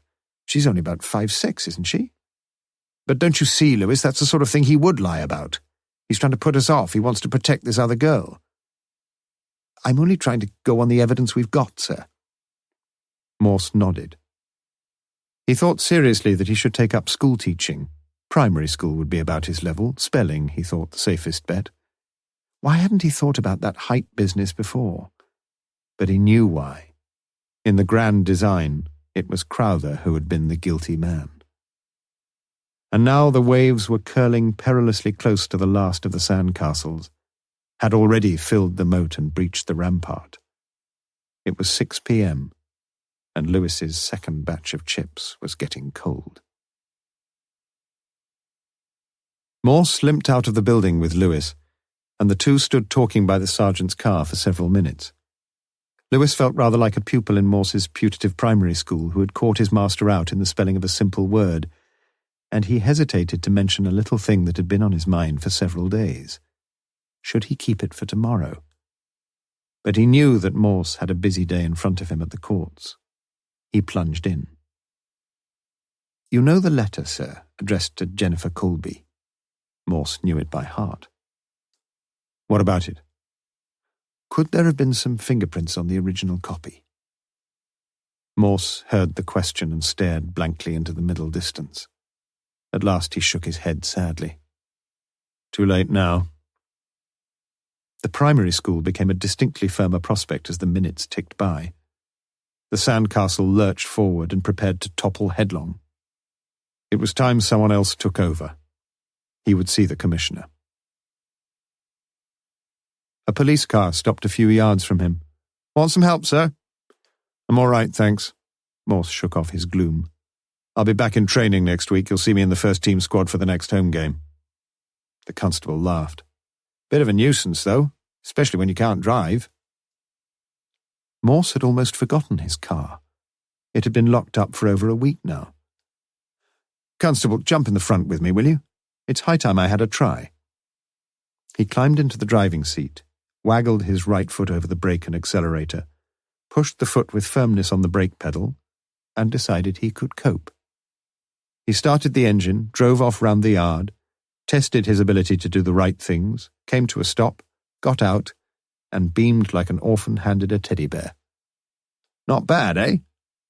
The constable helped Morse into the building and along to his office. You'll be able to use your car again tomorrow, won't you, sir? I think I shall, said Morse. He sat down and thought of tomorrow. The commissioner. In the afternoon would be best, perhaps.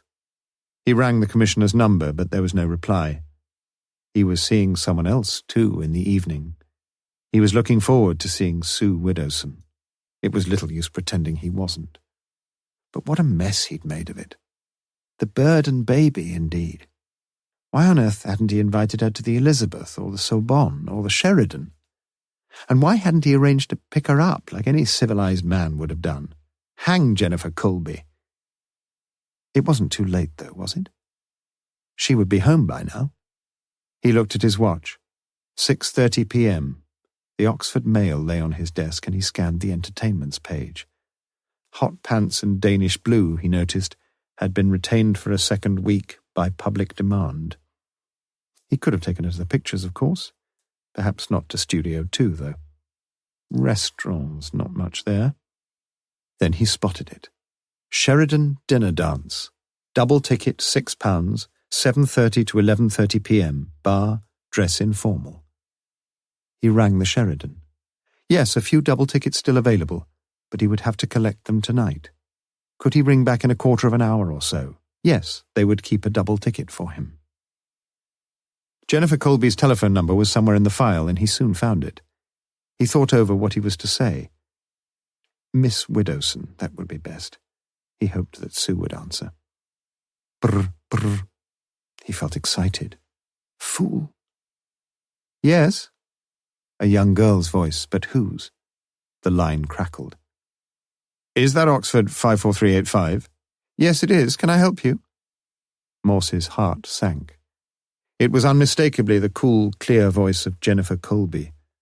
Morse tried in some inchoate way to speak as if he wasn't Morse. I want to speak to Miss Widdowson if she's there, please. Yes, she is. Who shall I say is calling? Oh, tell her it's one of her old school friends, replied the un-Morse-like voice. I'll get her straight away, Inspector Morse. Sue! Sue! He heard her shouting. One of your old school friends on the line. Hello? Sue Widdowson here? Hello? Morse didn't know what to call himself. Morse here. I just wondered if you'd like to make it the Sheridan tomorrow night instead of going for a drink. There's a dinner dance on and I've got tickets. What do you say? That'd be lovely. Morse thought he liked her voice. Absolutely lovely. Several of my friends are going. Should be great fun. Oh no, thought Morse. Not too many, I hope. I don't want to have to share you with a lot of others, you know. He said it lightly, with a heavy heart. Well, quite a few, admitted Sue. Let's make it some other place, shall we? Do you know anywhere? Oh, we can't do that. You've got the tickets anyway. We'll enjoy it. You'll see. Morse wondered if he would ever learn to tell the truth. All right. Now, I can pick you up if you like. Would that suit you? Oh, yes, please. Jenny was going to run me down in her car, but if you... All right, I'll pick you up at 7:15. 7:15 it is, then. Is it long dresses? Morse didn't know. Never mind, I can easily find out. From one of your many friends, doubtless, thought Morse. Good. Looking forward to it. Me too. She put down the receiver, and Morse's own endearing adieu was left unspoken. Was he really looking forward to it? They were usually a bit of an anticlimax, these things. Still, it would do him good, or serve him right. He didn't much care.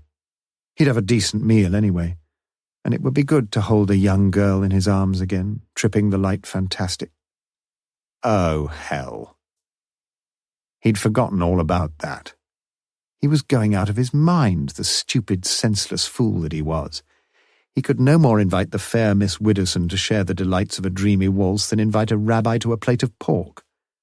He hobbled to the inquiry desk. Get me a car, Sergeant. There'll be one in a few minutes, sir. We've got to... Get me a car now, Sergeant. And I mean now!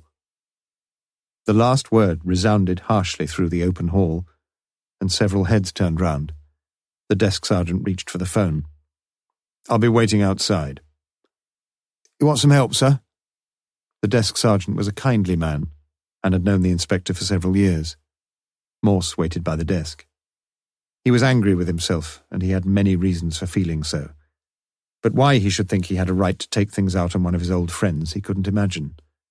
He cursed his own selfishness and discourtesy. Yes, Sergeant. I could do with some help. It had not been Morse's day. Chapter 17. Wednesday, 13th of October, a.m. A freak storm struck the Oxford area in the early hours of Wednesday morning, demolishing chimneys, blowing down television aerials and lifting roof tiles in its path. The 7 a.m. news reported a trail of devastation in Kidlington, Oxon, where a Mrs. Winifred Fisher had a narrow escape when the roof of a garage broke its moorings and crashed through an upstairs window. "I just can't describe it," she said. "Terrifying." The portable radio stood on the bedside table along with a telephone and an alarm clock, which at 6:50 a.m. had wakened Morse from a long, untroubled sleep. He got out of bed when the news had finished and peered through the curtains. At least his own garage seemed intact. Funny, though, that the storm had not awakened him. Gradually the memory of yesterday's events filtered through his consciousness and settled like a heavy sediment at the bottom of his mind. Gone were the flights of angels that had guarded him in sleep, and he sat on the edge of his bed fingering the rough stubble on his chin and wondering what this day would bring. Increasingly, as the case progressed, the graph of his moods was resembling a jagged mountain range, peaks and valleys, troughs and elations. At 7:45 he was shaved, washed and dressed and feeling fresh and confident. He swilled out the dregs from his late-night cup of Horlicks, rinsed his late-night whiskey glass, filled the kettle, and turned his attention to a major problem. For the last few days he had worn around his wounded foot an outsize white plimsoll, loosely laced and slit down the heel. It was time to get back to something normal. He was loath to appear in the court in such eccentric footwear, and he could hardly believe that Miss Widdowson would be overjoyed with a semi-plimsolled escort at the dance. He had 2 pairs of shoes only, and a dangerously low supply of suitable socks, and with such limited permutations of possibilities, the prospect of being presentably shod that day was somewhat remote. He slipped his faithful battered plimsoll back on, and decided to buy a large pair of shoes from M&S, his favourite store. It was going to be an expensive day. He drank a cup of tea and looked out of the window. His dustbin lid was leaning against the front gate, with litter everywhere. He must remember to have a look at the roof tiles. In retrospect, he thought he had got yesterday's events out of all perspective. He had been standing too close to the trees, and now he thought he saw again the same familiar wood, labyrinthine certainly as before, but still the same. He was feeling his old resilient self, or almost so. But the drastic course of action he had contemplated, what about that? He would have to consider things again. He had a more immediate problem on his mind. Where were his pen, his comb, and his wallet? Amazingly, and with deep relief, he found them all in the same heap on the bedroom mantelpiece. The faithful old Lancia was still there. It had been a good buy, powerful, reliable, and 300 miles on a full tank. He had often thought of changing it, but never had the heart. He eased himself into the narrow gap between the door of the driver's seat and the whitewashed wall of the garage. It was always a tricky manoeuvre, and he was getting no thinner. But it felt good to sit at the wheel again. He gave the old girl a bit more choke than usual, after all she'd been standing idle for a week, and pressed the starter. Chutter, chutter, chutter, chutter. No, bit more choke, but he mustn't flood her. Again. Chutter, chutter, chutter, chutter, chutter. Odd. He'd never had much difficulty before. Third time lucky, though. Chutter, chutter, chutter. Battery must be getting a bit low. Oh dear, give her a minute or two's rest. Let her get her breath back. This time, then. Chutter, chutter, bugger. Once more. Just my bloody luck, he said to himself. How the hell am I supposed to get about without... He stopped and shivered involuntarily. A grey dawn was breaking in his mind, and the purple mysteries of the morning were shot with the rays of the rising sun. Bliss was it in that dawn to be alive. Wordsworth, wasn't it? It had been in the Times crossword last week. The waves were at last receding from the beach. The white crests of the breakers rolled ceaselessly and tirelessly towards the shore, but their strength was gone. He saw the grand design before him, and the last little sandcastle had survived the mighty sea. The manager of Barker's garage in Oxford was so impressed by Inspector Morse's courteous call upon his services that a new battery was on its way in 10 minutes and installed in 15. The clouds were high and white, and the sun shone brightly. Open weather, as Jane Austen would have called it. Morse retrieved the dustbin lid and meticulously gathered up all the litter from his garden. The university city of Oxford was busy this morning, the third full day of the Michaelmas term. First-year undergraduates with spankingly new college scarves tossed over their shoulders eagerly explored the bookshops of the Broad, and a trifle self-consciously strode down the High into the crowded Corn Market, into Woolworths and Marks and Spencer, and thence, according to taste, into the nearest pubs and the coffee shops. At 1 p.m, Morse was sitting on a chair in the self-service men's shoe department in the basement of M&S. He normally took size 8, but was now experimenting with patience and determination.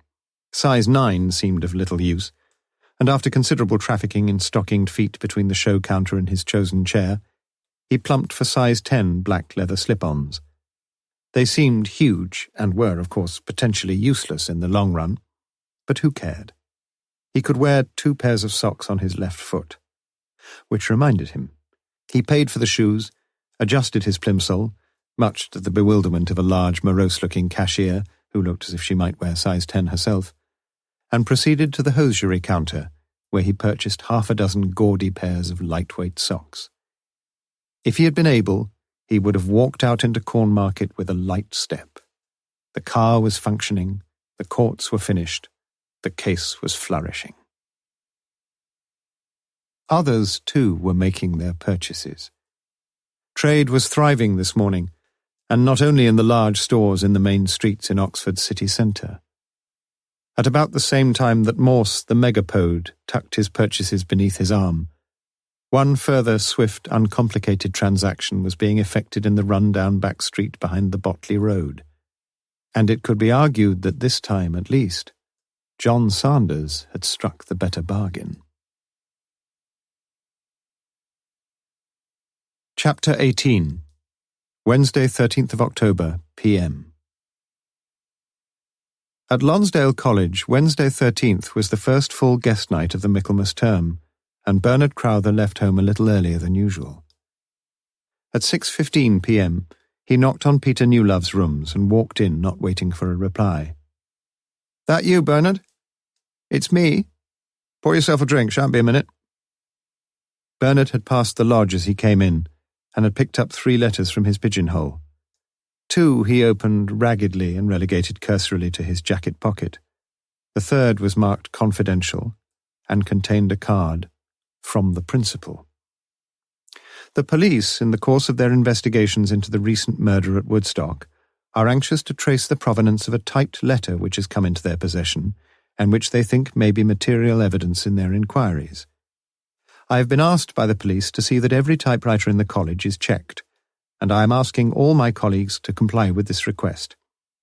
The bursar has agreed to undertake this duty, and it is my view, and also that of the vice-principal, that we must readily accede to this proper request. I have therefore informed Chief Inspector Morse, who is heading the murder inquiries, that we, as a collegiate body, are most anxious to cooperate in any way possible. The bursar has an inventory of all college typewriters, but there may be private typewriters in the rooms of several fellows, and I ask that information concerning them should be given to the bursar immediately. Thank you for your help. What's up, Bernard? Don't you want a drink? Peter had come in from the bathroom and stood combing his thinning hair with a thinning comb. Have you had one of these? I have indeed received a communication from our revered and reverend principal, if that's what you mean. What's it all about? Don't know, dear boy. Mysterious, though, isn't it? When's the great investigation due? Due? It's done. At least mine is. Little girl came in this afternoon, with the bursar, of course, typed out some cryptic message, and then she was gone. Pity, really. Lovely little thing. I must try to spend a bit more time in the bursary. I shan't be able to help much myself, I'm afraid. That bloody thing of mine was manufactured in the Middle Ages and hasn't had a ribbon in it for 6 months. I think it's what they call seized up, anyway. Well, that's one suspect less, Bernard. Now, you going to have a drink or not? Don't you think we shall have enough booze tonight? No, dear boy, I don't. Peter sat down and pulled on an expensive pair of heavy brown brogues, size 10s, but not purchased from the self-service shoe department at Marks & Spencer. We've just got time for a quick one, I think. It was almost 7:30 p.m. What would you like? Dry sherry for me, please. I shan't be a minute. Must powder my nose. She went off to the cloakroom. There were only a few people in the lounge bar, and Morse, served without delay, took the drinks over to the corner of the room and sat down. The Sheridan was the most fashionable of the Oxford hotels, and most visiting stars of stage, screen, sport and television found themselves booked in at this well-appointed large stone building just off the bottom of St. Giles. A striped canopy stretched out over the pavement, and a flunky stood his station beside the gleaming nameplate on the shallow steps leading down to the street from the revolving doors. Morse suspected that the management kept a red carpet rolled up somewhere on the premises. Not that it had been rolled out this evening. In fact, he had been unable to find any parking space at all in the hotel's narrow yard, and had been forced to park his car along St. Giles. It wasn't perhaps the best of starts, and they had said little to each other. He watched her as she came back. She had parted with her coat and walked with enviable elegance towards him, her long, deep red velvet dress gently affirming the lines of her graceful body. And suddenly, sweetly, his heart beat stronger, and their eyes met, and she smiled. She sat beside him, and he was aware again, as he had been as she sat beside him in the car, of the strange and subtle promise of her perfume. Cheers, Sue. Cheers, Inspector. He didn't know what to do about this name trouble. He felt like an aging schoolmaster meeting one of his old pupils and being rather embarrassed by the sirs in every other sentence, and yet feeling it phony to have it otherwise. He let the inspectors pass. Things could change, of course. Morse offered her a cigarette, but she declined. As she sipped her sherry, Morse noticed the long and delicately manicured fingers. No rings, no nail polish. He asked her about her day's work, and she told him. It was all a little strained. They finished their drinks and walked out of the lounge and up the stairs to the Evans room, Sue lifting her dress slightly as she negotiated the stairs, and Morse trying to forget the tightness in his right shoe, and frenziedly arching the left foot to prevent the shoe from falling off completely. The room was arranged with subdued and delicate decorum. Around a small, well-polished dance floor, tables were set at regular intervals, the silver cutlery gleaming on the white tablecloths and a red candle lit on each table, the blue and yellow flames tapering into a slimness almost as exquisite, thought Morse, as Sue Widdowson herself. Several couples were already seated, and it was sadly clear to Morse that some of her wretched friends were among them. A small band played some languorous melody that lingered in the mind, and as they were shown to their table, a young couple took the floor, blithely and obliviously, feeding deep upon each other's eyes. "You've been here before?" Sue nodded, and Morse followed the young couple with his eyes, and decided not to give too free a rein to his imagination. A waiter came to them with the menu, and Morse welcomed the diversion. "Do they throw in the wine?" "We get a bottle between us." "Is that all?" "Isn't that enough?" "Well, it's a special occasion, isn't it?" Sue was non-committal. "What about a bottle of champagne?" "You've got to drive me home, remember." "We could get a taxi." "What about your car?" "Perhaps the police will pick it up." Sue laughed, and Morse saw her white teeth and the fullness of her lips. "What do you say?" "I'm in your hands, Inspector." Would you were, he thought. Several other couples were now dancing, and Sue was watching them. "You enjoy dancing?" Sue kept her eyes on the dancers and nodded. A young Adonis waved a hand in their direction. "Hello, Sue. All right?" Sue raised a hand in greeting. "Who's that?" asked Morse aggressively. "Dr. Ayres. He's one of the housemen at the Radcliffe." She seemed almost hypnotized by the scene. But she turned back into Morse's orbit with the arrival of the champagne, and after a while the conversation took a freer course. Morse chatted as amiably and interestingly as he could, and Sue seemed pleasantly relaxed. They ordered their meal, and Morse poured another glass of champagne. The band stopped, the couples on the floor clapped half-heartedly for a few seconds, and retired to the perimeter tables. Dr. Ayres and his heavily mascaraed young brunette made their way towards Morse's table, and Sue seemed glad to see them. "Dr. Ayres, this is Inspector Morse." The two men shook hands. "And this is Sandra. Sandra, this is Inspector Morse." The leaden-eyed Sandra, it transpired, was also a nurse, and worked with Sue at the Radcliffe Infirmary. The band resumed its plangent strains. "Mind if I have this dance with Sue, Inspector?" "Of course not," smiled Morse. "You lousy, lecherous medico." Sandra sat down and looked at Morse with obvious interest in her eyes. "I'm awfully sorry not to be able to ask you to dance," he said, "but I've had an accident with my foot. Nearly better, though." Sandra was sympathy itself. "Oh dear, how did that happen?" For the 50th time in the last 7 days, Morse repeated the attendant circumstances of his escapade. But his mind was all on Sue. As she escorted the houseman to the floor, he thought of Coleridge. "The bride hath paced into the hall, red as a rose is she." He watched them dance. He saw Sue's arms closely round her partner's neck, her body close to his, and then his cheek was brushing her hair, her head happily resting on his shoulder. Morse felt sick of a jealous dread. He turned his eyes away from the smooching couples. "Do you know, I reckon I could just about cope with this dance myself," he said.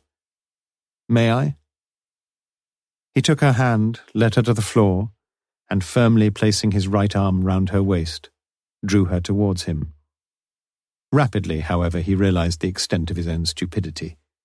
His injured foot was working like a dream, but lacking the confidence to lift his other foot more than a centimetre off the dance floor, he was soon kicking his partner's toes with monotonous and ill-received regularity.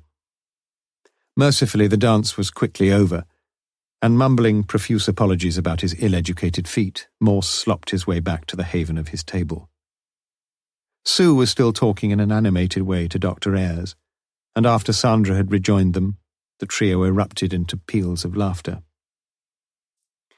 10 minutes earlier, Morse had anticipated that even the most succulent steak would taste tonight as dry as the Dead Sea apples, but he tucked into his meal with a will. At least he could eat.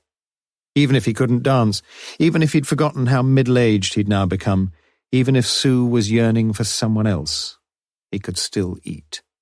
And jolly good it was. They said little, and when something was said as they drank their coffees, it came as a big surprise.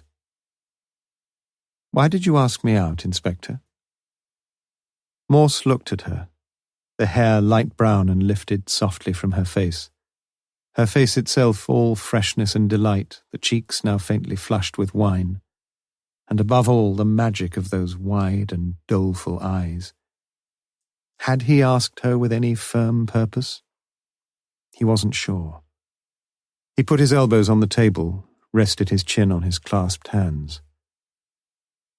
"Because I find you so very beautiful, and I wanted to be with you."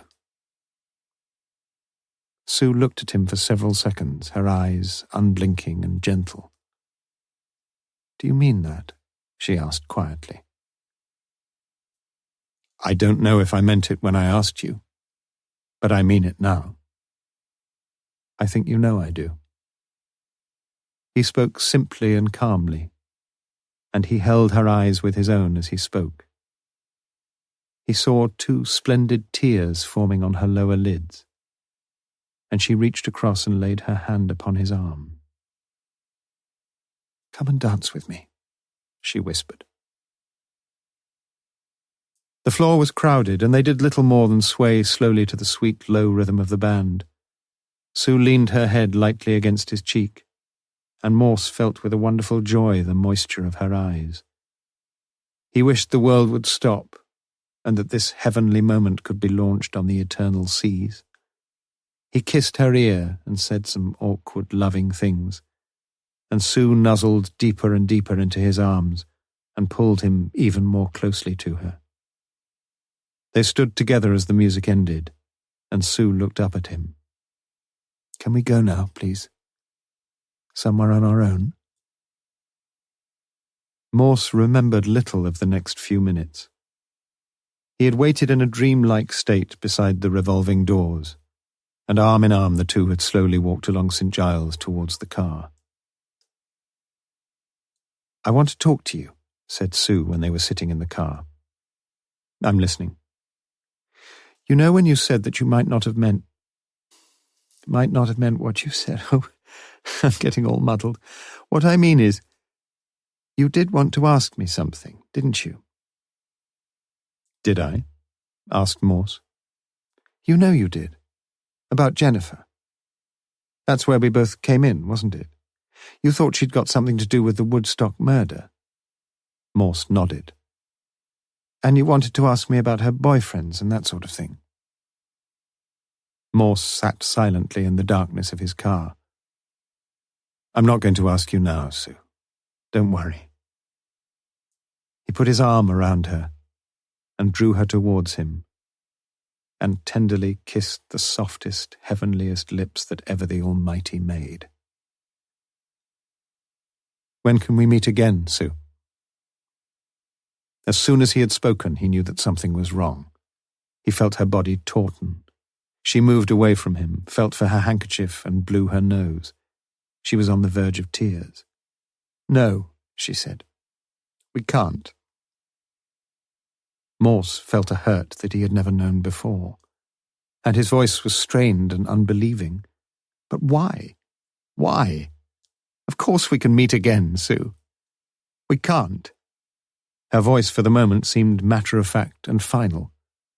"We can't meet again, Inspector, because I'm engaged to be married."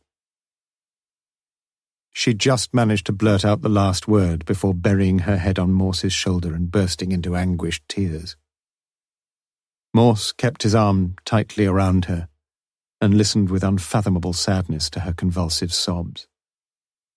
The front window had steamed over with their breath, and Morse perfunctorily wiped away the moisture with the back of his right hand. Outside he saw the massive outer wall of St. John's College. It was only 10 p.m., and a group of undergraduates were laughing gaily outside the porter's lodge. Morse knew it well. He'd been an undergraduate there himself. But that was 20 years ago, and life since then had somehow passed him by. They drove in silence up to North Oxford, and Morse pulled up the Lancia directly in front of Sue's front door. As he did so, the door opened and Jennifer Colby came out with her car keys in her hand and walked towards them. "Hello, Sue. You're home early, aren't you?" Sue wound the window down. "We didn't want to get stopped for drinking and driving." "Are you coming in for a coffee?" asked Jennifer. The question was directed obliquely through the car window to Morse. "No, I think I'd better get home." "See you in a minute, then," said Jennifer to Sue. "Just going to put the car away." She climbed into a smart little Fiat and drove smoothly off to her rented garage in the next street. "Good little cars, Fiats," said Morse. "No better than English cars, are they?" asked Sue. She was bravely trying not to make a fool of herself again. "Very reliable, I'm told. And even if something does go wrong, there's a good agent pretty near, isn't there?" Morse hoped he sounded casual enough, but he didn't really care. "Yes, right on the doorstep, really." "I've always found Barker's pretty good myself." "She does too," said Sue. "Well, I suppose I'd better go." "Are you sure you won't come in for some coffee?" "Yes, I'm quite sure." Sue took his hand and held it lightly in her own. You know I shall cry myself to sleep, don't you? Don't say that. He didn't want to be hurt any more. I wish you were going to sleep with me, she whispered. I wish you were going to sleep with me forever, Sue. They said no more. Sue got out of the car, waved as the Lancia slowly moved off, and turned towards the front door, her face blinded with tears. Morse drove to Kidlington with a heavy heart. He thought of the first time he had seen Miss Dark Eyes, and now he thought of the last. Would things had been otherwise? He thought of the saddest line of poetry he had ever read. Not a line of her writing have I, not a thread of her hair, and felt no better for the thought. He didn't want to go home. He had never realized before how lonely he had become. He stopped at the White Horse, ordered a double whiskey, and sat down in an empty corner. She hadn't even asked his name. He thought of Dr. Ayres and his dark-eyed Sandra, and supposed without a hint of envy that they were probably getting into bed by now. He thought of Bernard Crowther, and doubted if his illicit liaisons with his girl in Blenheim Park were tinged with half the sadness that he himself now felt. He thought of Sue and her fiancé, and hoped he was a good fellow. He bought another double whiskey, and maudlin and fuddled, left soon after the landlord shouted time. He put away the car with exaggerated care, and heard the phone ringing before he could open the door. His heart raced. He rushed into the hall just as the phone stopped. Was it her? Was it Sue? He could always ring back. What was the number? He didn't know. It was in his files at Police HQ. He could ring there. He picked up the phone and put it down. It wouldn't be Sue. If it was, she could ring back. She'd probably been ringing all the time he'd been sitting in the White Horse. Blast it. Ring again, Sue. Just to let me hear you speak. Ring again, Sue. But the telephone rang no more that night. Chapter 19. Thursday, 14th of October. Bernard Crowther had a hangover on Thursday morning. He would be lecturing in the schools at 11 a.m., and he contemplated his notes on influences on Milton's poetical style with a growing sense of apprehension. Margaret had brought him a cup of hot black coffee at 8:45. She always knew, and usually said so. She had been up since 6:30, cooked the children's breakfast, washed some shirts and blouses, made the beds, hoovered the bedrooms, and now she was putting on her coat in the hall. She put her head round the door. "You all right?" How Bernard hated the reminder. "Fine. Do you want anything from town? Milk of magnesia tablets?" They seemed perpetually in a state of eruptive belligerence, staring at each other over a long-disputed frontier. Margaret. Margaret. He wished he could talk to her. No thanks. Look, Margaret, I've got to go down myself pretty soon. Can you wait a few minutes? No, must be off. You home for lunch? What was the point? No, I'll have a bite to eat in college. He heard the front door bang, and watched as she walked quickly to the end of the road and round the corner and out of sight. He went to the kitchen, filled a glass with cold water, and dropped in 2 tablets of soluble disprin. Morse and Lewis conferred from 9 to 10 that morning. There were several loose ends to tie up and several interesting trails to follow. At least that's how Morse explained things to Lewis. After Lewis had left him, he had a call from a young reporter on the Oxford Mail, as a result of which a brief paragraph would appear in the evening edition. Routine answers. He couldn't tell anyone much, but he tried to sound as confident as he could. It was good for morale. He got the Kaye file and spent the next hour rereading the documents in the case. At 11 a.m. he put the file away, reached for the Oxford and District telephone directory, looked under the C's for the number he wanted, and rang the manager of Chalkley & Sons, Botley Road. He was unlucky. John Sanders had not come in that morning. His mother had phoned, bad cold or something. "What's your opinion of him?" asked Morse. He's all right. Quiet, a little bit surly perhaps, but most of them are these days. Works well enough, I think. Well, I'm sorry to have bothered you. I wanted a quick word with him, that's all. About this murder at Woodstock? Yes, he found the girl, you know. Yes, I read about it. And of course everyone tried to talk to him about it. Did he have much to say? Not really. Didn't seem to want to talk. Understandable, I suppose. Yes, well, thanks once again. You're very welcome. Do you want his home address? No, thanks. I've got it here. Lewis was rather more fortunate. Mrs. Jarman was at home dusting the stairs. But I don't understand, Sergeant. I'm sure they were both girls. Lewis nodded. Just checking up on one or two things. But I spoke to one of them, as you know, and the other poor girl, well, you know. And I thought they were about the same height. But it's ever so difficult to remember, you know. Yes, Lewis knew. He left her to dust the stairs. He found the bus conductor drinking coffee in the canteen at Gloucester Green. One girl getting on the bus, but you said two before. Yes, I know, but we've got an idea that perhaps only one got on. Sorry, can't remember. I am sorry, honest, but it's a long time ago now. Yes, don't worry, as I said, just an idea. If you do happen to think of anything. Of course. George Baker was digging in his garden. Hello, mate, I seen you before. Sergeant Lewis, Thames Valley Police. Ah, of course, what can I do for you? Lewis explained his visit, but George's answer was only marginally less discouraging than those of the others. Well, I suppose it could have been a fella, but swipe me, mate, I could have sworn as both of them was women. Memories were fading, and the case was growing stale. Lewis went home for lunch. At 2 p.m. he was ushered into the office of the car service manager of Barker's garage on the Banbury Road, where he spent more than an hour working his way methodically through hundreds of carbon copies of worksheets, customers' invoices, booking ledgers and other sundry records of car repairs for the weeks beginning September the 22nd and 27th. He found nothing. He spent a further hour going back to the beginning of September, increasingly conscious that his task was futile.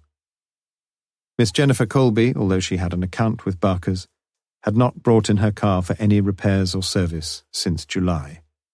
She had bought the car new from the garage over 3 years ago, HP nearly finished, no trouble with payments, no serious mechanical faults. 6,000 service on 14th July, with a few oddments put right, £13.55, bill paid July 30th. Lewis was disappointed, if not surprised. Morse seemed to have a bee in his bonnet about this Colby woman. Perhaps this would put him off for good. But he doubted it. He walked over to the road to the newsagent's and bought the evening newspaper. A caption near the bottom right-hand corner of the front page caught his eye. Woodstock killing, breakthrough near. Following intensive activity, police are quietly confident that the killer of Sylvia Kaye, found raped and murdered at the Black Prince Woodstock on the night of 29th September, will soon be found. Chief Inspector Morse of the Thames Valley HQ, who is heading the murder inquiry, said today that several key witnesses had already come forward, and he considered that it would only be a matter of time before the guilty party was brought to justice. Lewis thought it must be a hoax. The confident head of the murder inquiry, if ever invited to take his 8 discs to a desert island, would have answered committees to the inevitable question about what he would be most glad to have got away from. The meeting called for this Thursday afternoon to consider pensions, promotions, and appointments, stretched on and on like an arid desert. His only contribution throughout was a word of commendation for Constable Macpherson. It seemed a justifiable excuse for contravening his customary and caustic taciturnity. The meeting finally broke up at 5:05, when he yawned his way back to his office and found Lewis reading the prospects for Oxford United's visit to Blackpool the following Saturday. "Seen this, sir?" Lewis handed him the newspaper and pointed to the caption portending Judgment Day for the Woodstock killer. Morse read the item with weary composure. They do twist things a bit, these reporters, don't they? Sue Widdowson's day, too, dragged drearily by. She'd wanted desperately to talk to Morse again last night. Who knows what she might have said? Was his phone out of order? But in the cold light of morning she had realized how foolish it would have been. David was coming on Saturday for the weekend, and she would be meeting him at the station at the usual time. Dear David. She had received another letter that morning. He was so nice, and she liked him so very much. But no, she had just got to stop thinking of Morse. It had been almost impossible. Sandra had been full of questions, and Dr. Ayres had patted her bottom far too intimately, and she was lousily, hopelessly miserable. Mrs. Amy Sanders was worried about her son. He had seemed listless and off colour for a week or so now. In the past he had taken the odd day or two off work, and more than once she had had to lay it on a bit thick in describing to Messrs. Chalkley the symptoms of some fictitious malady which had temporarily stricken her dear boy. But today she was genuinely concerned. John had been sick twice during the night, and was lying shivering and sweating when she had called him at 7 a.m. He had eaten nothing all day, and against her son's wishes she had rung the doctor's surgery at 5 p.m. No, she had not thought it urgent, but would be most grateful if the doctor could call some time. The bell rang at 7:30 p.m., and Mrs. Sanders opened the front door to find a man she had never seen before. Still, the doctors these days were always changing around. "Does Mr. John Sanders live here?" "Yes, come in, Doctor. I'm ever so glad you could call." "I'm not a doctor, I'm afraid. I'm a police inspector." The landlord of the Bell at Chipping Norton took the booking himself at 8:30 p.m. He consulted the register and picked up the phone again. "For tomorrow night and Saturday night, you said?" "Yes." "I think we can do that all right, sir. Double room. Do you want a private bathroom?" "Oh, that would be nice. And a double bed if you've got one. We never seem to sleep well in these twin beds." "Yes, we can do that." "I'm afraid I shan't have time to confirm it in writing." "Oh, don't worry about that, sir. If you could just let me have your name and address." "Mr. and Mrs. John Brown, Hilltop, Eaglesfield, all one word, Bristol." "I've got that." "Good. My wife and I look forward to seeing you. We should be there about 5. "We hope you'll enjoy your stay, sir." The landlord put down the phone and wrote the names of Mr. and Mrs. J. Brown in the booking register. His wife had once added up the number of John Browns booked into the Bell. In 1 month alone there were 7. But it wasn't his job to worry too much about that. Anyway, the man had sounded most polite and well-educated.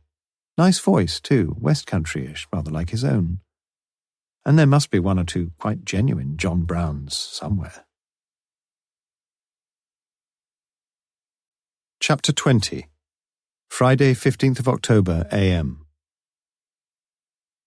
Morse woke up late on Friday morning. The Times was already on the floor in the hall, and 1 letter was protruding precariously through the letterbox. It was a bill from Barker's, £9.25. He stuck it, with several of its fellows, behind the clock on the mantelpiece. The car purred into life at the first gentle touch. He had the sticks in the back of the car, and decided to run down to the Radcliffe Infirmary before going to the office. As he joined the patiently crawling, never-ending line of traffic in the Woodstock Road, he debated his course of action. He could see her quite by chance, of course, as he had last time. Or he could ask for her. But would she want that? He longed just to see her again, and damn it, she would be there. What could be more natural? He had dreamed about Sue the previous night, but in a vague, elusive sort of way which had left her standing in the forecourt of his mind. Had it been her on the phone on Wednesday night? He turned off across the traffic into the yard of the Radcliffe, stopped on double yellow lines, collared the nearest porter, gave him the sticks and the promissory note of the bearer to return the same, and told him to see to it. Police. The road was clear as he left Oxford, and he cursed himself savagely every other minute. He should have gone in, stupid fool. He knew deep down he wasn't a stupid fool, but it didn't help much. Lewis was waiting for him. "Well, what's the programme, sir?" I thought we'd take a gentle bus ride a little later, Lewis. Ah, well, here's not to reason why. Yes, I thought we'd go to Woodstock on the bus together. What about that? Has the car conked out again? No, going like a dream. So it should. Had a bill for the bloody battery this morning. Guess how much? £6-7? £9.25. Lewis screwed up his nose. Cheaper if you'd gone to the tyre and battery people up in Headington. They don't charge for any labour. I've always found them very good. You sound as if you're always having car trouble. Not really. Had a few punctures lately, though. Can't you change a tyre yourself? Well, yes, of course I can. I'm not an old woman, you know, but you've got to have a spare. Morse wasn't listening. He felt the familiar tingle of the blood freezing in his arms. You're a genius, Sergeant. Pass me the telephone directory. Consult the yellow pages. Here we are. There are only 2 numbers. Which should we try first? What about the first one, sir? A few seconds later, Morse was speaking to Cowley Tyre and Battery Services. I want to speak to the boss of the place. It's urgent. Police here. He winked at Lewis. Hello. Chief Inspector Morse here, Thames Valley... No, nothing like that. Now, I want you to look up your records for the week beginning 27th September. Yes, I want to know if you supplied a battery or mended a puncture for a Miss Jennifer Colby, Coleby. Yes, it might have been any day, probably Tuesday or Wednesday. You'll ring me back. Get on with it straight away, please. It's most urgent. Good. You've got my number? Good. Cheers. He rang the second number and repeated the patter. Lewis was turning over the Sylvia Kaye file that lay open on Morse's desk. He studied the photographs, large, glossy, black and white photographs with amazingly clear delineation. He looked again at the shots of Sylvia Kaye as she lay that night in the yard of the Black Prince. She'd been really something, he thought. The white blouse had been torn sharply on the left-hand side, and only the bottom of the 4 buttons remained fastened. The left breast was fully revealed, and Lewis was strongly reminded of the provocative poses of the models in the girly magazines. It could almost have been an erotic experience, looking through these pictures. But Lewis remembered the back of the blonde head and the cruelly shattered skull. He thought of his own darling daughter. 13 now, she was getting a nice little figure. God, what a world to bring up children in. He hoped and prayed that she would be all right, and he felt a deep and burning need to find the man who did all that to Sylvia Kaye. Morse had finished. Can you put me in the picture, sir? Asked Lewis. Morse sat back and thought for a few minutes. I suppose I ought to have told you before, Lewis, but I couldn't be sure, I can't be sure now, about 1 or 2 things. Pretty well from the beginning, I thought I had a good idea of the general picture. I thought it was like this.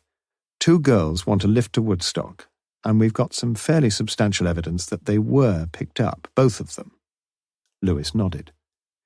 Now, neither the driver nor the other girl came forward. The question I asked myself was why? Why were both of these people anxious to keep quiet? There were pretty obvious reasons why one of them should keep his mouth shut, but why both? It seemed most improbable to me that the pair of them could be partners in crime. So, what are we left with? One very strong possibility, as I saw it, was that they knew each other. But that didn't seem quite good enough somehow. Most people don't withhold evidence, certainly don't tell complicated lies just because they know each other. But what if they have, between them, some guilty reason for wanting to keep things very quiet indeed? And what if such a guilty reason is the fact that they know each other rather too well? What if they are, not to put too fine a point on things, having an affair with each other? The situation's not so good for them, is it? With a murder in the background, not so good at all. Lewis wished he'd get on with it. But let's go back a bit. On the face of it, our evidence suggested from the word go that the encounter between the 2 girls and the driver of the car was pure chance. Mrs. Jarman's evidence is perfectly clear on that point. Now, we have discovered, after a good deal of unnecessary trouble, who the driver of the red car was, Crowther. In his evidence, he admits that he's having an affair with another woman, and that the venue for these extramarital excursions is Blenheim Park. Furthermore, again on his own evidence, he was going to see his lady love on the night of Wednesday, 29th of September. Now at this point, I took a leap in the dark. What if the lady love was one of the girls he picked up? But, began Lewis. Don't interrupt, Lewis. Now, was the lady love Sylvia Kaye? I don't think so. We know that Mr. John Sanders had a date, however vague, with Sylvia on the 29th. It doesn't prove things one way or the other, but Sylvia is the less likely choice of the two. So, we're left with our other passenger, Miss or Mrs. X. It's clear from Mrs. Jarman's evidence that Miss X seemed anxious and excited, and I think no one gets too anxious and excited about going to Woodstock unless that person has a date, and an important date at that, and not very much time to spare. Crowther said an hour or so at the most, remember? But he thought better of it. We also learned from what Mrs. Jarman said that Sylvia knew the other girl. There was that business of having a giggle about it in the morning. So we try the place where Sylvia works, and we find an extraordinary, quite inexplicable letter written to Miss Jennifer Colby, who has become my odds-on favourite for the Miss X title. I agree that the evidence of the letter is not conclusive, worth following up, though. She's a clever girl, our Jennifer. She has two spanners to throw in the works. First, she seems to have been at a pub this side of Woodstock instead of in Blenheim Park. Second, and this really worried me, and still does, why does she have to bus to Woodstock or hitchhike if she's got a car, which, as we know, she has? It seemed a fatal objection. But is it? My car wouldn't start on Wednesday morning because the battery was flat. You said that you had a few punctures recently, and you said you could mend them. You said you were not an old woman. Now, Jennifer Colby is not an old woman, but she's a woman. What if she discovered that her car wouldn't start? What would she do? Ring up the garage? That was pretty obvious, and hence your visit to Barker's, where you drew a blank. I thought I saw the light, though, this morning. I had a bill for my car battery, and you mentioned the tyre and battery people. The real question, then, is when did Jennifer discover her car was out of order? Surely not before she got back from work at about 5:30 p.m. Now, not many garages these days are going to do much at that time. The staff is all gone. But your little tyre and battery men don't work, methinks, to union hours, and they are worth trying. I must assume that Jennifer could get no one to see to her car that night, not because they couldn't do it, but because they couldn't do it in time. She may not have discovered the trouble until about 6:15 or 6:30 p.m. But I think she tried to get something done and failed. Well, what's she to do? Naturally, she can get a bus. She's never had to bus before, but she's seen the Woodstock buses often enough, and that's why I believe it was Jennifer who was seen at Fair Stage 5 on the night Sylvia was murdered. She meets an impatient fellow traveller, Sylvia, and the two of them decide to hitchhike. They walk past the roundabout, and a car stops. Crowther's car. It's hardly a coincidence, is it? He's got to get to Woodstock too, and he's bound to be going there at roughly the same time as Jennifer. Whether he knew it was her, it was getting fairly dark, I just don't know. I suspect he did. Morse stopped. And what happened then, do you think, sir? Crowther has told us what happened for the next few miles. Do you believe him? Morse sat thoughtfully and didn't answer immediately. The phone rang. No, said Morse. I don't believe him. Lewis watched the inspector. He could not hear what was being said on the other end of the line. Morse listened impassively. Thank you very much, he said finally. What time would be convenient? All right, thank you. He put down the phone, and Lewis looked at him expectantly. Well, sir? I told you, Lewis. You're a genius. Her car was out of order. Morse nodded. Miss Jennifer Colby rang the Cowley Tyre and Battery Company at 6:15 p.m. on the evening of Wednesday, 29th of September. She said it was urgent, a very flat front tyre. They couldn't get there until 7-ish, and she said that was too late. We are making headway, sir. We are indeed. Now what about our bus ride? The two men caught the 11:35 4A to Woodstock. It was half empty, and they sat in the front seat on the upper deck. Morse was silent, and Lewis mulled over the strange developments in the case. The bus made good speed and stopped only 4 times before reaching Woodstock. At the third of these stops, Morse gave his sergeant a dig in the ribs, and Lewis looked out to see where they were. The bus had pulled into a shallow lay-by just outside Begbrook, at a large thatched house with its garden crowded with tables and chairs set under brightly striped umbrellas. He bent his head down to the bottom of the side window to see the name of the public house, and read the 2 words, Golden Rose. "Interesting," said Morse. "Very," replied Lewis. He thought he might as well say something. They alighted at Woodstock, and Morse led the way. "Ready for a pint, Sergeant?" They walked into the cocktail bar of the Black Prince. "Good morning, Mrs. McPhee. You won't remember me, I suppose." "I remember you very well, Inspector." "What a memory," said Morse. "What can I get for you, gentlemen?" She was clearly not amused. 2 pints of best bitter, please." "Official business?" Her dislike of Morse's manner was not quite enough to stifle her natural curiosity. No, just a friendly visit to look at you again." "He's in good spirits this morning," thought Lewis. "I see from the paper that you're hoping—" She fumbled for the words. "We're making progress, aren't we, Sergeant?" "Oh, yes," said Lewis. After all, he was the other half of those intensive inquiries. "Don't they ever give you a few hours off?" asked Morse. "Oh, they're very good, really." She was softening a little towards him. It was always nice to be reminded how hard she worked. "As a matter of fact, I've got tonight and all of Saturday and Sunday off." "Where shall we go?" asked Morse. The hostess smiled professionally. "Where do you suggest, Inspector?" Good for you, my girl, thought Lewis. Morse asked for the menu and studied it in some detail. "What's the food like here?" asked Morse. "Why don't you try it?" Morse appeared to consider the possibility, but asked instead if there was a good fish and chip shop nearby. There wasn't. Several customers had come in, and the policeman left by the side entrance and walked into the yard.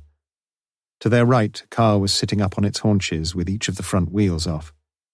Underneath the car, suitably protected from the grease and oil and wielding a formidable wrench, lay the landlord of the Black Prince, and by his side the folding toolbox which had so recently housed a long and heavy tire spanner. Unnoticed by Morse and Lewis as they left the premises, a young man had entered the cocktail bar and ordered a tonic water. Mr. John Sanders had apparently made a sufficient recovery from his bouts of shivery fever to join once more in the social life of Woodstock, if not to resume his duties with Messrs. Chalkley and Sons.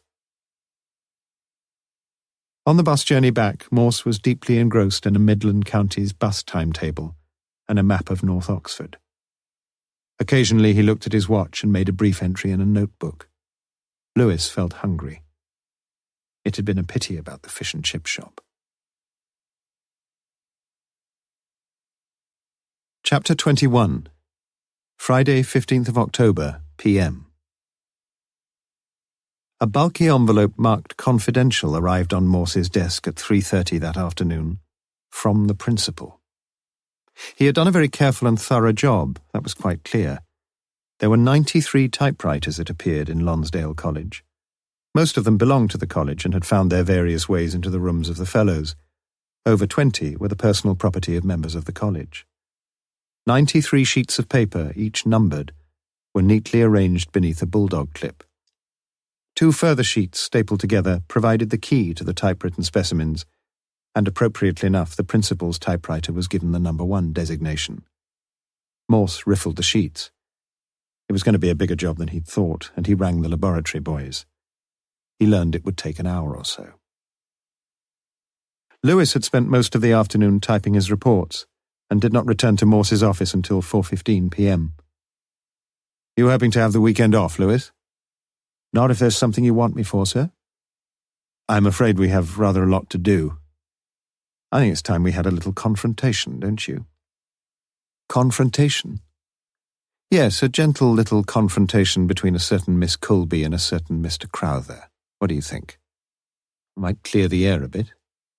Yes. Do you think the old establishment could run to 4 clean cups of coffee in the morning? You want me to join you? Oh, we're a team, Lewis, my boy. I've told you that before. Morse rang Town and Gown and asked for Mr. Palmer. Who shall I say is calling? It was the prim little Judith. Mr. Plod, said Morse. Hold on, please, Mr. Plod. You're through? I didn't quite catch your name, sir. Palmer here. Morse, Inspector Morse. Oh, hello, Inspector. Stupid girl. I want to have a word with Miss Colby. Confidential. I wonder... Palmer interrupted him. I'm awfully sorry, Inspector. She's not here this afternoon. She wanted to spend a long weekend in London and, well, we do occasionally show a little flexibility. You know, it sometimes helps the smooth-running... London, you say? Yes, she said she was going to spend the weekend with some friends. She caught the lunchtime train. Did she leave an address? I'm sorry, I don't think she did. I could try to... No, don't bother. Can I take a message? No, I'll get in touch with her when she comes back. Perhaps he could see Sue again. When will she be back, by the way? I don't really know. Sunday evening, I should think. All right, well, thank you. Sorry I couldn't be... Not your fault. Morse put the phone down with less than average courtesy. One of our birds has flown, Lewis. He turned his attention to Bernard Crowther and decided to try the college first. Porter's Lodge. Can you put me through to Mr. Crowther's rooms, please? Just a minute, sir. Morse drummed the table with the fingers of his left hand. Come on. Are you there, sir? Yes, I'm still here. No reply, I'm afraid, sir. Is he in college this afternoon? I saw him this morning, sir. Just a minute. 3 minutes later, Morse was wondering if the wretched porter had taken a gentle stroll around the quad. Are you there, sir? Yes, I'm still here. He's away somewhere, sir, for the weekend. It's a conference of some sort. Do you know when he's due back?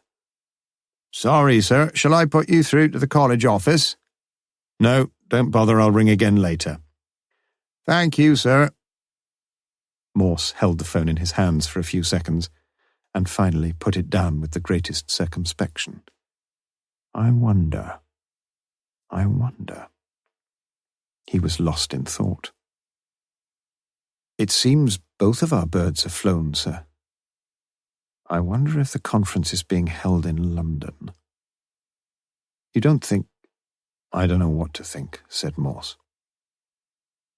Nor was he sure what to think when half an hour later the findings of the laboratory were phoned through. Lewis watched the inspector's curious reactions. Are you sure? You're quite sure? Yes. Well, many thanks. You'll bring them over? Good, thank you. Well, Lewis, you're in for a surprise. About the note? Yes, about the note. The note someone wrote to the young lady who is now visiting some friends in London. They say they know whose typewriter it was. And whose was it? That's what's puzzling me. We've never heard of him before. He's a Mr. Peter Newlove. And who's Mr. Peter Newlove? It's time we found out. He rang Lonsdale College for the second time that afternoon and found the same slow-motion porter presiding over the lodge. Mr. Newlove, sir? No, I'm afraid he's not in college. Just let me check in the book. No, sir, he's away till Monday. Can I take a message? No. All right, goodbye, sir. Well, that's that, said Morse. All our birds have flown. And I don't see much point in staying here, do you? Lewis didn't. Let's just tidy up all this mess, said Morse. Lewis gathered together the papers on his side of the table, the photographs of Sylvia Kaye and the carefully drawn diagrams of the yard at the Black Prince, annotated in thin, spidery writing with details of everything found therein. He looked again at the close-ups of the murdered girl lying there, and felt a paternally protective urge to cover the harsh nakedness of her beautiful body. "I'd like to get the bastard who did this," he muttered. "What's that?" Morse took the photographs from him. "He must be a sex maniac, don't you think, sir? Tearing off her clothes like that and leaving her for anyone and everyone to see. God, I wish I knew who he was." "Oh, I don't think there's much difficulty about that," said Morse. Lewis looked at him incredulously. "You mean you know?" Morse nodded slowly and locked away the file on Sylvia Kaye. Part 3. Search for a Killer. Chapter 22. Sunday, 17th of October. Sue saw David off on the Birmingham train at 7:13 on Sunday evening. She told him what a marvellous weekend it had been. And so it had. On Saturday they had gone to the cinema, had a delicious Chinese meal and generally luxuriated in being together. Most of Sunday they had spent in Headington at the home of David's parents. Pleasant, warm-hearted people, sensible enough to leave the two young lovebirds alone for the greater part of the day. They hoped to marry sometime next autumn, after David had finished his postgraduate year of research in metallurgy at the University of Warwick. He was hopeful, for he had taken a first, of getting a lectureship somewhere, and Sue encouraged him. She would rather be married to a lecturer than to an industrial chemist, or whatever metallurgists became. She thought that was the only thing about David of which she couldn't wholeheartedly approve, his choice of metallurgy. It had something to do with her own school days, and the distaste she'd always felt amid the smells and silver slivers of the metalwork shop. There was something, too, about the hands of people who worked with metal, a sort of ingrained griminess, however patiently they were scrubbed. The train lingered at Oxford Station for several minutes, and Sue kissed David fully and freely as he leaned from the window of an empty carriage. "It's been lovely seeing you again, darling," said David. "Super. You enjoyed it, didn't you?" "Of course I did." She laughed gaily. "Why on earth did you ask that?" David smiled. "It's just nice to know, that's all." They kissed again, and Sue walked along with him for a few yards as the train pulled out. "See you in a fortnight. Don't forget to write." "I won't," said Sue. "Bye." She waved until the train had left the platform, and she watched it curving its way towards the north, the red light on the rear coach bobbing and winking in the gathering darkness. She walked slowly back down the platform, along the subway and up to the barrier on the other side. She gave in her platform ticket and made her way to Carfax. Here she had to wait for half an hour before a number 2 bus came along, and it was 8 o'clock before she got off in North Oxford. She crossed the road and with her head down walked along Charlton Road and thought about the last 2 days. She could never have told David about Wednesday night. There was nothing to tell anyway, was there? Just a minor peccadillo. She supposed most people had their foolish moments, even engaged people, and there were some things that just could not be told. Not that David would have been jealous. He wasn't that sort at all. Mild, equable, balanced David. Perhaps she wouldn't mind if he were a bit jealous. But she knew, or thought she knew, that he wasn't. She could spot jealousy a mile off. She thought of Morse. She really had been very naughty at the Sheridan with Dr. Ayres, and Morse had been jealous, rabidly, furiously jealous. She'd secretly enjoyed making him jealous until... Well, she wasn't going to think of him anymore. But she'd never cried over David. She wondered if Morse believed her when she said she would be crying herself to sleep on Wednesday night. She hoped he had, for it was true. There she went again, starting with David and finishing with him. He'd probably not given her another thought. David, he was her man. Married to David, she would be happy at last. Marriage. A big step, they all said. But she was 23 now. She hoped Morse had given her another thought. Forget him. But she was not to be allowed to forget him. As she reached the house, she saw the Lancia outside. Her heart pounded against her ribs and a wave of involuntary joy coursed through her blood. She let herself in and went straight to the living room. There he was, sitting talking to Mary. He stood up as she came in. "Hello?" "Hello," she said weakly. "I really called to see Miss Colby, but I gather she may not be back yet for a while. So I've been having a delightful little chat with Mary here." "Mary, indeed. Dumpy, freckled little man-eater. Why don't you go, Mary? Mary, why don't you leave us alone, just for a few minutes? Please." She felt viciously jealous. But Mary seemed very taken with the charming inspector, and showed no signs of imminent surrender. Sue, still wearing her summer coat, sat on the arm of a chair, trying to resist the wave of desperation that threatened to engulf her. She heard herself say, "She'll catch the 8:15 from Paddington, I should think. Probably get here about 10. That was 2 hours. 2 whole hours. If only Mary would go. He might ask her out for a drink and they could talk. But the wave swept her over, and she left the room and rushed upstairs. Morse got up as she left and thanked Mary for her hospitality. As he opened the front door, he turned to Mary. Would she ask Sue to come down for a second? He would like to have a quick word with her. Mary, too, disappeared upstairs and blessedly faded from the scene. Morse stepped out into the concrete drive, and Sue appeared, framed in the doorway. She stopped there. "You wanted a word with me, Inspector?" "Which room do you sleep in, Sue?" She stepped out and stood next to him.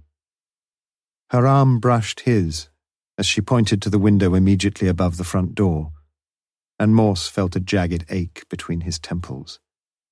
He wasn't a tall man, and she was almost his own height in the very high, wedged-heeled shoes she wore. She dropped her arm and their hands met in an accidental, beautiful way. "Leave your hand there, Sue. Leave it there, my darling." He felt the electric thrill of the contact, and gently, softly, he ran his fingertips along her wrist. "Why do you want to know that?" Her voice sounded hoarse and breathless. "I don't know. I suppose if I drive past and see a light on in your window, I shall know it's you in there." Sue could bear it no longer. She took her hand from his and turned away. "You came to see Jennifer, then?" "Yes." "I'll tell her, of course, when she comes in." Morse nodded. "You think she's got something to do with the Woodstock business, don't you?" "Something, perhaps." They stood in silence for a minute. Sue was wearing a sleeveless dress, and she was trying not to shiver. "Well, I'd better be off." "Good night, then." "Good night." He turned towards the gate and had almost reached it when he turned round. "Sue." She stood in the doorway. "Yes?" He walked back. "Sue, would you like to come out with me for a little while?" "Oh..." Sue got no further. She flung her arms around him and cried joyfully on his shoulder, and neither heard the front gate open. "If you'll excuse me, please," said a cool, well-spoken voice, and Jennifer Colby edged past them into the house. The other wanderers, too, were just returning. Bernard Crowther had returned from London on the same train as Jennifer Colby, but they had travelled in separate parts of the train, and no one watching them alight at platform number 2 could have formed the slightest suspicion that either was aware of the other's existence. About this time, too, Peter Newlove was taking his leave of a red-headed, radiant girl in Church Street, Woodstock. They kissed again with eagerness and seeming insatiability. "I'll be in touch, Gay. Make sure you do. And thanks again." It had been an expensive weekend. Very expensive, in fact. But it was, in Peter's view, worth almost every penny. Chapter 23. Monday, 18th of October. On Monday morning, Morse decided that however embarrassing it would be, he had his job to do. How he dreaded it, though. Here was the big moment, the denouement of the case. Of that he felt quite confident. And yet he felt as if he himself were the guilty party. Lewis collected Jennifer Colby in his own car. Morse felt he could just about spare her the official trappings. Bernard Crowther said he would make his own way if that was all right. It was. Morse had tried to think out the likeliest approaches, but his concentration had been lapsing sadly. He decided to let things take their course. At 10:25 a.m., Crowther arrived 5 minutes early, and Morse poured him coffee and asked him a few casual questions about the conference. "Oh, the usual thing, you know." "One long yawn," said Crowther. "What was it about exactly?" "University admissions. Arguing the toss about A-level requirements. We're not very popular with the school's council, you know. They think Oxford is the last bastion of academic elitism. Still, I suppose it is, really." He had no chance to develop his theme.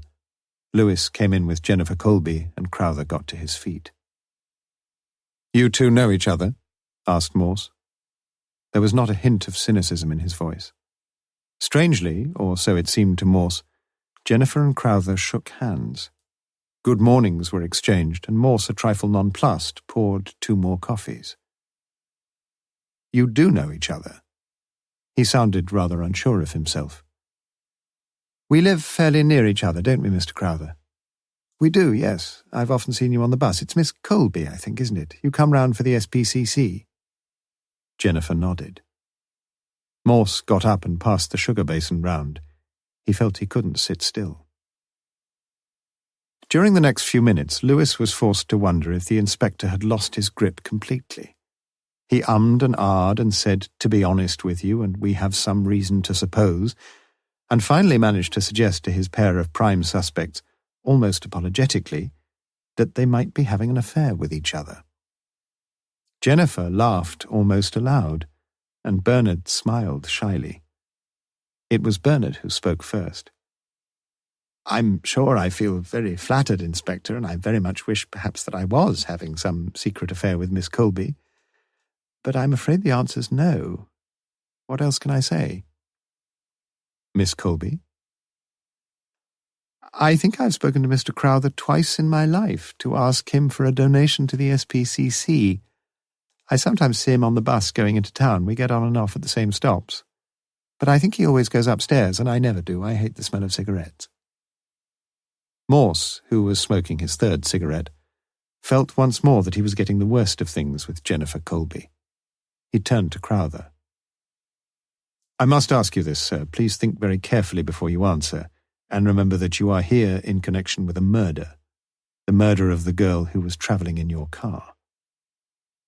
Morse saw a look of surprise on Jennifer's face.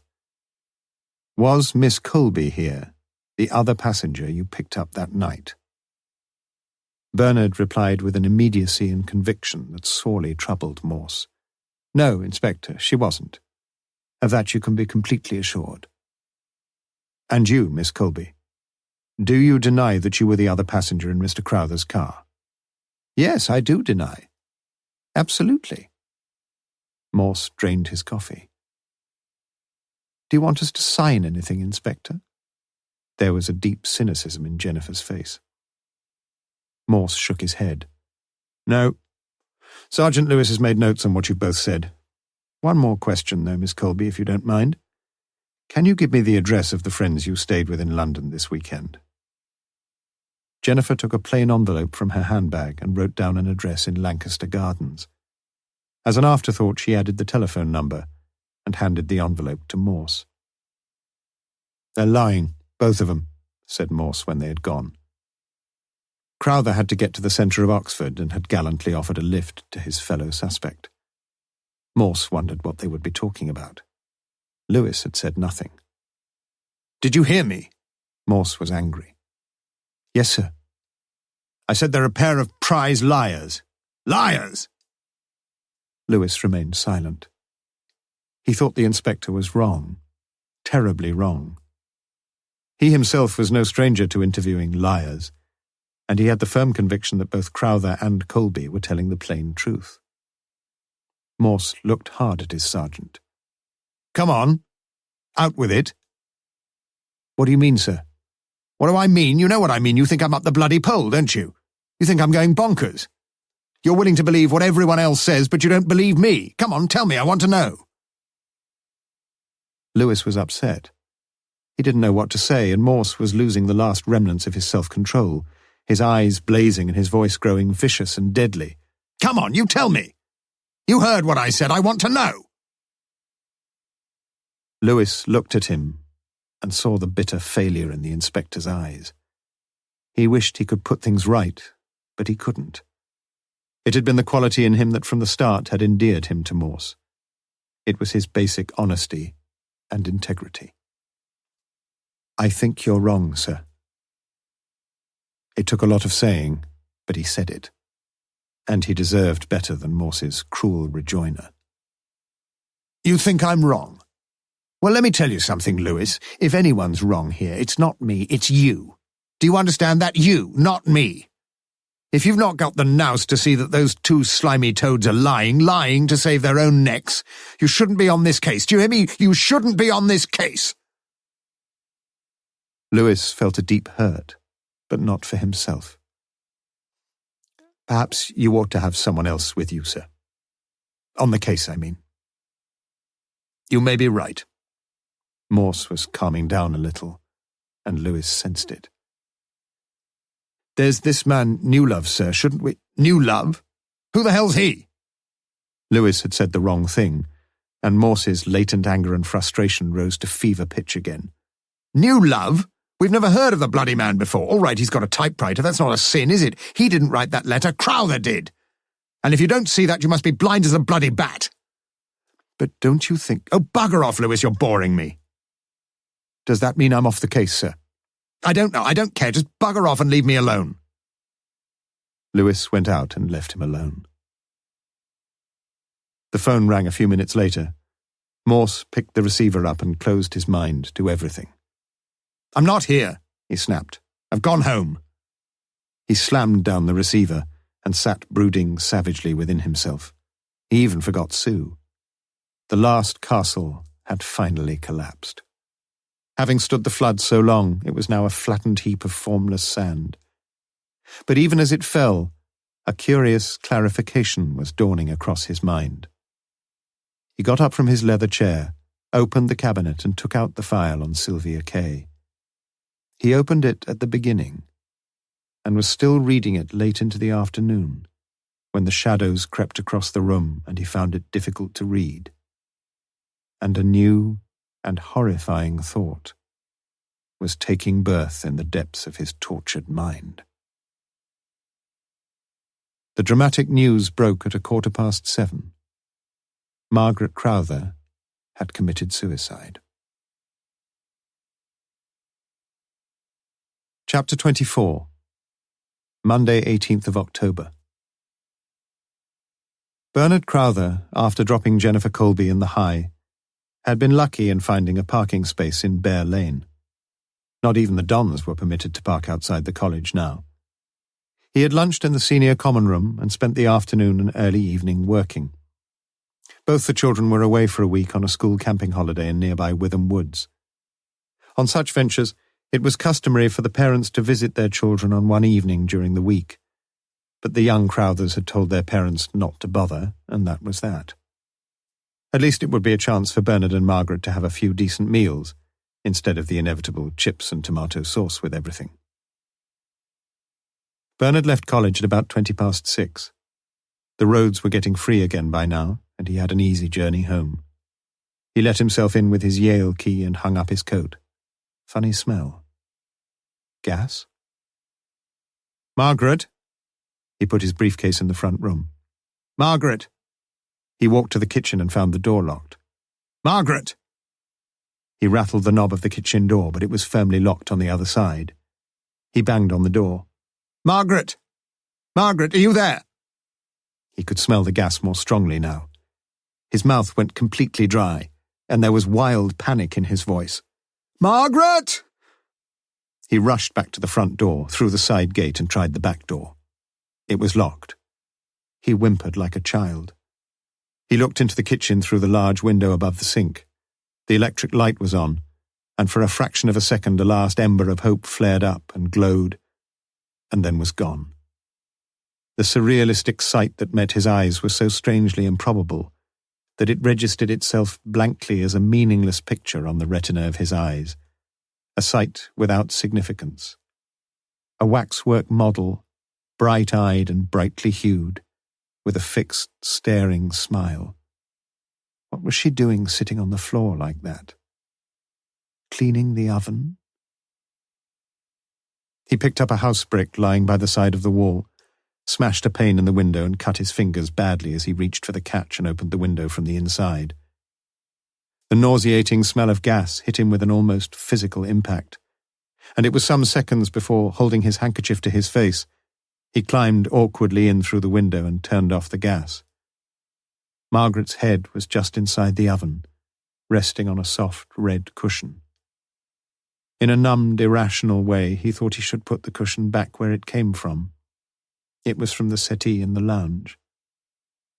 He looked down with shocked, zombie-like eyes at the jagged cuts on his hand and mechanically dabbed them with his handkerchief. He saw the sticky brown paper lining the gaps by the door jambs and the window, and noticed that Margaret had cut the ends as neatly as she always did when she wrapped the children's birthday presents. The children. Thank God they were away. He saw the scissors on the formica top over the washing machine, and like an automaton, he picked them up and put them in the drawer. The smell was infinitely sickly still, and he felt the vomit rising in his gorge. And now the horror of it all was gradually seeping into his mind, like a pool of ink into blotting paper. He knew that she was dead. He unlocked the kitchen door, picked up the phone in the hall, and in a dazed, uncomprehending voice he asked for the police. A letter addressed to him was lying beside the telephone directory. He picked it up and put it in his breast pocket and returned to the kitchen. 10 minutes later, the police found him there, sitting on the floor beside his wife, his hand on her hair, his eyes bleak and glazed. He had been deaf to the strident ringing of the front doorbell. Morse arrived only a few minutes after the police car and the ambulance. It was Inspector Bell of the Oxford City Police who had called Morse. Crowther had insisted on it. The two inspectors had met several times before and stood in the hallway talking together in muted voices. Bernard had been led unresistingly from the kitchen by a police doctor and was now sitting in the lounge, his head sunk into his hands. He appeared unaware of what was going on or what was being said, but when Morse came into the lounge, he seemed to come to life again. "Hello, Inspector." Morse put his hand on Crowther's shoulder, but could think of nothing to say that might help. Nothing could help. "She left this, Inspector." Bernard reached into his breast pocket and pulled out the sealed envelope. "It's for you, you know, sir.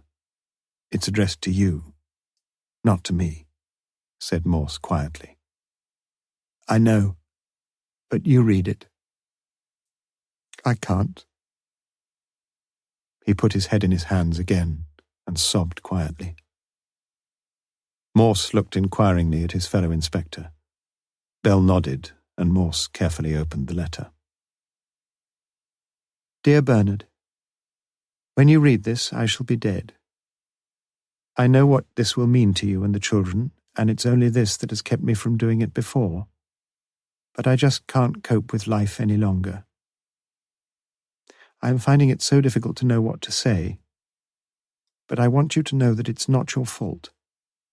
I have not been all that a wife should be to you, and I have been a miserable failure with the children, and everything has built up, and I long for rest and peace away from it all. I just can't go on any longer. I realize how selfish I am, and I know that I'm just running away from everything. But I shall go mad if I don't run away. I must run away. I haven't the courage to stand up to things any longer. On your desk you will find all the accounts, All the bills are paid except Mr. Anderson's for pruning the apple trees. We owe him £5, but I couldn't find his address. I am thinking of the earlier times, when we were so happy. Nothing can take them from us.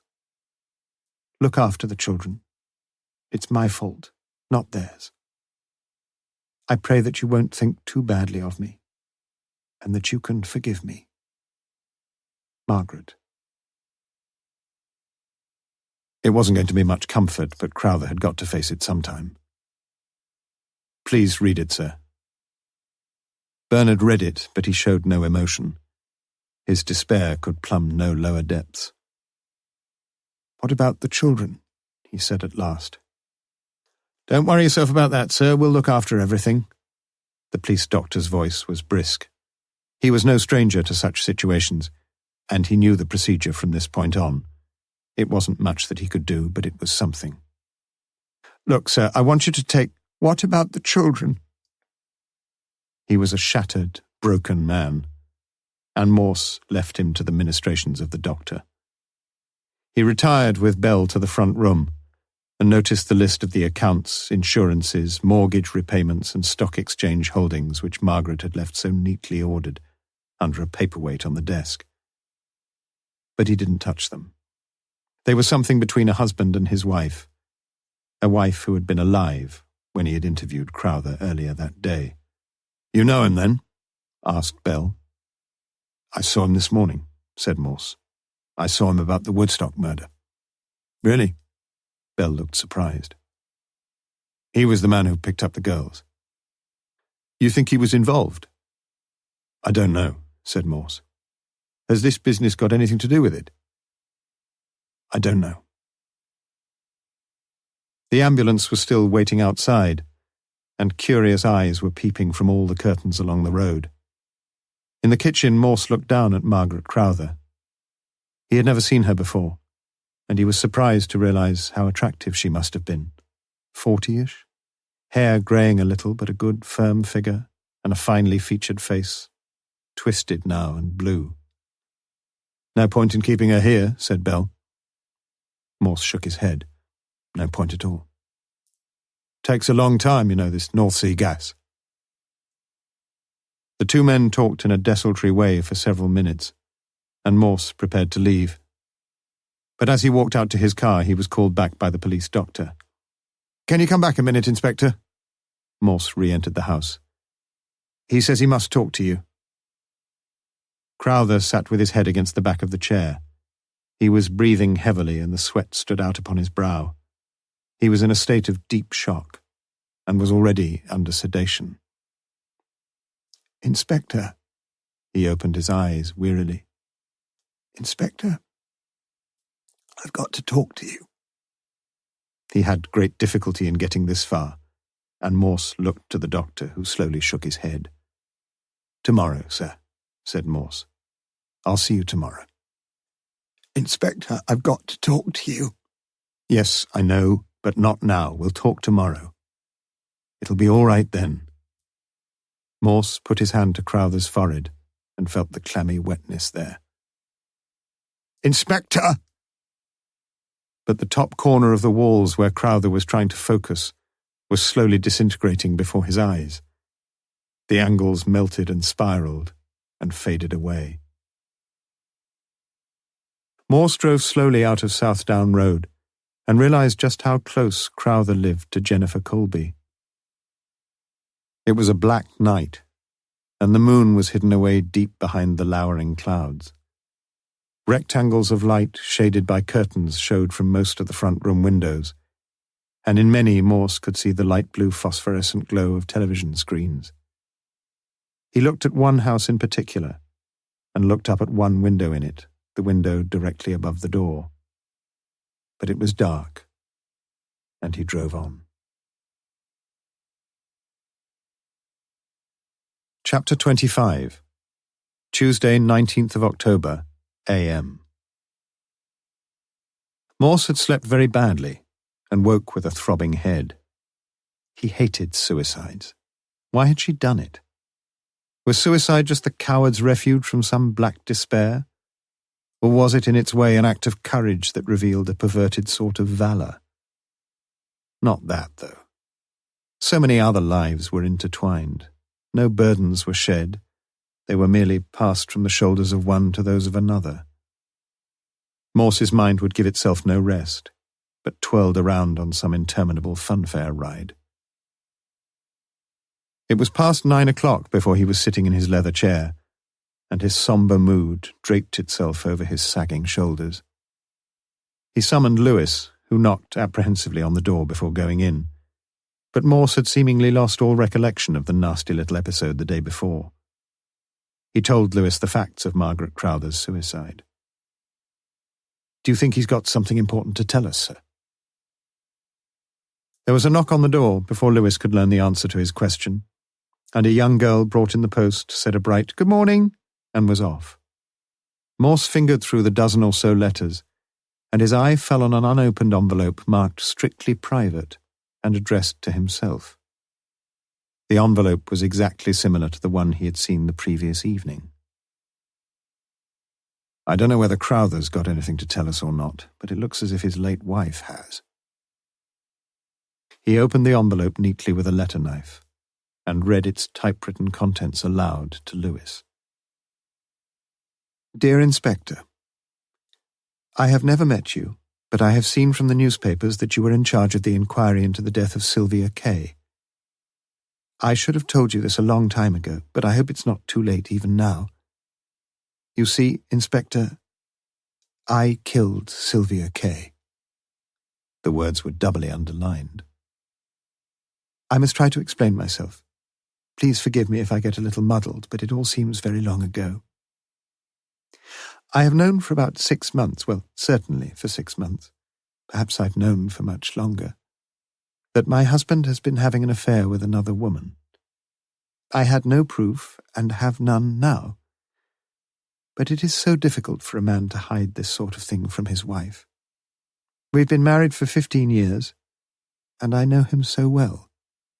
It was written all over what he said and what he did and how he looked. He must have been terribly unhappy, I think. On Wednesday, the 22nd of September, I left the house at 6:30 p.m. to go to my evening class at Headington. But I didn't go immediately. Instead, I waited in my car just off the Banbury Road. I seemed to wait such a long time, and I didn't really know what I was going to do. Then at about 7:15, Bernard, my husband, drove up to the junction at Charlton Road and turned right towards the northern roundabout. I followed him as best I could. I say that because I'm not a good driver. And anyway, it was getting darker all the time. There wasn't much traffic, and I could see him clearly 2 or 3 cars ahead. At the Woodstock Road roundabout, he turned along the A34. He was driving too fast for me, though, and I kept dropping further and further behind. I thought I had lost him, but there were roadworks ahead, and the traffic had to filter into single line for about a mile. There was a slow, heavy lorry in the front, and I soon caught up again. Bernard was only about 6 or 7 cars ahead of me. The lorry turned off towards Blaydon at the next roundabout, and I managed to keep Bernard in sight and saw him take the first turning on the left in Woodstock itself. I panicked a bit and didn't know what to do. I turned into the next street and stopped the car and walked back. But it was hopeless. I drove back to Headington and was only 20 minutes late for my evening class. The next Wednesday, the 29th of September, I drove out to Woodstock again, leaving the house a good 10 minutes earlier than usual, parked my car further along the village, and walked back to the street into which Bernard had turned the previous week. I didn't know where to wait, and I felt silly and conspicuous, but I found a safe enough little spot on the left of the road. I was terrified that Bernard would see me, if he came, that was, and I waited there and watched every car that came round the corner. It was child's play to see the cars turning in, and the occupants as well. He came at 7:15, and I felt myself trembling frantically. He was not alone. A young girl with long fair hair in a white blouse was sitting next to him in the front seat. I thought they must see me because the car turned, only 6 or 7 yards ahead of me, into the car park of the Black Prince. My legs were shaking and the blood was pounding in my ears, but something made me go through with it. I walked cautiously up to the yard and peered in. There were several cars there already, and I couldn't see Bernard's for several minutes. I edged round the back of one car, just to the left of the yard, and then I saw them. The car was on the same side at the far end, with the boot towards the wall. He must have backed in. They were sitting in the front, talking for a while. I felt a cold anger inside me. Bernard and a blousy blonde, about 17 she looked. I saw them kissing. Then they got out of the front and into the back.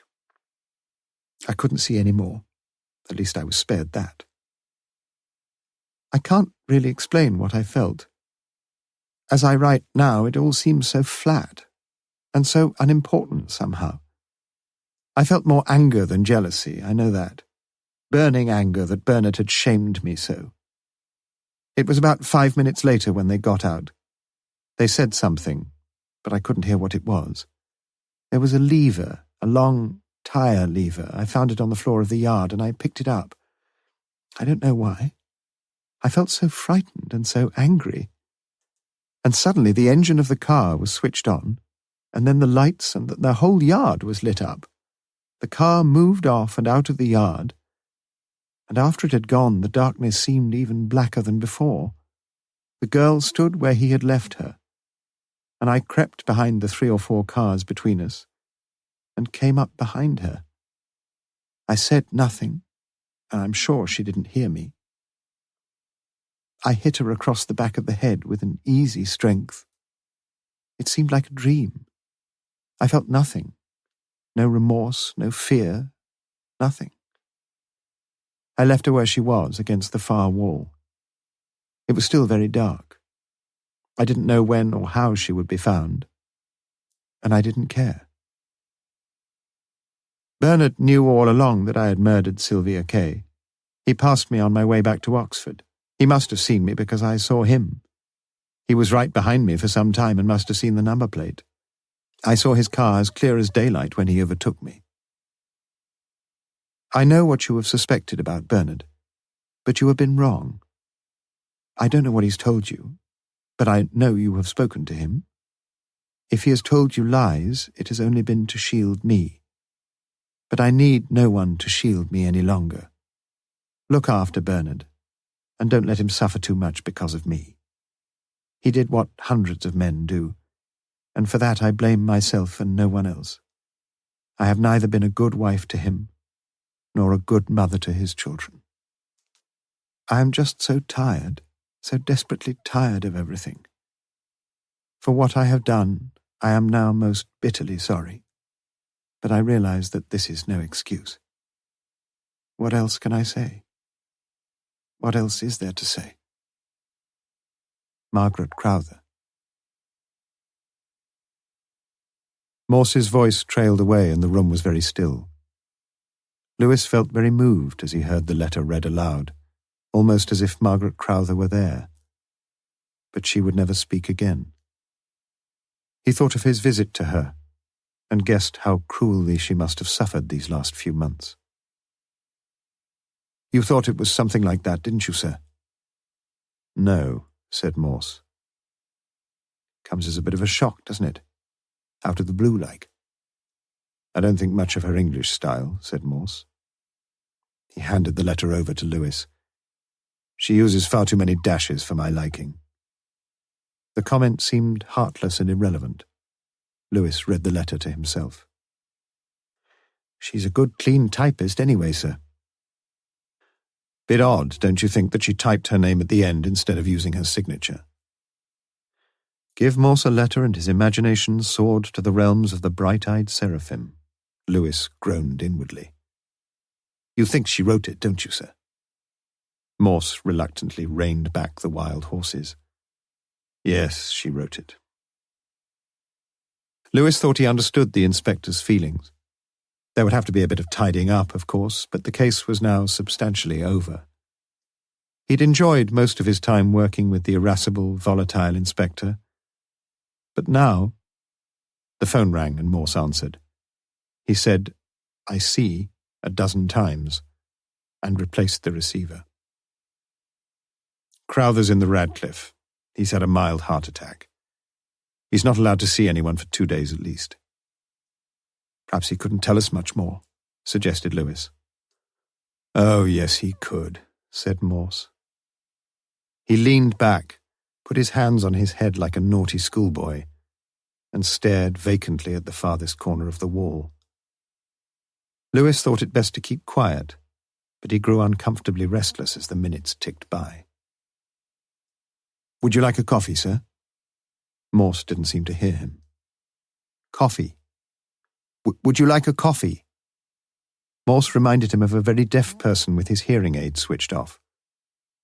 Minute after minute slipped by before the grey eyes refocused on the world around him. "Well, that's cleared up one thing, Lewis. We can cross Mrs. Crowther off our list of suspects, can't we?" Chapter 26. Tuesday, 19th of October, p.m. At midday, Peter Newlove was sitting in his rooms. He was expecting no one. Normally Bernard might have dropped in about now for a gin, but the news had swept the college that morning. Margaret had killed herself and Bernard had suffered a heart attack. And the double-barreled news hit no one harder than Peter. He had known Margaret well and had liked her, and Bernard was his best friend in that academic dilettante style of friendship which springs up in most collegiate universities. He had rung up the hospital, but there was no chance of visiting Bernard until Thursday at the earliest. He had sent some flowers. Bernard liked flowers and had no wife to send them now. He had inquired, too, about the children. They had gone to stay with an aunt in Hendon, though Peter couldn't imagine how such an arrangement could possibly help them very much. There was a knock on the door. "It's open." He had not met Inspector Morse before, and was pleasantly surprised that his offer of a drink was accepted. Morse explained in blunt, unequivocal terms why he had called. "And it was written on that one." Newlove frowned at the open, portable typewriter on the table. "No doubt about it." Newlove looked mildly perplexed, but said nothing. "Do you know a young lady named Jennifer Colby, Miss Jennifer Colby?" "I don't, I'm afraid." Newlove's frown grew deeper. "She works in the High, not far from here, Town and Gown, Assurance Place." Newlove shook his head. "I might have seen her, of course, but I don't know her. I've not heard the name before." "And you've never written to anyone of that name?" "No. How could I? As I say, I've never heard of the woman." Morse pursed his lips and continued. "Who else could have used your typewriter, sir?" "Well, I don't know, really. I suppose almost anyone in a way. I don't lock the place up very much unless there are question papers about." "You mean you leave your doors open and let anybody just walk in and help himself to your booze or your books or your typewriter?" "No, it's not like that, but quite a few of the fellows do drop in." "Who in particular, would you say?" "Well, there's a new young don here this term, Mel Hewish, for example. He's been in quite a few times recently." "And?" "And a dozen others." He sounded a little uneasy. "Have you ever seen any of these friends of yours using your typewriter?" "Well, no, I don't think I have." "They'd use their own, wouldn't they?" "Yes, I suppose they would." "Not much suppose about it, is there, sir?" said Morse. "No." "You've no idea, then?" "I'm not being very helpful, I know, but I've no idea at all." Morse abruptly switched his questioning. "Did you know Mrs. Crowther?" "Yes." "You've heard about her?" "Yes," said Newlove quietly. "And Bernard Crowther?" Newlove nodded. "I understand he's one of your best friends?" Again Newlove nodded. "I've been to his room this morning, sir. If you want to put it crudely, I've been snooping around. But you see, I often have to snoop around. I take no particular delight in it." "I understand," said Newlove. "I wonder if you do understand, sir." There was a clipped impatience in his voice now. "He often drops in to see you, is that right?" "Quite often." "And do you think he'd come to you if he wanted anything?" "You mean rather than to somebody else?" "Yes."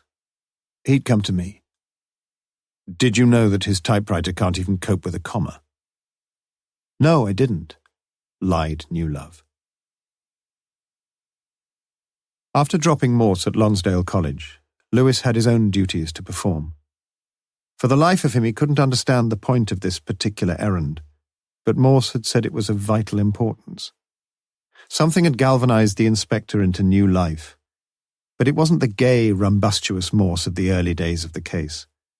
Something grim had come over him, and Lewis found him a little frightening sometimes. He only hoped they got no more letters upon which Morse could practice his misdirected ingenuity. He pulled the official police car into the small yard of the Summertown Health Centre, situated on the corner of the Banbury Road and Marston Ferry Road. It was a finely built, large red stone structure with steps up to a white porch before the front door, one of the many beautiful large houses built by the well-to-do along the Banbury Road in the latter half of the 19th century. Lewis was expected, and had only a minute or so to wait before being shown into the consulting room of the senior partner. That's the lot, Sergeant. Dr. Green handed over a file to Lewis. Are you sure it's all here, sir? Inspector Morse was very anxious for me to get everything. Dr. Green was silent for a moment. The only thing that's not there is any record that we had may have had about any conversation we may have had with Miss Kaye about her private sex life. You understand, I know, Sergeant, that there is the ethical side of the confidential nature of the doctor's relationship with the patient. You mean she was on the pill, Doctor? Lewis stepped boldly with his policeman's boots where the angelic Green had so delicately feared to tread.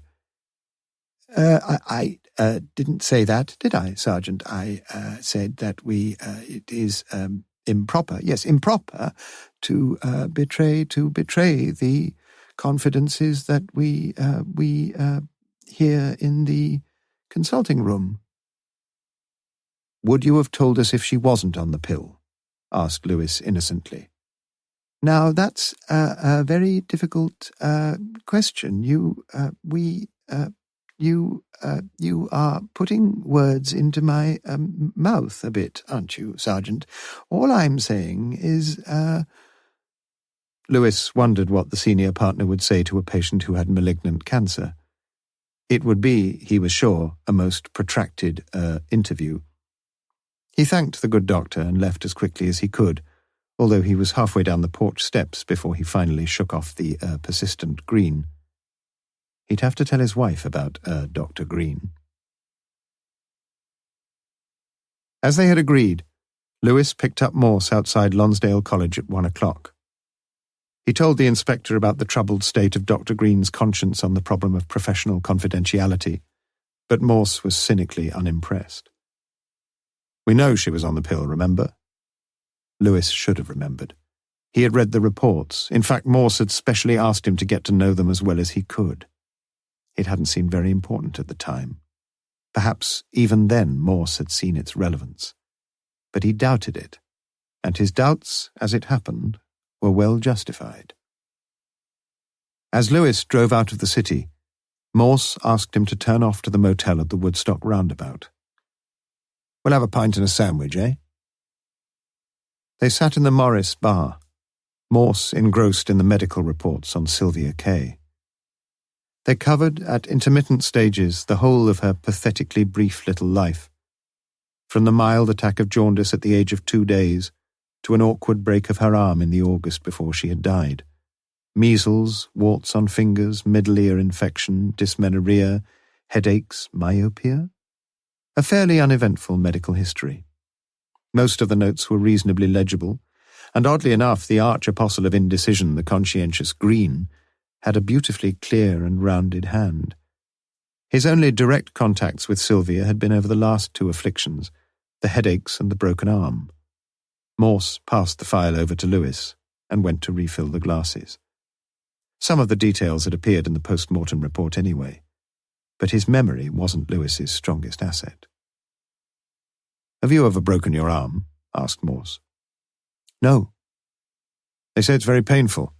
Something to do with the neurological endings or something. Like when you hurt your foot, Lewis. Very, very painful. You should know, sir. Ah, but if you've got a basically strong constitution like me, you soon recover. Lewis let it go. Did you notice, continued Morse, that Green saw her on the day before she died? Lewis opened the file again. He had read the entry, but without noticing the date.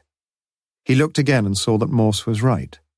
Sylvia had visited the Summertown Health Centre on Tuesday, 28th of September, with a letter from the orthopaedic surgeon at the Radcliffe Infirmary. It read, "Arm still very stiff and rather painful. Further treatment necessary. Continuation of physiotherapy treatment recommended as before. Tuesday and Thursday a.m." Lewis could imagine the consultation. And suddenly a thought flashed into his mind. It was being with Morse that did it. His fanciful suspicions were getting as wild as the inspector's. You don't think, surely, that, he was getting as bad as Green. That what? Said Morse, his face strangely grave. That Green was having an affair with Sylvia. Morse smiled wanly and drained his glass. We could find out, I suppose. But you said this medical stuff was very important. That was an understatement. Have you found what you wanted, sir? Yes, you could say that. Let's just say I wanted a bit of confirmation. I spoke to Green on the telephone yesterday. Did he, mimicked Lewis. It was an isolated moment of levity in the last grim days of the case. Sue had Tuesday afternoon off, and she was glad of it. Working in the casualty department was tiring, especially on her feet. The other girls were out, and she made herself some toast and sat in the little kitchen staring with her beautiful, doleful eyes at the white floor tiles. She'd promised to write to David, and she really must get down to it this afternoon. She wondered what to say. She could tell him about work, and she could tell him how lovely it had been to see him last weekend, and she could tell him how much she looked forward to seeing him again. Yet all seemed empty of delight. She blamed herself bitterly for her own selfishness. But even as she did so, she knew that she was more concerned with her own wishes and her own desires than with anyone else's. With David's. Particularly David's. It was futile. It was quite impossible. It was utterly foolish. It was even dangerous to think of him. To think about Morse, that is. But she wanted him so badly. She longed for him to call. She longed just to see him. Anything. And as she sat there in the little kitchen staring at the white tiles still, she felt an overwhelming sense of self-reproach and loneliness and misery. Jennifer was busy on Tuesday afternoon. Palmer had sent her a draft letter and wanted her to look it through. Premiums on virtually everything were to be increased by 10% after Christmas, and all the company's clients had to be informed. The dear man, thought Jennifer, he's not so very bright, really. The first paragraph of his letter was reminiscent of the tortuous exercises she'd been set in Latin prose. Witch followed witch followed yet another witch. A coven of witches, she thought, and smiled at the conceit. She amended the paragraph with a bold confidence, a full stop here, a new paragraph there, a better word here, much clearer. Palmer knew she was by far the brightest girl in the office, and over important drafts he always consulted her. She wouldn't be staying there much longer, though. She had applied for 2 jobs in the last week. But she wouldn't dream of telling anybody, not even Mr. Palmer. Not that it was unpleasant working where she was, far from it. And she earned almost as much as Mary and Sue put together. Sue. She thought of Sunday evening when she had returned from London. How glad she had felt to find them like that. She visualized the scene again, and a cruel smile played over her lips. She took the amended drafts to Mr. Palmer's office, where Judith was trying to keep pace with the very moderate speed at which her employer was dictating a letter. She handed the draft to him. I've made a few suggestions. Oh, thank you very much. I just rushed it off, put down the first things that came into my head. I realized it was, a bit rough. Thanks very much. Jolly good." Jennifer said no more. She left, and as she walked up the corridor to the typist's room, the same nasty smile was playing about her pretty mouth. The third of the triad, the undaunted, dumpy, freckled little Mary, worked for Radio Oxon. In the BBC, she might have been accorded the distinguished title of Continuity Girl, but she was in a dead-end job with the local radio station. Like Jennifer, she had been thinking of a change, although, unlike Jennifer, she had few qualifications behind her. Jennifer had some A-levels and all her shorthand and typing certificates. She must have been clever at school, thought Mary. Cool, sort of knowing all the time. It worked well enough, the three of them living together, but she wouldn't mind a move. Sue was all right. She quite liked Sue, really, although she'd been a bit moody and broody just recently. Men trouble. Had she fallen for that inspector chap? She wouldn't blame her, though. At least Sue was human. She wasn't quite so sure about Jennifer. After lunch on Tuesday, one of the assistants came in to chat with her. He had a beard, a light-hearted manner, 5 young children, and a roving eye for the ladies. Mary did not positively strive to discourage his attentions. Chapter 27. Thursday, Friday, 21st, 22nd of October. Bernard Crowther was, in the words of the ward sister, satisfactory, and on Thursday afternoon he was sitting up in bed to receive his first visitor. Strangely, Morse had not seemed anxious to press his claims, and had waived his rights at the head of the queue. Peter Newlove was glad to see his old friend looking so lively. They talked naturally and quietly for a few minutes. Some things just had to be said, but when Peter had said them, he turned to other matters, and he knew that Bernard understood. It was almost time to go, but Bernard put his hand on his friend's arm, and Peter sat down again beside the bed. An oxygen tube hung over the metal frame behind Bernard's head, and a multi-dialed machine stood guard on the other side of the bed. "I want to tell you something, Peter." Peter leaned forward slightly to hear him. Bernard was speaking more labouredly now, and taking a deep breath between each group of words. "We can talk again tomorrow. Don't upset yourself now." "Please stay." Bernard's voice was strained and urgent as he went on. "I've got to tell you. You know all about that murder at Woodstock?" Peter nodded. "I picked up the 2 girls." He breathed heavily again, and a light smile came on his lips. "Funny, really. I was going to meet one of them anyway. But they missed the bus, and I picked them up.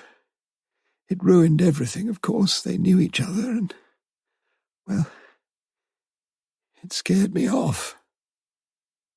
He rested a while, and Peter looked hard at his old friend and tried to keep the look of incredulity out of his eyes. "To cut a long story short, I finished up with the other one. Think of it, Peter. I finished up with the other one. She was hot stuff, good Lord she was. Peter, can you hear me?" He leaned back, shook his head sadly, and took another deep breath. "I had her in the back of the car. She made me feel as randy as an old goat. And then I left her. That's the funny thing about it. I left her. I drove back home. That's all." "You left her, you mean, at the Black Prince?" Bernard nodded. "Yes. That's where they found her. I'm glad I've told you." "Are you going to tell the police?" "That's what I want to ask you, Peter. You see, He stopped. "I don't know whether I should tell you, and you must promise me never to breathe it to a living soul." He looked anxiously at Peter, but seemed confident of his trust. "But I'm pretty sure that I saw someone else in the yard that night. I didn't know who it was, of course. He was becoming progressively more exhausted each time he spoke, and Peter rose to his feet anxiously. Don't go. The uphill climb was nearly done. I didn't know. It was so dark. It worried me, though. I had a double whiskey at a pub nearby, and I drove home. The words were coming more slowly. I passed her.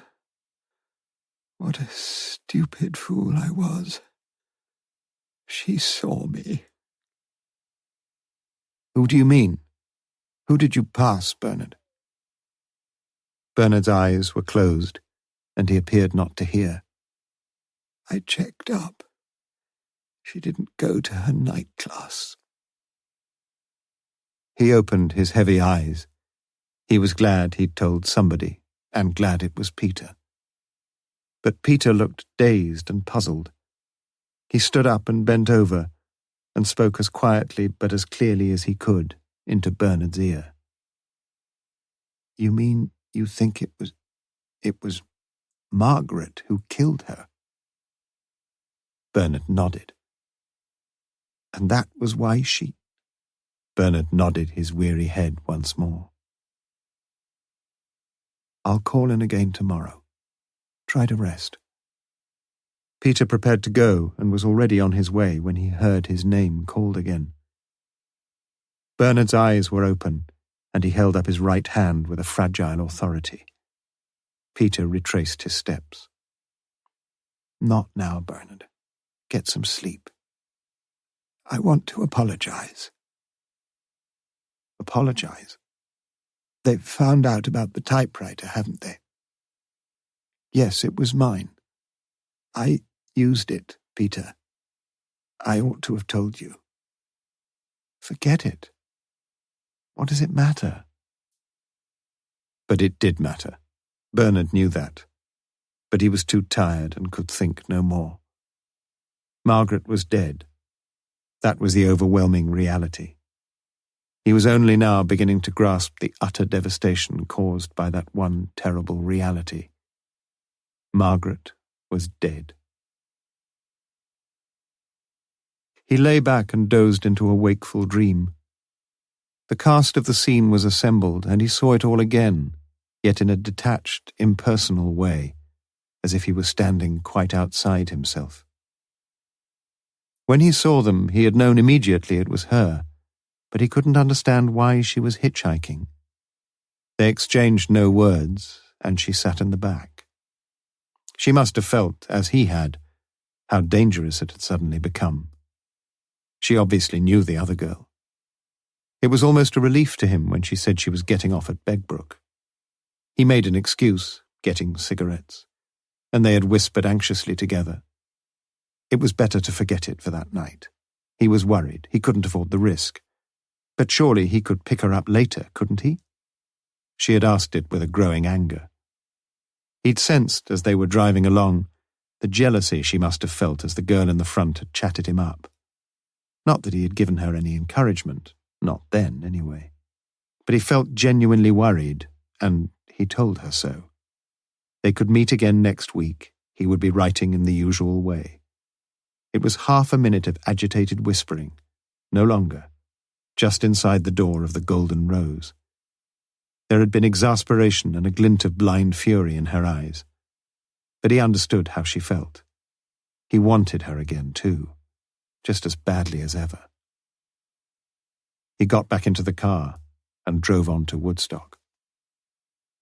Now that she had the field to herself, the blonde girl seemed even freer from any inhibitions. She leaned back with a relaxed and open sensuality. The top button of her thin white blouse was unfastened, and the blouse itself seemed like a silken seed pod ready to burst open, her breasts swelling like two sun-ripened seeds beneath it. "What do you do?" "I'm at the university." "Lecturer?" "Yes." Their eyes met.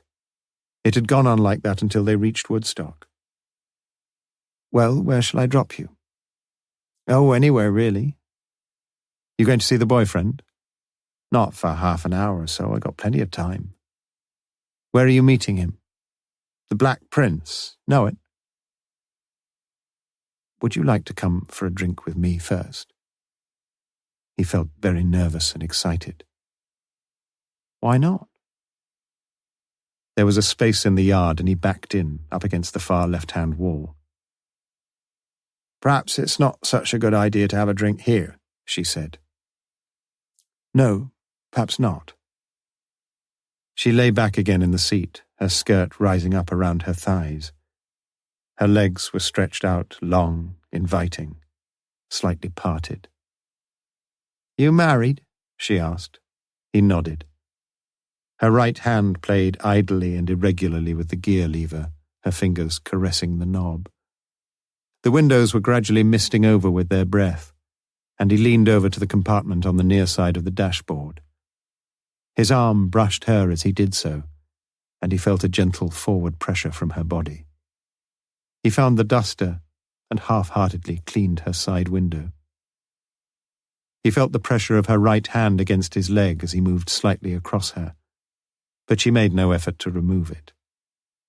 He put his left arm around the back of her seat, and she turned towards him. Her lips were full and open, and tantalizingly she licked her tongue along them. He could resist her no longer, and kissed her with an abrupt and passionate abandon. Her tongue snaked into his mouth, and her body turned towards him, her breasts thrusting forward against him. He caressed her legs with his right hand, reveling in sheer animal joy as she swayed slightly and parted them with wider invitation. She broke off the long and frenzied kissing, and licked the lobe of his ear and whispered, Undo the buttons of my blouse. I'm not wearing a bra. Let's get in the back, he said hoarsely. His erection was enormous. It was over all too soon, and he felt guilty of his own reactions. He wanted to get away from her. She seemed quite different now, metamorphosed in a single minute. I'd better go. So soon? She was slowly fastening her blouse, but the spell was broken now. Yes, I'm afraid so. You enjoyed it, didn't you? Of course, you know I did. You'd like to do it again sometime. You know I would. He was getting more and more anxious to get away. Had he imagined someone out there? A peeping Tom, perhaps? You've not told me your name. You've not told me yours. Sylvia. Sylvia Kaye. Look, Sylvia. He tried to sound as loving towards her as he could. Don't you think it would be better if we, just thought of this as something beautiful that happened to us? Just the once? Here, tonight? She turned nasty and sour then. You don't want to see me again, do you? You're just like the rest. Bit of sex and a blowout and you're off. She spoke differently, too. She sounded like a common slut, a cheap, hard pickup from a Soho side street. But she was right, of course. Absolutely right. He'd got what he wanted, but hadn't she? Was she a prostitute? He thought of his days in the army and the men who'd caught a dose of the pox. He must get out of here, out of this claustrophobic car and this dark and miserable yard. He put his hand in his pocket and found a £1 note. But for some loose silver, he had no more money on him. A £1 note? £1 bloody note? Christ, you must think I'm a cheap bit of goods. You have a bit of money on you next time, mate, or else keep your bloody hands off. He felt a deep sense of shame and corruption. She got out of the car, and he followed her. I'll find out who you bloody are, mister. I will, you see. What had happened then, he didn't know. He remembered saying something, and he vaguely remembered that she had said something back. He remembered his headlights swathing the yard, and he remembered waiting for a gap in the traffic as he reached the main road. He remembered stopping to buy a double whiskey, and he remembered driving fast down the dual carriageway, and he remembered coming up behind a car, and then swerving past it and flying through the night, his mind reeling. And on Thursday afternoon, he had read in the Oxford Mail of the murder of Sylvia Kaye. It had been foolish to write that letter, of course, but at least Peter would be out of trouble now. He was always asking for trouble, putting anything down on paper, but it had been a neat little arrangement until then. It was her suggestion, anyway, and it seemed necessary. The post in North Oxford was really dreadful. 10 a.m. or later now, and no one seemed to mind the girls at the office getting letters. And so often he couldn't be quite sure until the last minute. Sometimes things got into a complex tangle, but more often the arrangement had worked very smoothly. They had worked out a good system between them. Quite clever, really. No one even looked at the date anyway. Sometimes he had incorporated a brief message, too, like that last time. That last time. Morse must have had his wits about him, but he hadn't been quite clever enough to see the whole picture. He couldn't have told Morse the whole truth, of course, but he hadn't deliberately meant to mislead him. A bit, certainly. That height business, for example. He'd like to see Morse. Perhaps under other circumstances they could have got to know each other, become friends. He dozed off completely, and it was dark when he awoke. The lights were dim. The silent white figure of a nurse sat behind a small table at the far end of the ward, and he saw that most of the other patients were lying asleep. The real world rushed back at him, and Margaret was dead. Why? Why? Was it as she said in the letter? He wondered how he could ever face life again. And he thought of the children. What had they been told? Sharp spasms of agonizing pain leapt across his chest, and he knew suddenly and with certitude that he was going to die. The nurse was with him, and now the doctor. He was drenched with sweat. Margaret. Had she killed Sylvia, or had he? What did it matter? The pains were dying away, and he felt a strange serenity. "Doctor," he whispered. "Take it gently, Mr. Crowther. You'll feel better now." But Crowther had suffered a massive coronary thrombosis, and his chances of living on were tilted against him in the balances. "Doctor, will you write something for me?" "Yes, of course." "To Inspector Morse. Write it down." The doctor took his notebook out and wrote down the brief message. He looked at Crowther with worried eyes. The pulse was weakening rapidly. The machine was working, its black dials turned up to their maximum readings. Bernard felt the oxygen mask over his face and saw in a strangely lucid way the minutest details of all around him.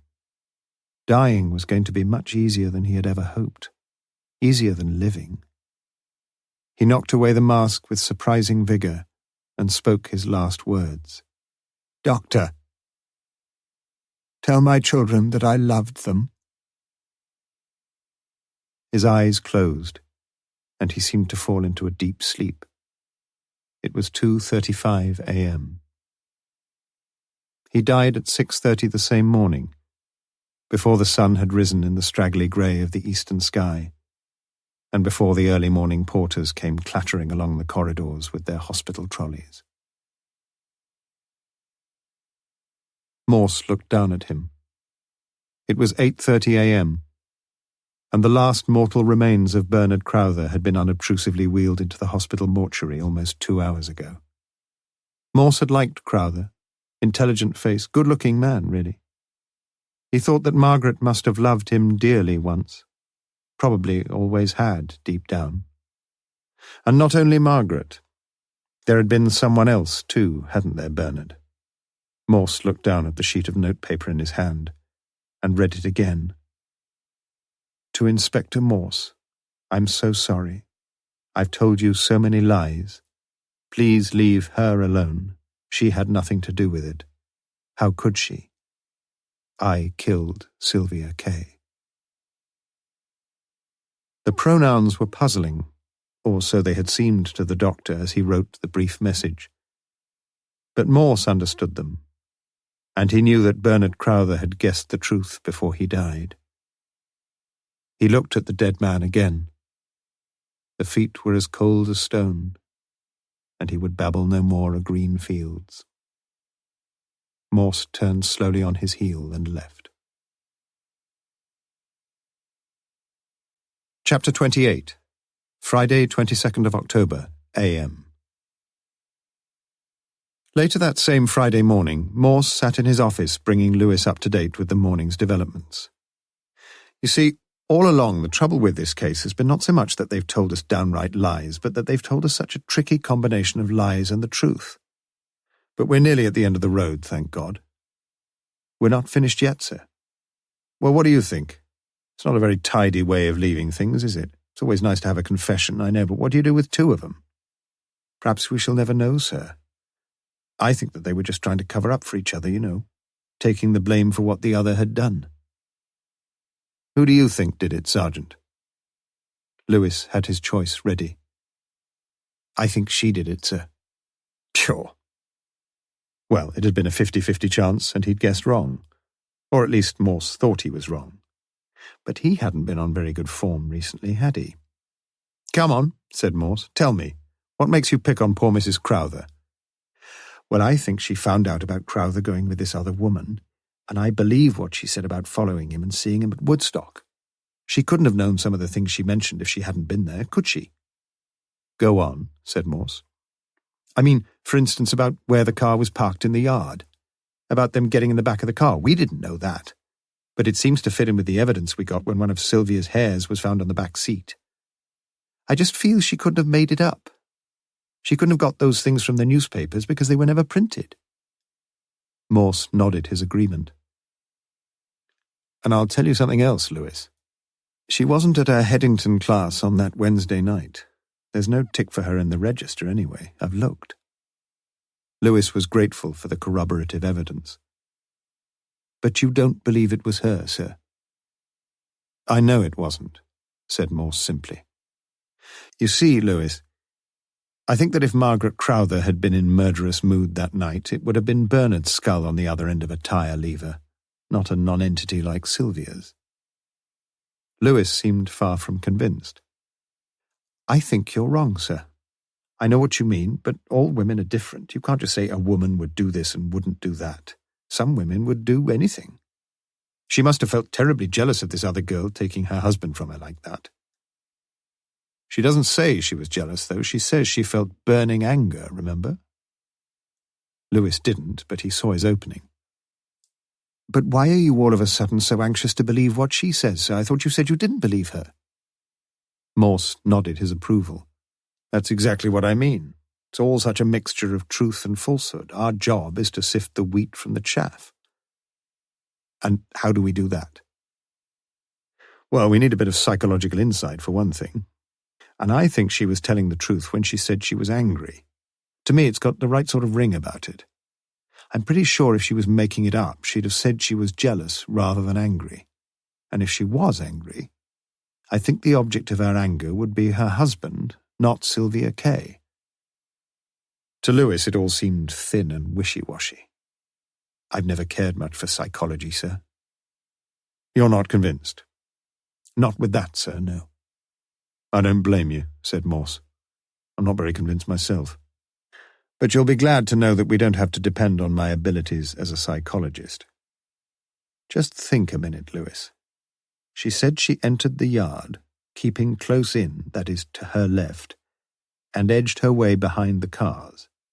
She saw Crowther at the far end of the yard, also on the left. Agreed? Agreed. But the tire lever, if we can believe the evidence, and I can see no possible reason for not doing so, was either in or beside the toolbox at the farthest right-hand corner of the yard. The weapon with which Mrs. Crowther claims she killed Sylvia Kaye was at least 20 yards away from where she stood. She mentions in her statement that she was not only angry but frightened too, and I can well believe her. Who wouldn't be frightened?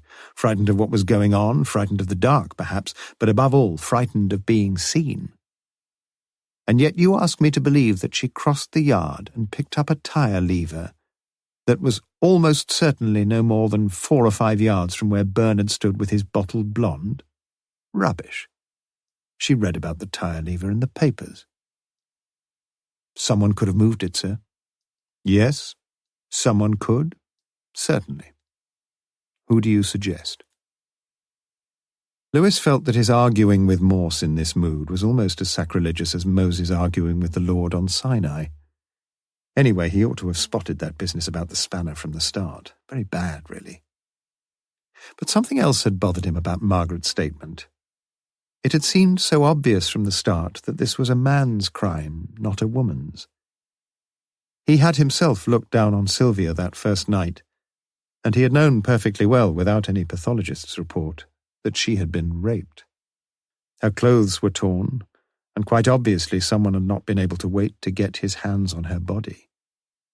It had been no surprise to him, or to Morse, surely, that the report had mentioned the semen dribbling down her legs and the bruising round her breasts.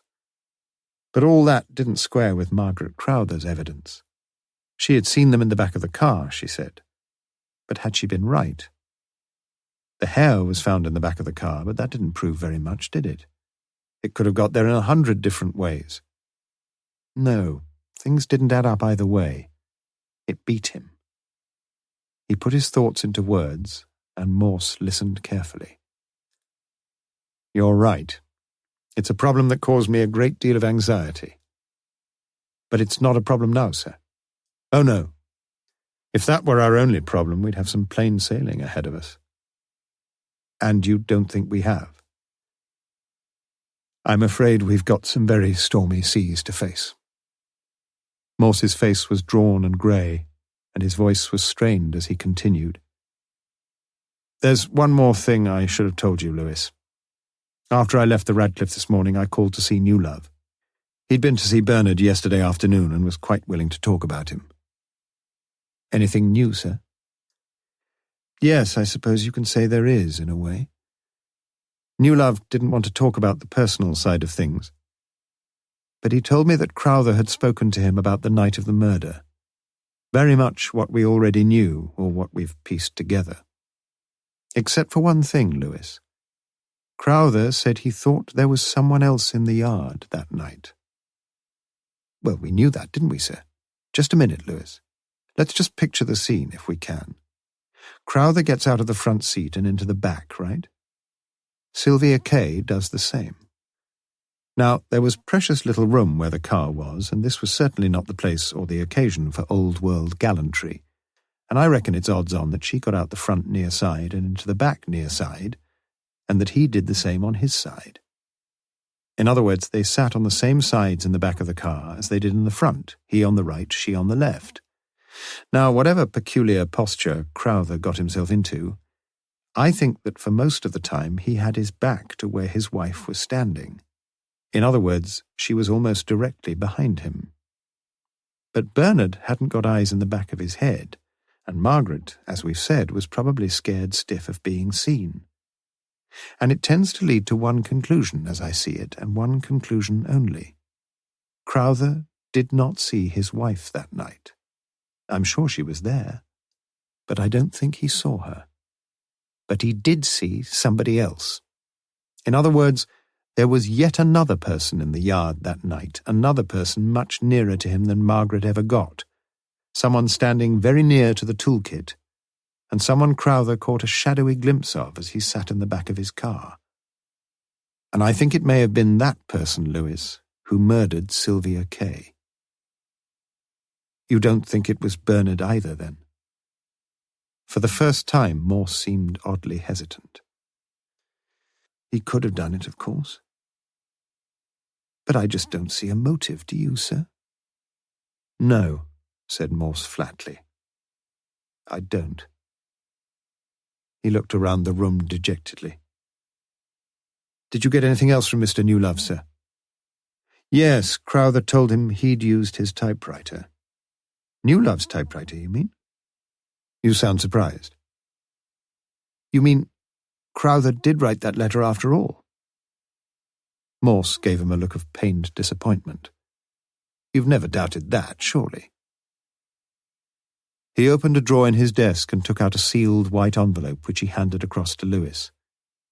It was addressed to Jennifer Colby. I want you to go to see her, Lewis, and give her this. and stay with her while she opens it. Inside, there's one sheet of paper and a return envelope addressed to me. Tell her to answer the question I've asked, and then to seal up her answer in the return envelope. Is that clear? Wouldn't it be easier to ring her up, sir? Morse's eyes suddenly blazed with anger, although when he spoke his words were quiet and controlled. As I was saying, Lewis, you will stay with her, and when she has written her answer, you will make sure that the envelope is sealed tight. You see, I don't want you to see the question I've asked, nor the answer that she gives. The voice was icy now, and Lewis quickly nodded his understanding. He had never realized quite how frightening the inspector could be, and he was glad to get away. Chapter 29, Friday, 22nd of October, p.m. After Lewis had gone, Morse sat and thought of Sue. So much had happened since Monday, but Sue had remained uppermost in his thoughts for almost all the time. He had to see her again. He looked at his watch. Midday. He wondered what she was doing and suddenly spurred himself into action. "Is that the Radcliffe?" "Yes." "Accident department, please." "Putting you through, sir." "Hello, accident department." It wasn't Sue. "I want to have a quick word with Miss Widdowson, please." "You mean Staff Nurse Widdowson?" He hadn't known that. "Susan, I think her Christian name is." "I'm sorry, sir, we're not allowed to take outside telephone calls except—" "It might be an emergency," interrupted Morse hopefully. "Is it an emergency, sir?" "Not really, no." "I'm sorry, sir." "Look, this is the police. I'm sorry, sir." Obviously she had heard that one before. Slowly Morse was getting angry again. "Is the matron there?" "You want me to put you through to matron?" "Yes, I do." He had to wait a good 2 minutes. "Hello? Matron here?" "Matron, I'm speaking from Thames Valley Police Station, Chief Inspector Morse. I want to speak to Staff Nurse Widdowson. I understand you have your rules about this, and of course I wouldn't in the normal way wish to break them. Is it urgent?" Vox auctoritatis. "Well, let's say it's important." For the next few minutes, Matron coolly and lucidly explained the regulations governing the delivery of personal mail to and the acceptance of incoming telephone calls by members of my nursing staff. She spelled out the rules and the reasons for the rules, and Morse fidgeted at his table, the fingers on his left hand drumming the top of his desk in characteristic fashion. "You see, you have no idea of the volume of official letters and telephone calls that all my departments receive every day. And if we had the additional complication of all personal letters and calls, where would it all end? I have tried, and I think I have succeeded." Morse heard her out. As she had been talking, a wildly improbable thought had taken root in his mind. He almost wanted to hear her repeat the tedious catalogue of constraints. "I'm most grateful to you, Matron. I do want to apologize." "Oh, not at all. I've enjoyed talking to you. Now, please let me help in any way I can." She would do anything for him now, he knew that. But the situation had changed. There was just the wildest, slimmest chance now, where before there had been none at all. He rang off as soon as he could, the matron almost begging for the chance of doing him some favour. But he wanted none. His course was now clear. Sue was having lunch while Morse was finishing his lengthy call to her immediate superior. She was thinking of him too. Would she had known him earlier? She knew with a passionate certainty that he could have changed her life. Was it too late even now? Dr. Ayres sat next to her, taking every opportunity he decently could of effecting the closest physical contact with the lovely staff nurse. But Sue loathed his proximity and his insinuations, and not worrying about a sweet, she left the table as quickly as she could. "Oh, Morse, why didn't I meet you before?" She walked back to the outpatients' room at the casualty clinic and sat down on one of the hard benches. Absently, she picked up a long outdated copy of Punch and flicked mechanically through the faded pages. What was she to do? He hadn't been anywhere near since that wretched night when Jennifer had come home. Jennifer! And she had been fool enough to confide in Jennifer. David, she would have to write to David. He would be so upset. But to live with someone, to sleep with someone 40, even 50 years, someone you didn't really and truly love. Then she saw him. He stood there, an anxious, vulnerable look in his grey eyes. The tears started in her eyes, and she felt an incredible joy. He came and sat beside her. He didn't even try to hold her hand. There was no need of that. They talked, she didn't know what about. It didn't matter. "I shall have to go," she said. "Try to see me soon, won't you?" It was after 1:30. Morse felt desperately sick at heart. He looked at Sue long and hard, and he knew that he loved her so dearly. "Sue?" "Yes?" "Have you got a photograph of yourself?" Sue rummaged in her handbag and found something. "Not all that good, is it really?" Morse looked at the photograph. She was right, it didn't really do her justice, but it was his Sue all right. He put it carefully into his wallet and got up to go. Patients were already waiting. Patients with bulky plasters over legs and arms, patients with bandages round their heads and wrists, a road casualty with blood around the mouth, the face an ashen white. It was time to go. He touched her hand lightly, and their fingers met in a tender, sweet farewell. Sue watched him go, limping slightly, through the flappy celluloid doors. It was almost 1:45 as Morse walked down from the Radcliffe Infirmary to the broad, tree-lined avenue of St. Giles. He thought of postponing his next task, but it had to be done sometime, and he was on the spot now anyway. Keeping to the right-hand side of St. Giles as he made his way in the general direction of the Martyrs' Memorial, Morse stopped at the first snack bar he came to, the Wimpy Grill, and walked inside. On his own admission, the small, swarthy Italian turning beef burgers on a hot plate, "No speak, signor, the English so good," and promptly summoned his slatternly young waitress into the consultation. Morse left amid a general shaking of heads and a flurry of gesticulation. It wasn't going to be easy. A few yards further down, he stopped and entered the Bird and Baby, where he ordered a pint of bitter and engaged in earnest, quiet conversation for several minutes with the barman, who also, as it happened, was the landlord, and who always stood lunchtime duty behind his bar. Sorry, no. Oh yes, he'd have noticed, but no. Sorry. It was going to be a long, dispiriting business, but one which only Morse himself could do. He worked his way methodically along the dozen likely places in the Corn Market below the ABC cinema, crossed the road at Carfax and started up the other side. It was at a little snacks-served cake shop, nestling alongside the giant pile of Marks and Spencer that he found the person he was searching for. She was a grey-haired, plumpish woman, with a kindly face and a friendly manner.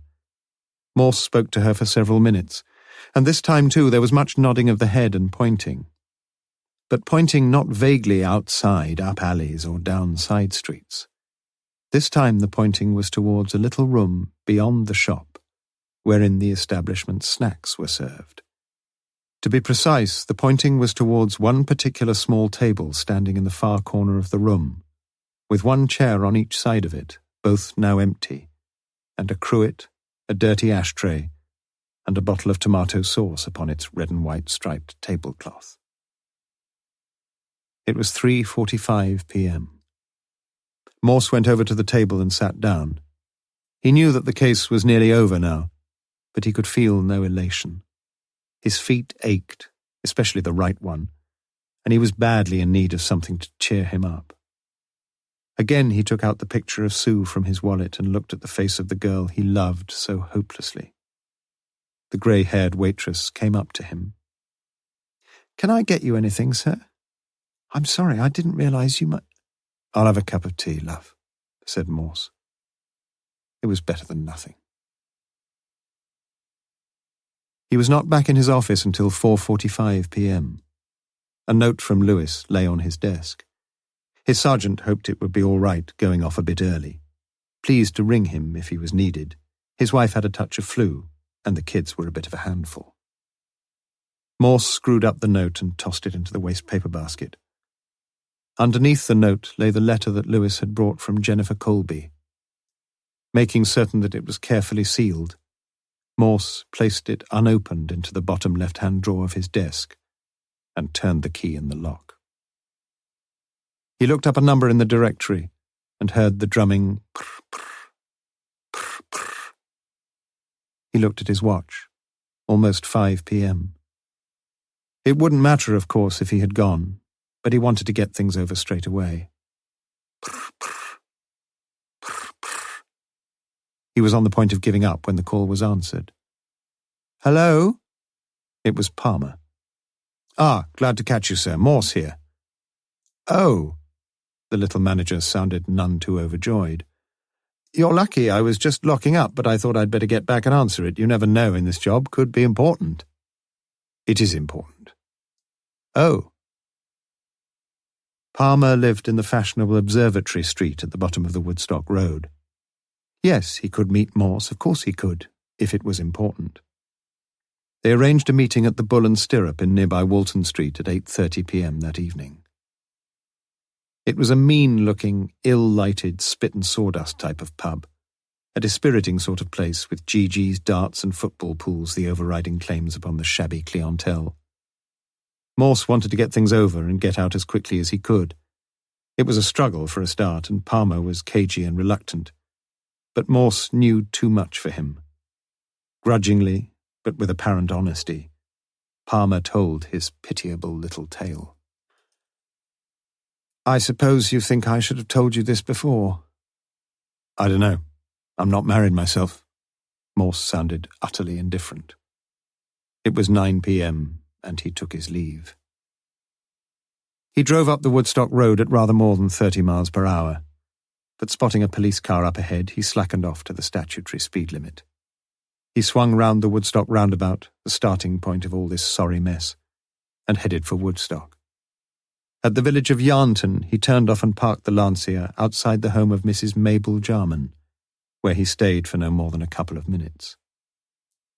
On his way home, he called at Police HQ.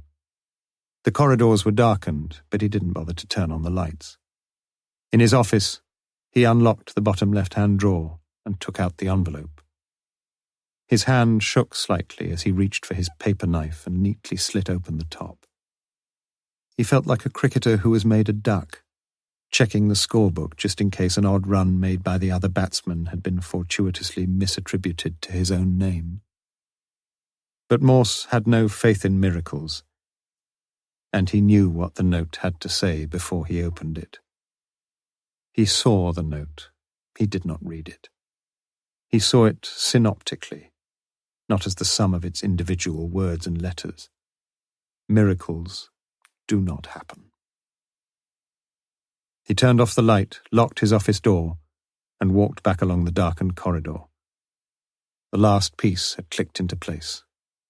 The jigsaw was complete. Chapter 30.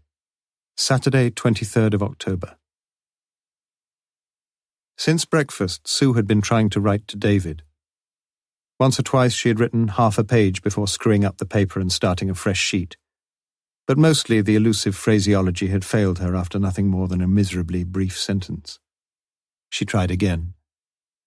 "My dear David, you've been so kind and so loving to me that I know this letter will come as a terrible shock to you.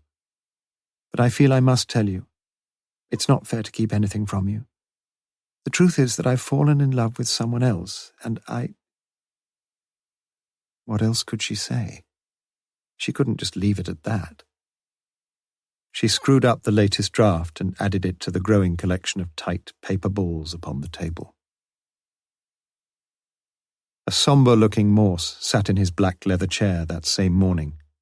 Another restless, fitful night. He must have some holiday. "You look tired, sir," said Lewis. Morse nodded. "Yes, but we've come to the end of the road now." "We have, sir." Morse seemed to buoy himself up. He took a deep breath. "I've taken one or two wrong turnings, as you know, Lewis, but by some fluke I was always heading in the right direction, even on the night of the murder. Do you remember when we stood in that yard? I remember staring up at the stars and thinking how many secrets they must know, looking down on everything. I remember trying even then to see the pattern, not just the bits that form the pattern. There was something very odd, you know, Lewis, about that night. It looked like a sex murder, right enough. But things are not always what they seem, are they?" He seemed to be speaking in a dazed, sing-song sort of way, almost as if he were on drugs. "Now you can make things look a bit odd, but I've not met any of these clever killers yet. Or things just happen like that, eh? It was odd if Sylvia had been raped where she was found, wasn't it? I know it was very dark in the yard that night, but cars with full headlights were coming in and out all the time. It's surely stretching the imagination a bit to think that anyone would be crazy enough to rape a girl in the full blaze of motorists' headlights." He seemed to Lewis to be relaxing a little, and his eyes had lost their dull stare. "Well?" That was more like the chief. "I suppose you're right, sir. But it looked odd. A young, leggy blonde murdered and raped, or raped and murdered. Whichever way round it was, it all pointed in the same way. We've got a sex killer to find. But I wasn't sure. Raping isn't easy, they tell me, if the young lady isn't too willing. And as I say, I discounted the likelihood of Sylvia being raped in the yard. She could have screamed and yelled, unless, of course, she was dead already. But I'm a bit squeamish about that sort of thing, and I thought the chances of us having to deal with a Christie-like necrophiliac were a bit remote. Where does that leave us, then?" Lewis hoped it was a rhetorical question, and so it was. "Well, let us concentrate our attention separately upon each of the two components, rape and murder. Let us assume two distinct actions, not one. Let us assume that she has intercourse with a man. After all, there was no doubt about the fact of intercourse. Let us assume further that this took place entirely with her consent. Now, there was one shred of evidence to support this. Sylvia wasn't a member of Women's Lib, but she wasn't wearing a bra, and it seemed to me, if not unusual, well, a little suggestive. We discovered that Sylvia had several white blouses, but no white bras. Why not? No one as conscious of her figure and her appearance as Sylvia Kaye is going to wear a black bra under a thin white blouse, is she? I could draw only one conclusion, that Sylvia not infrequently went out without a bra, and if she did wear a bra, it would be a black one, because all the girls believe that black underwear is terribly sexy.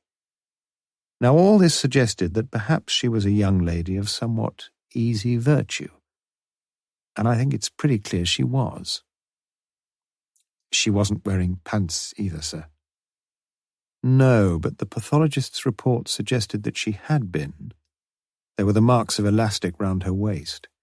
Yes, I'm pretty sure that she'd been wearing pants and that they got stuck in someone's pocket and later got thrown away or burned. Anyway, it's not important. To get back to the separate components of the crime. First, a man had intercourse with Sylvia, pretty certainly without too much opposition. Second, someone murdered her. It could have been the same man, but it's not easy to see the motive. The evidence we got at a very early stage seemed to suggest that this was a completely casual acquaintanceship, a chance pickup on the road to Woodstock. All right, but since it was established that Bernard Crowther was the man who had stopped at the Woodstock roundabout, certain aspects of the case seemed to get more puzzling rather than less. I could well imagine that Crowther was the sort of man who might now and then be unfaithful to his wife. From what we now know, his relationship with his wife seems to have drifted over the last few years from idyllic bliss to idiotic bickering. But if we were looking for a sex-crazed maniac, I felt fairly sure Crowther wasn't the man we were looking for. He seemed to me an essentially civilized man.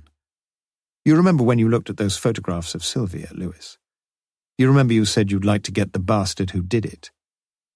But you had a composite picture of the crime in your mind, I think. You were putting together the rape and the murder and something else, the obvious interference with Sylvia's scanty clothing. Now, I couldn't fit Crowther into that picture, and if Mrs. Crowther's evidence was right in any respect, it was surely right at the point where she described what she saw in the car. You made that point yourself, Lewis. What have we got, then? First, he makes love to the girl in the back of the car. Second, he may have had a quarrel with her about something. Let's say she's a mercenary young tart and she agreed to make love with him on the sort of terms a common prostitute would ask. Let's say he couldn't or wouldn't pay her. Let's say they quarrel and he kills her. It's a possibility. But I just couldn't believe that if this had been the sequence of events, that we should have found Sylvia in the condition we did, with her blouse torn and ripped away from her. Or at least not if we were right in thinking of Crowther as the guilty party. Lewis interrupted him quietly. You said that you knew who did that. I think you do too, replied Morse. As the case progressed, there seemed to be only one person who had a mind sufficiently warped and perverted to interfere with the body of a murdered girl. A man who had been waiting to see her anyway. A man we know who perpetually tantalized and tortured himself by thoughts of sex. A man who feasted on a weekly diet of blue films and pornography. You know all about him, Lewis, and I went to see him a week ago. His bedroom is cluttered with the whole paraphernalia of dirty postcards, Danish magazines, hard pornography, and all the rest. He's sick, Lewis, and he knows he's sick, and his mother knows he's sick. But he's not a vicious type of chap. In fact, he's not unlikable in a nasty sort of way. He told me that he'd often had a dream about undressing the body of a dead girl. My God, said Lewis. You shouldn't feel too surprised about it, you know, said Morse. I'm told that Freud mentions that sort of dream as being quite a common form of sexual fantasy among frustrated voyeurs. Lewis remembered the film. He'd found it a bit erotic himself, hadn't he? But he hadn't wanted to admit it, even to himself. He'd met Sylvia several times before. They usually met in the cocktail lounge of the Black Prince, had some booze, and then went back to his house, to his bedroom. He paid for it. He told me so. He had quite a lot of expense one way or another, sir. He did indeed. Anyway, on the night when Sylvia was murdered, he'd been waiting since about 7:45. He drank more and felt more and more desperate as the time ticked by and Sylvia didn't appear. He went out several times to look for her, but he saw nothing. When he did find her, he was sick in mind and body, sick from pent-up sexual frustration, and sick from too much drink. He found her quite by chance, so he says, and I believe him. And then, you mean he fiddled about with her? Morse nodded. Yes, he did. He needs treatment, sir. He's promised me to see a psychiatrist, but I'm not very optimistic about that. I only ever knew one psychiatrist, funny chap. If ever a man was in need of psychiatric treatment, it was him. Morse smiled ruefully, and Lewis felt his chief was becoming more like his normal self. So that's cleared that bit up, sir. Yes, but it didn't help all that much, did it? I was as sure as I could be that Sylvia Kaye was not murdered by Mr. John Sanders. She was murdered, so the pathology report says, between 7 and 8 p.m. or thereabouts. Now, we know all that stuff about the murderer going back to the scene of the crime, but I just couldn't believe that Sanders had stood for about 2.5 to 3 hours drinking whiskey no more than 50-odd yards away from where his victim lay murdered. He'd have hopped it, that's for sure. What seemed so odd to me was why she wasn't found earlier. But you cleared that up. Lewis was glad to know that he'd been of value somewhere along the line, and he knew what Morse was referring to, for he had himself interviewed all the drivers of vehicles parked in the yard that night. The driver of the car beside which Sylvia had been found had earlier parked in an awkward position just outside the yard of the Black Prince, but he had been anxious about blocking other cars, and he had immediately taken the opportunity on seeing a car drive out from the yard of backing his own car into the space left vacant. His light, of course, could not possibly have picked up Sylvia's body, and when he got out of the driving seat, The body was against the wall on the other side of the car. "Well," continued Morse, "by this time, for one reason or another, we managed to get on to Crowther, or rather, the Crowthers. Perhaps we shall never know the exact part each of them played that night. But one thing I think we can confidently suggest, that as a result of what happened, Margaret thought that Bernard had murdered Sylvia. Whether she killed herself just because of what she suspected, I don't know, though it was surely one of the factors that drove her to it. But that's only half the matter. I think, too, that Bernard thought that Margaret had murdered Sylvia. If I'm right about this, it seems to me to explain a lot of things. Bernard had two overwhelming reasons for keeping quiet. First, his love affair would almost certainly be brought out into the open, with all the consequences that would entail. But second, and even more important, his evidence might well help us to find the murderer, who, as Bernard saw things, was probably his own wife, Margaret. Oh, dear Lewis, if only they had spoken to each other about it. You don't suspect someone else of a crime if you've done it yourself. And I think each of them was quite genuine in suspecting the other. So we can say with every confidence that neither of them did it.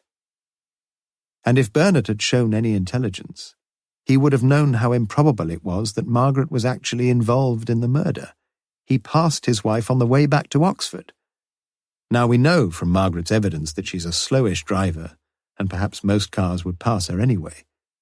But if he left for Oxford before her, it is a physical impossibility for him to have overtaken her. Agreed? Unless he called for a drink or something, sir?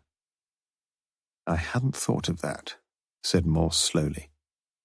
But it isn't a vital point. Let's go on. Now, the key person in the case from the beginning has been Miss X. The Miss X who was with Sylvia in Bernard Crowther's car. What did we learn about her? The most vital fact we learned was something Mrs. Jarman heard. And she's utterly convinced that she did hear it. I saw her again last night. She heard Sylvia say, "We'll have a giggle about it in the morning." So, we find the field narrowed very considerably, do we not? We investigate the Town and Gown Assurance Company, and we discover some interesting facts. And the most interesting fact of all is that someone tells Miss Jennifer Colby to keep her mouth shut. Lewis opened his own mouth, but got no further. I know you think I've been anti that young lady from the beginning, but I am now convinced, more than ever convinced, that the letter we found addressed to Jennifer Colby was written to her by Bernard Crowther. If you want chapter and verse, it was written on the afternoon of Friday, 1st of October, in the rooms of Mr. Peter Newlove in Lonsdale College, on the same Mr. Peter Newlove's typewriter. That, Lewis, is a fact. Again, Lewis made an effort to protest, and again Morse waved the protest aside. Hear me out, Lewis. Jennifer Colby lied from the word go. In fact, of all the people in this case, it's Jennifer Colby who had the monopoly of the lies. Lies, lies, and more lies. But why should she lie? Why should anyone be so anxious to mislead us to the extent that she did? I felt sure, fairly early on, that the reason was pretty simple, really. The young lady who sat in the back of Bernard's car was his mistress, and everything we learned from Margaret confirmed the truth of his own admission that he did, in fact, have a mistress. Now, I needn't go over all the lies we got from Jennifer, but there was some truth amid the tangled web of all the lies. And the one thing she told us that seemed the biggest whopper of the lot was just about the one thing that was true. She said she'd got a car. Lewis could restrain himself no longer. But she had a puncture, sir. We know all about that.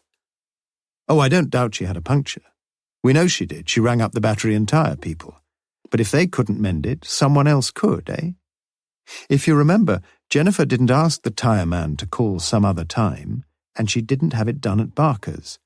But somebody mended her puncture, Lewis. Perhaps she did it herself. She's not a fool, is she? Perhaps she asked the man next door. I don't know, but you can repair a puncture in 5 minutes without much trouble. And Jennifer Colby is a practical girl, and she had to have a car that night. I don't follow that at all, said the mystified Lewis. You will, have no fear. Morse looked at his watch. I want you to go and pick her up, Lewis. You mean Miss Colby? Who the hell else? Morse followed Lewis out, knocked at the office of Chief Superintendent Strange, and went in. Some half an hour later the door was opened, and Strange stood on the threshold with Morse. Both men looked stern-faced, and Strange nodded his head gravely as the Chief Inspector said a few final words. You look tired, you know, Morse. I think you ought to put in for a fortnight's furlough now this is over. Well, not quite over, sir. Morse walked slowly back to his office. When Jennifer Colby arrived, Morse asked her to sit down and then walked over to Lewis. I want this to be private, Lewis. You understand, I know. Lewis didn't understand and he felt hurt, but he left them together and walked along to the canteen. Look, Inspector, I really thought that after your sergeant saw me yesterday that you'd finished— Morse interrupted her sharply. I've asked you here and I'll do the talking. You just sit back and shut up for a few minutes. There was thinly veiled menace in his voice, and Jennifer Colby, looking very much on her guard, did as Morse had bidden her. Let me tell you what I suspected long ago in this case, Miss Colby. You can interrupt me if I go wrong, but I want no more of your miserable lies. She glanced viciously into his hard eyes, but said nothing. Let me tell you what I think.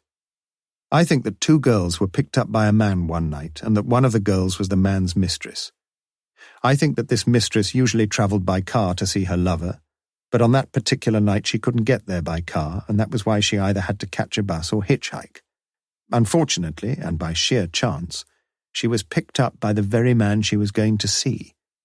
Unfortunately, too, there were 2 girls, and he had to pick them both up, and these 2 girls knew each other. Now the whole thing suddenly seemed too dangerous. This is what I think, Miss Colby, you understand. And somehow they decided to forget their date and wait until the next opportunity arose. I think that this girl, the mistress, asked to be dropped off somewhere on the way. She probably made some perfectly natural excuse, she was a good liar, and she asked him to drop her off. But she knew where the other girl was going, no doubt the other girl had told her. And she felt uncontrollably jealous that night. She'd perhaps sensed something as they'd all driven along together. You see, the girl who was sitting in the front was very attractive to men. And perhaps, who knows, the man she knew so well, had been unfaithful to his wife. He had been unfaithful with her. Why not with some other girl? So I think this is what happened. She got out of the car, but she didn't return home. No, she waited for a bus and one came almost immediately. How she must have cursed her luck, if only she'd not hitched a lift. Anyway, she caught the bus and found her way to the place where she knew she might find them. And she did find them. It was dark there, and she couldn't see very much, but she saw enough.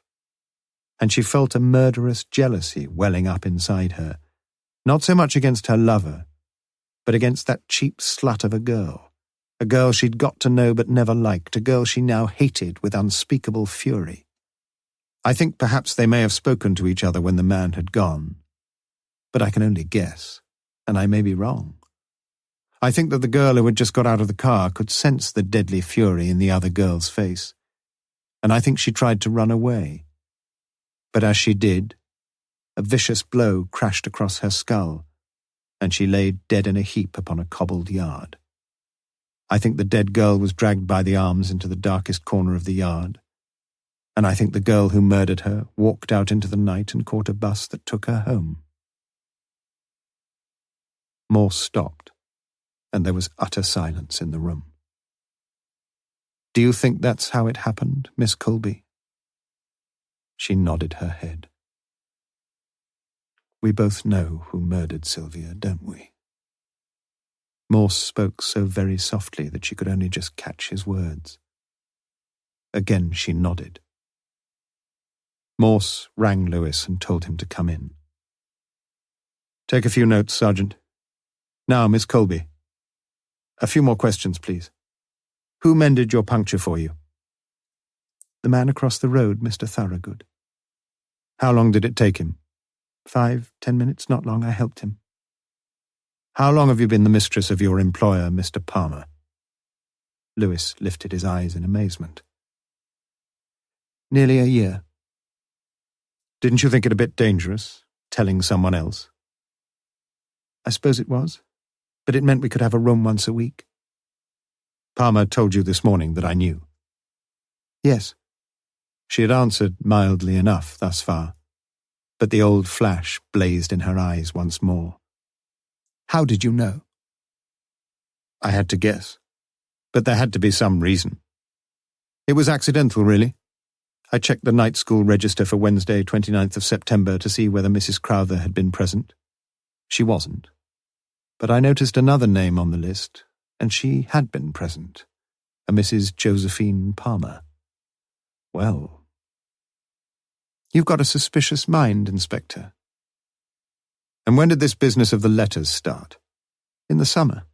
Stupid, really, but it worked all right, so they said. Can you give me your solemn word, Miss Colby, that you will say nothing of this to anyone? Yes, Inspector. I think I owe you that, at least. Morse got up. Well, get someone to take her back to work, Lewis. We've taken up enough of Miss Colby's time. A flabbergasted Lewis gaped at them like a fish out of water, and Jennifer looked round and gave him a wan, sad smile. You're not being very fair to me, are you, sir? Lewis seemed downcast and annoyed. What do you mean? Asked Morse. You said the case was nearly over. It is over, said Morse. You know who murdered her? A person has already been arrested and charged with the murder of Sylvia Kaye. When was this? This morning. Here. Morse took out the letter which Lewis himself had brought from Jennifer Colby and passed it over. Lewis took out the sheet of paper and read with blind, blank, uncomprehending disbelief the one-line answer that Miss Colby had written to Morse's question. Yes, said Morse softly. It's true. Lewis was full of questions, but he received no answers. Look, Lewis, I want to be alone. You go home and look after your wife for a change. I'll talk to you on Monday. The two men left the office. Lewis got his coat and was soon away, but Morse walked slowly to the cells at the far end of the north wing. Want to go in, sir? Said the sergeant on duty. Morse nodded. Leave us alone, will you? Anything you say, sir. Cell number 1. Morse took the keys, unbolted the main door to the cells, and walked along to cell number 1. He put his hands on the bars and stood staring sadly through. "Hello, Sue," he said. Chapter 31. Monday, 25th of October. The day had broken bright and clear, but by mid-morning a melancholy army of heavy grey cloud had massed overhead, and flurries of light rain were already sprinkling the window panes of Morse's office, as for the last time on the case of Sylvia Kaye, the two detectives faced each other across the desk. "What did we know about Miss X?" asked Morse, and proceeded to answer the question himself. "We knew roughly what she looked like, we knew roughly what she was wearing, and we knew roughly what age she was. It was a start, but it could never have got us very far. But we also knew that the two girls waiting at the bus stop not only knew each other, but that they would be seeing each other again the following morning. Now this, without a doubt, was by far the most important single piece of evidence we ever got, and we acted upon it immediately. Naturally, we assumed that we could narrow down the field of our inquiries, and quite properly we concentrated our attentions on the office girls who worked with Sylvia Kaye. Of course, it could have been a friend of Sylvia's, someone she would be meeting at lunchtime perhaps, or someone she would be meeting on the bus. It could have been 101 things, but we didn't think so, and we didn't think so because our suspicions were very soon aroused, and with every justification, by the peculiar behaviour of one of the girls who worked in the same office as Sylvia, Miss Jennifer Colby. But although we didn't know it at the time, there was someone else Sylvia would be meeting that next morning, and if we'd been a fraction brighter earlier on, Lewis, we might have got onto it more quickly. Sylvia was undergoing physiotherapy treatment at the Radcliffe Infirmary for her broken arm, and she was going for this treatment regularly on Tuesday and Thursday mornings. That is, she would be reporting for physiotherapy to the staff nurse in charge of the accident outpatients department on the morning of Thursday the 30th of September. In other words, she would be reporting to staff nurse Widowson. Lewis got up to close the windows upon which the rain was splattering more heavily now. This, of course, continued Morse, meant nothing very much by itself. But we learned that Sylvia didn't have many close girlfriends, didn't we? It was interesting. Yes, at the very least, it was interesting.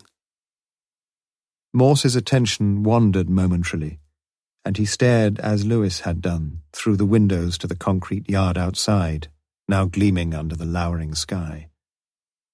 But let's return to Jennifer Colby. Crowther wrote to her, that's established now beyond any question of doubt. But Crowther didn't write the note for Jennifer. She was merely the messenger boy. She's admitted that, and she had no option, really. When I wrote to her, I didn't ask her to accuse anyone of murder, but I did ask her if the letter was meant for Sue Widowson, and she confirmed that it was. You'll never know, Lewis, how much I dreaded the truth of all this. The rain plashed across the yard, and the room was sombre and dark. Electric lights flashed on in several adjoining rooms, but not in Morse's office. Just consider a minute, Lewis. Jennifer had a car. That was a central fact in the case. And in spite of the temporary trouble she had with a puncture, she used her car on the night of the 29th. She said she did, remember? And she did. I didn't believe her at the time, but I was wrong. She met someone that night who saw her car and saw Jennifer Colby in it. Someone who had nothing whatsoever to do with Sylvia's murder. And that was someone with whom Jennifer was having an affair, her employer, Mr. Palmer. So although the evidence had pointed at almost every stage to Jennifer Colby, she suddenly acquired for herself a wholly incontrovertible alibi. Up to that point I had felt utterly convinced that the other girl in this affair was Jennifer.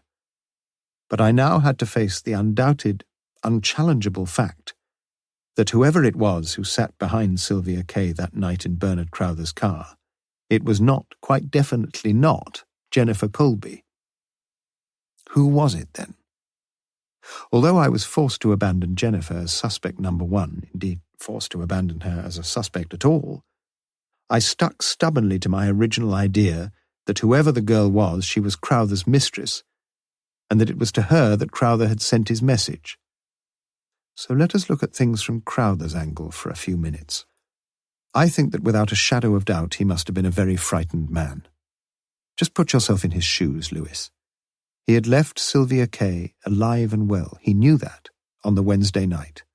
And the next day, what does he discover? He reads in the press that this same girl has been found murdered. But not murdered anywhere. Murdered on the very spot where he had last seen her, in the courtyard of the Black Prince. Who knew that he'd been there? Just himself and Sylvia, and she could never again say anything to anyone. But Sue Widowson would have guessed, because Sylvia would have told her where she was going. He must have been worried out of his wits. And certainly, for an intelligent man, he doesn't seem to have been very sensible in what he did. Again and again the thought must have flashed across his mind, would Sue realize how dangerous it would be to say one single word to a living soul? He must have thought she would surely realize this. But still the doubts must have nagged away at his mind. She was the one person who could upset the whole apple cart. Not only bring him under suspicion for Sylvia's murder, but throw the whole of his family life into a turmoil he felt he couldn't face. He just had to make sure, or at least he had to do something. He daren't see her. So he wrote. Lewis showed the familiar signs of unease, and Morse nodded his understanding. I know, Lewis, why does he write to Jennifer? Why did he write at all, sir? Why not just ring? Yes, I'm coming to that. But first, let's be absolutely certain about the fact of the matter, and the fact is that Crowther did write to Jennifer Colby. For if we fully recognize the significance of that, we can begin to answer the perfectly valid question you raise. Why not ring her? Why not? The answer is fairly straightforward, I think.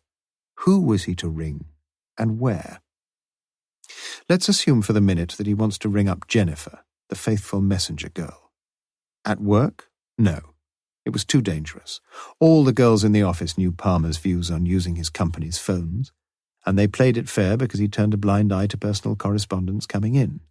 But more than that, it was also far too dangerous because all incoming telephone calls, except to the private phone in Palmer's office, which his personal secretary handled, came through the switchboard. And as you well know, anyone on the switchboard can listen in with complete impunity to whatever's being said. No, that was out. Well, why not ring Sue Widdowson herself? Why not ring his mistress and speak to her direct, either at her home or at the hospital? Again, it's not difficult to see why he didn't. If he rang Sue up at home, he could never be sure that the other two weren't there, could he? He could risk Jennifer, but not Mary. He must have felt pretty certain, and I'm sure he was right, that listening in, even to a one-sided telephone call, is a temptingly easy and interesting pastime. After politely knocking on Morse's door, the young girl with the office correspondence entered brightly and placed the inspector's morning mail into his in-tray. "Not a very nice day, sir." "No," said Morse. "It'll probably clear up later." She gave him a warm and pleasant smile as she left, and Morse nodded in a kindly way. It was some vague consolation to know that life was still going on around him. He stared absently out of the window and noticed that the rain had slackened. Perhaps she was right. It would probably clear up later. "But why couldn't he ring her at work, sir?" "Ah, yes. I'm sorry, Lewis. Why couldn't he ring her at work, you say?" "I found the answer to that only last Friday. It is virtually impossible for any outsider, even for the police, to get into direct contact with any of the nursing staff at the Radcliffe. I tried it myself, and you might as well ask directory inquiries for a number if you haven't got the address. There's an old battle-axe of a matron there." Couldn't Crowther have written to her, though? Surely. He could, yes. And I don't know why he didn't, really, except, you see, Lewis, he'd got into this routine with Sue Widdowson. Let me try to explain how it must have started. As you know, the post gets worse and worse everywhere. But in North Oxford it seems it's particularly bad. It seldom arrives before 10 in the morning, far too late for anyone to receive a letter before setting off for work. And even if it arrived early, say at 8, it would still not be in time. Why not write to her at the hospital, then? The answer is that our dear matron puts her foot down there as well. She positively forbids all private mail being accepted in the hospital. But if Crowther had posted a letter to her home address, she would have got it as soon as she came back from work, wouldn't she? Yes, you're right, but you put your finger right on the central difficulty, and this is why I should think Jennifer Colby was brought into the picture in the first place. Bernard Crowther, you see, like most of these university fellows, didn't work any regular hours at Lonsdale College. Something would always be cropping up at odd times, disciplinary matters, unexpected visitors, unscheduled meetings, and he could never plan his extramarital escapades with any more than the hopeful anticipation that he might be free at any particular time in the days ahead. But much more important than this, he had to keep a very careful eye on the day-to-day comings and goings of his own family. Margaret might arrange something. The children might get a half-day holiday out of the blue, or be ill, or... Well, here, too, there was plenty that could go wrong and mess up the best-laid plans completely. So it seems to me that Crowther often didn't know for certain until the day itself, even perhaps until a few hours beforehand, if and when and where he was going to be free to meet his mistress. But Lewis, Lonsdale College is no more than 100 yards or so from the premises of the Town and Gown Assurance Office in the High. You mean Crowther just walked along and dropped a note in? He did just that. But Jennifer wouldn't be able to contact Sue during the day either, would she? You just said, I know what you're going to say. He might just as well have written to Sue's home address. She wouldn't get the message any earlier because the letter would be lying on the doormat when she got in. In fact, she'd almost certainly get it later. But all this is assuming that Crowther could write the day before to arrange a meeting, and as I say, I suspect that he very often couldn't. But there's another much more important point, Lewis. You say that Jennifer couldn't contact Sue during the day, but she could, and she often did. The two of them met fairly regularly for a snack at lunchtime. They met in a little cafe next to M&S. I know that, Lewis. I've been there.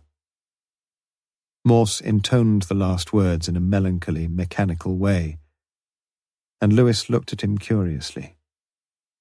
There was something that Morse had said a few minutes ago. It was almost as if... Jennifer Colby must have known all about this then, sir. I don't know about all. She knew enough, though. Too much, I suppose. He lapsed into silence for a few minutes, but when he resumed there was more spring and spirit in his voice. I don't know how it started, but at some stage they must have told each other about themselves. They tell me that women, and men too for that matter, enjoy talking to someone else about their conquests, and some chance remark probably brought the two of them together, and a bond of conspiracy was soon forged. I think there can be no doubt about that. I suspect it was Crowther, perhaps after a couple of misunderstandings and disappointments over meeting with Sue, who suggested the idea of dropping some harmless-looking note addressed to Jennifer Colby into the letterbox of Town and Gown. I'm pretty sure he had the sort of mind that enjoyed the idea of cryptic messages, and the practice grew, and this became their normal channel of communication. He would stroll past and put a letter or a postcard through the front door of the office. Simple, not even out of his way. It probably only happened at first when an unexpected opportunity arose, but as time went on it became the normal practice, so normal that he even followed it for his last and crucial message to her. And quite apart from being a neat and extremely useful device, it must have seemed a godsend to Crowther not to have to write any actual letters as such to Sue. Like most people in such illicit affairs, he must have had a dread of a letter going astray, being opened by the wrong person, or being found somewhere. No one could learn very much this way, could he, even if he did find the letters? When did you first think it was Miss Widdowson, sir? Lewis asked his question with an unwonted gentleness, for at last he had begun to understand. Morse stared wearily and sadly at the desk in front of him, the fingers of the left hand drumming nervously on the surface. I suppose there were the vaguest hints. Oh, I don't know. But I wasn't certain until last Friday. Perhaps the first time I began to suspect the truth was when I checked the evening class register for Margaret Crowther's attendance record. I happened to notice, purely by accident really, that by some divine mischance, Palmer's wife was a member of the same class. And it made me wonder. It made me wonder a lot. I thought it most improbable that Jennifer Colby was the sort of person to grant a lot of favours without getting some in return, and I pondered on the bond that must exist between her and the other girl. In a roundabout way, I considered the possibility of both girls being in similar circumstances, in the same sort of relationship with other people, with men. And so I did a lot of guessing, and I thought of Crowther with somebody, and Jennifer with somebody, and then Palmer fitting in somewhere, perhaps. And then I thought of Sue Widdowson, and suddenly the pieces began to click together. Could Jennifer be having an affair with Palmer?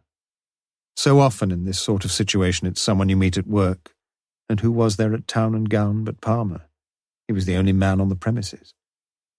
I kept wondering what it was that Jennifer was getting out of the bargain, and it suddenly struck me that there was one thing that she would want above all. Do you know what that was, Lewis? I'm afraid I've no experience in that sort of thing, sir. Nor have I, said Morse. Well, I suppose you'd want a place where you could be alone together. Oh, I see. You mean... Yes, Lewis. Someone could offer Jennifer a room where she could be alone with Palmer. Mary wasn't out all that much, but whenever she was, the coast was clear, because the other member of the trio could also arrange to be conveniently absent at the same time. And that's what she did. Just a minute, sir. Some worry was nagging away at the back of Lewis's mind. He was thinking back to the night of Wednesday, 29th of September. Then he had it. But the house would have been free, wouldn't it, on that Wednesday night? I thought you said that Mary had gone to the pictures or something. We'll make a detective of you yet, Lewis. Morse got up from his leather chair, clapped his hand on his sergeant's shoulder, and stood watching the threatening clouds roll slowly westward. It had stopped raining now, and the shallow puddles in the yard lay undisturbed. That was another of Jennifer's lies, I'm afraid. Mary was at home that night. She told me so. But even if Mary had been out, I don't think it would have made any difference. I'm pretty sure that Jennifer's job was to drive Sue to meet Crowther. That was her part of the bargain. And on Wednesday, 29th of September, they both had their dates, as we know. But why didn't they... Lewis appeared reluctant to continue the sentence, and Morse did it for him. Why didn't the four of them take the opportunity of using the house whenever Mary was out? Is that what you mean? Yes. Well, it was a pretty safe bet for Palmer, of course. He lives a good way off, and very few people would be likely to know him in North Oxford. Anyway, it was a reasonable risk. In fact, I know he's been there. I had the house watched all last week, and on Wednesday night, Palmer's car was parked in the next road. Macpherson found it. I'd put him on special duty. A slightly pained expression crossed Lewis's face, but Morse ignored it.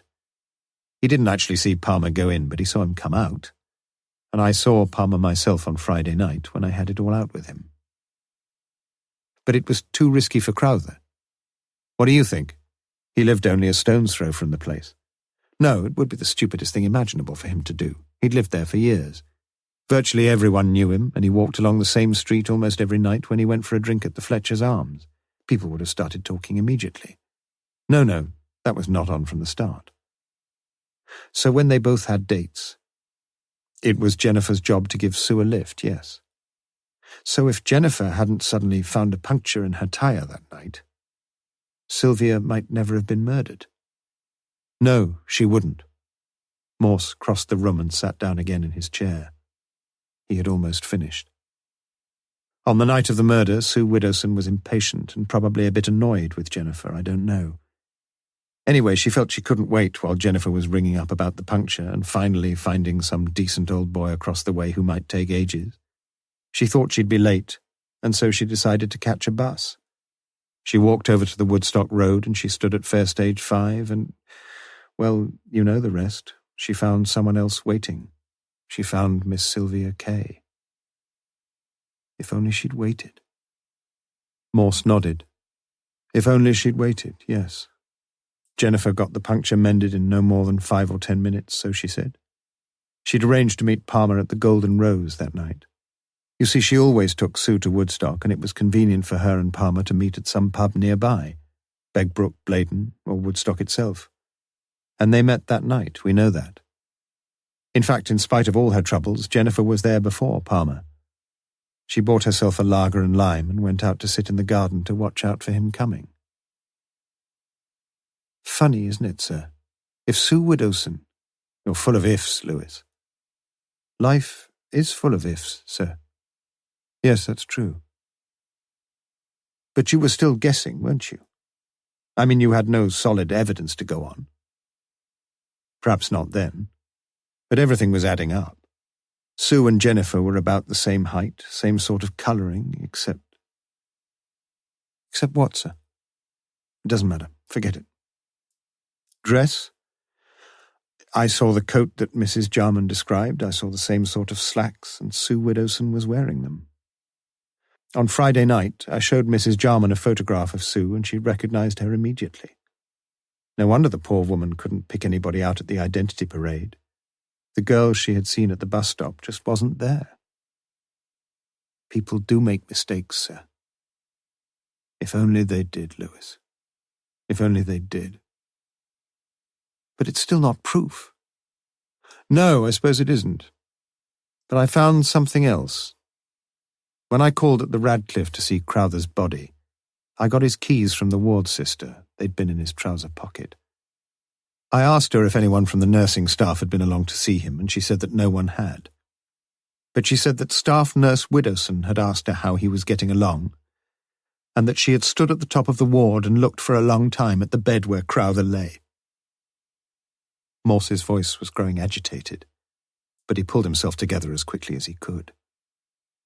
Once more he walked over to the window and saw the sun beginning to filter through the thinning cloud. I went to Lonsdale College and I looked through Crowther's room. I found only one drawer locked up in the whole place, one of the drawers in his table desk. The bottom drawer on the left, if you're interested. He turned round and glared at Lewis, and his voice sounded harsh and fierce. I opened the drawer, and I found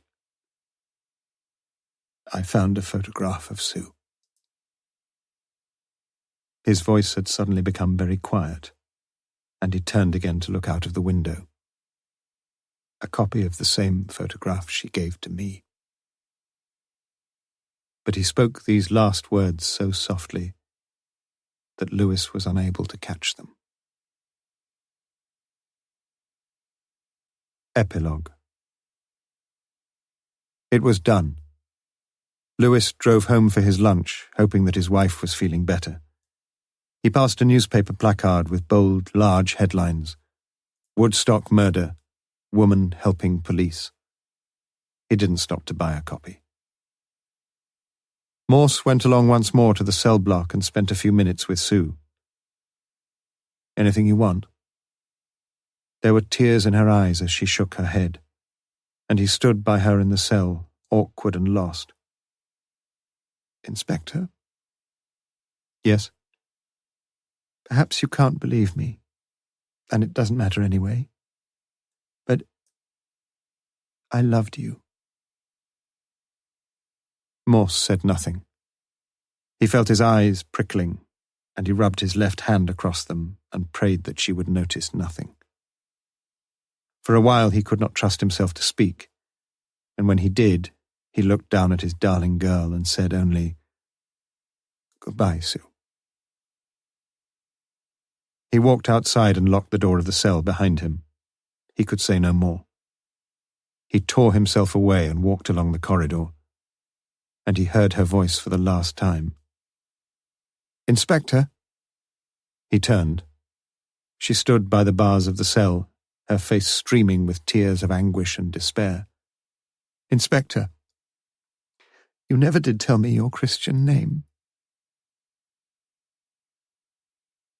It was getting dark when Morse finally left his office.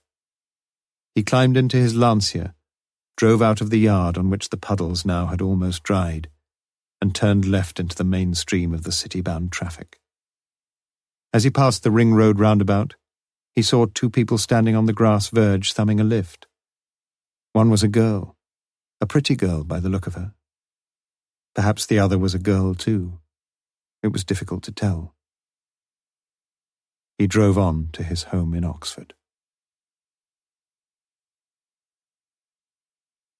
This was an audio production of Last Bus to Woodstock by Colin Dexter, read by Samuel West. Published by Macmillan Digital Audio, an imprint of Pan Macmillan, a division of Macmillan Publishers International Limited. Text copyright Colin Dexter 1975. Recording copyright Macmillan Digital Audio 2017. The right of Colin Dexter to be identified as the author of this work has been asserted by him in accordance with the Copyright Designs and Patents Act 1988. All rights reserved. Produced by Leo Wetter and recorded at Strathmore Publishing, London.